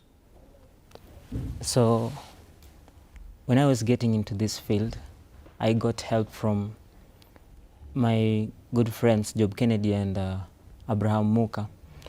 And when you're starting as a young person, it's so hard because you don't have resources. You don't have the right support from the community. But the only advice that I can give you is that start with what you have, because I started with a laptop. What is the biggest need in terms of resources in developing this kind of business? And now it's cheaper, because now you're having companies open sourcing a lot of things. Now building a website it's very cheap to build a website that is used by almost 50,000 people. It's cheap. I can do that in my room in like a week. So now it's cheaper. The only thing that I can say time. We need to invest. You know, we young people, we don't normally like to invest in the right things. So I will advise any young person to invest in learning a lot of things, because I learned from YouTube, Allison, and these big sites. These big companies are giving out free courses. So just learn, scale, and don't be afraid to move. Yeah. In 15 seconds, what's one advice you'd give someone looking to start business in this way? Don't be afraid to start, and fail fast, fail forward. All right. Yeah. Kelvin. Weka mawe. Be audacious, try it. Mbaya.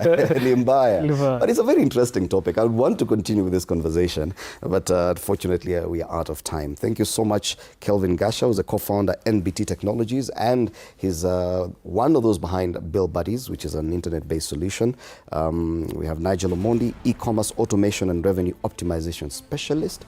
Kutengeneza pesa na solution yako, is a guy to see, and jamaa wa machine learning engineering, Stanley Samuel Owino. Thank you so much for your insightful contribution to this discussion. We've been talking about how youth are building tech businesses from idea to app. You may have a brilliant idea. How do you get from that to a possible solution? Well, these are the kind of conversations that you get on TV47 Breakfast, and we'll continue having this. After the break, we have a repeat of what we ran earlier in State of the Nation. My name is Freddy Ndimuli. Good morning.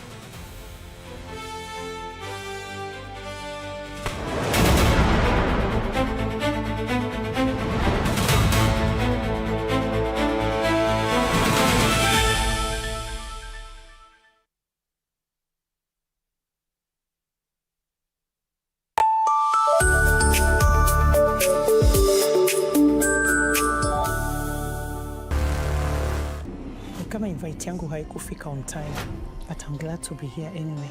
She was my rival, my competitor. We need to shut this business down. Hii biashara ndo kila kitu kwenye hii familia. Nikufe ama nisikufe. Kama mbaya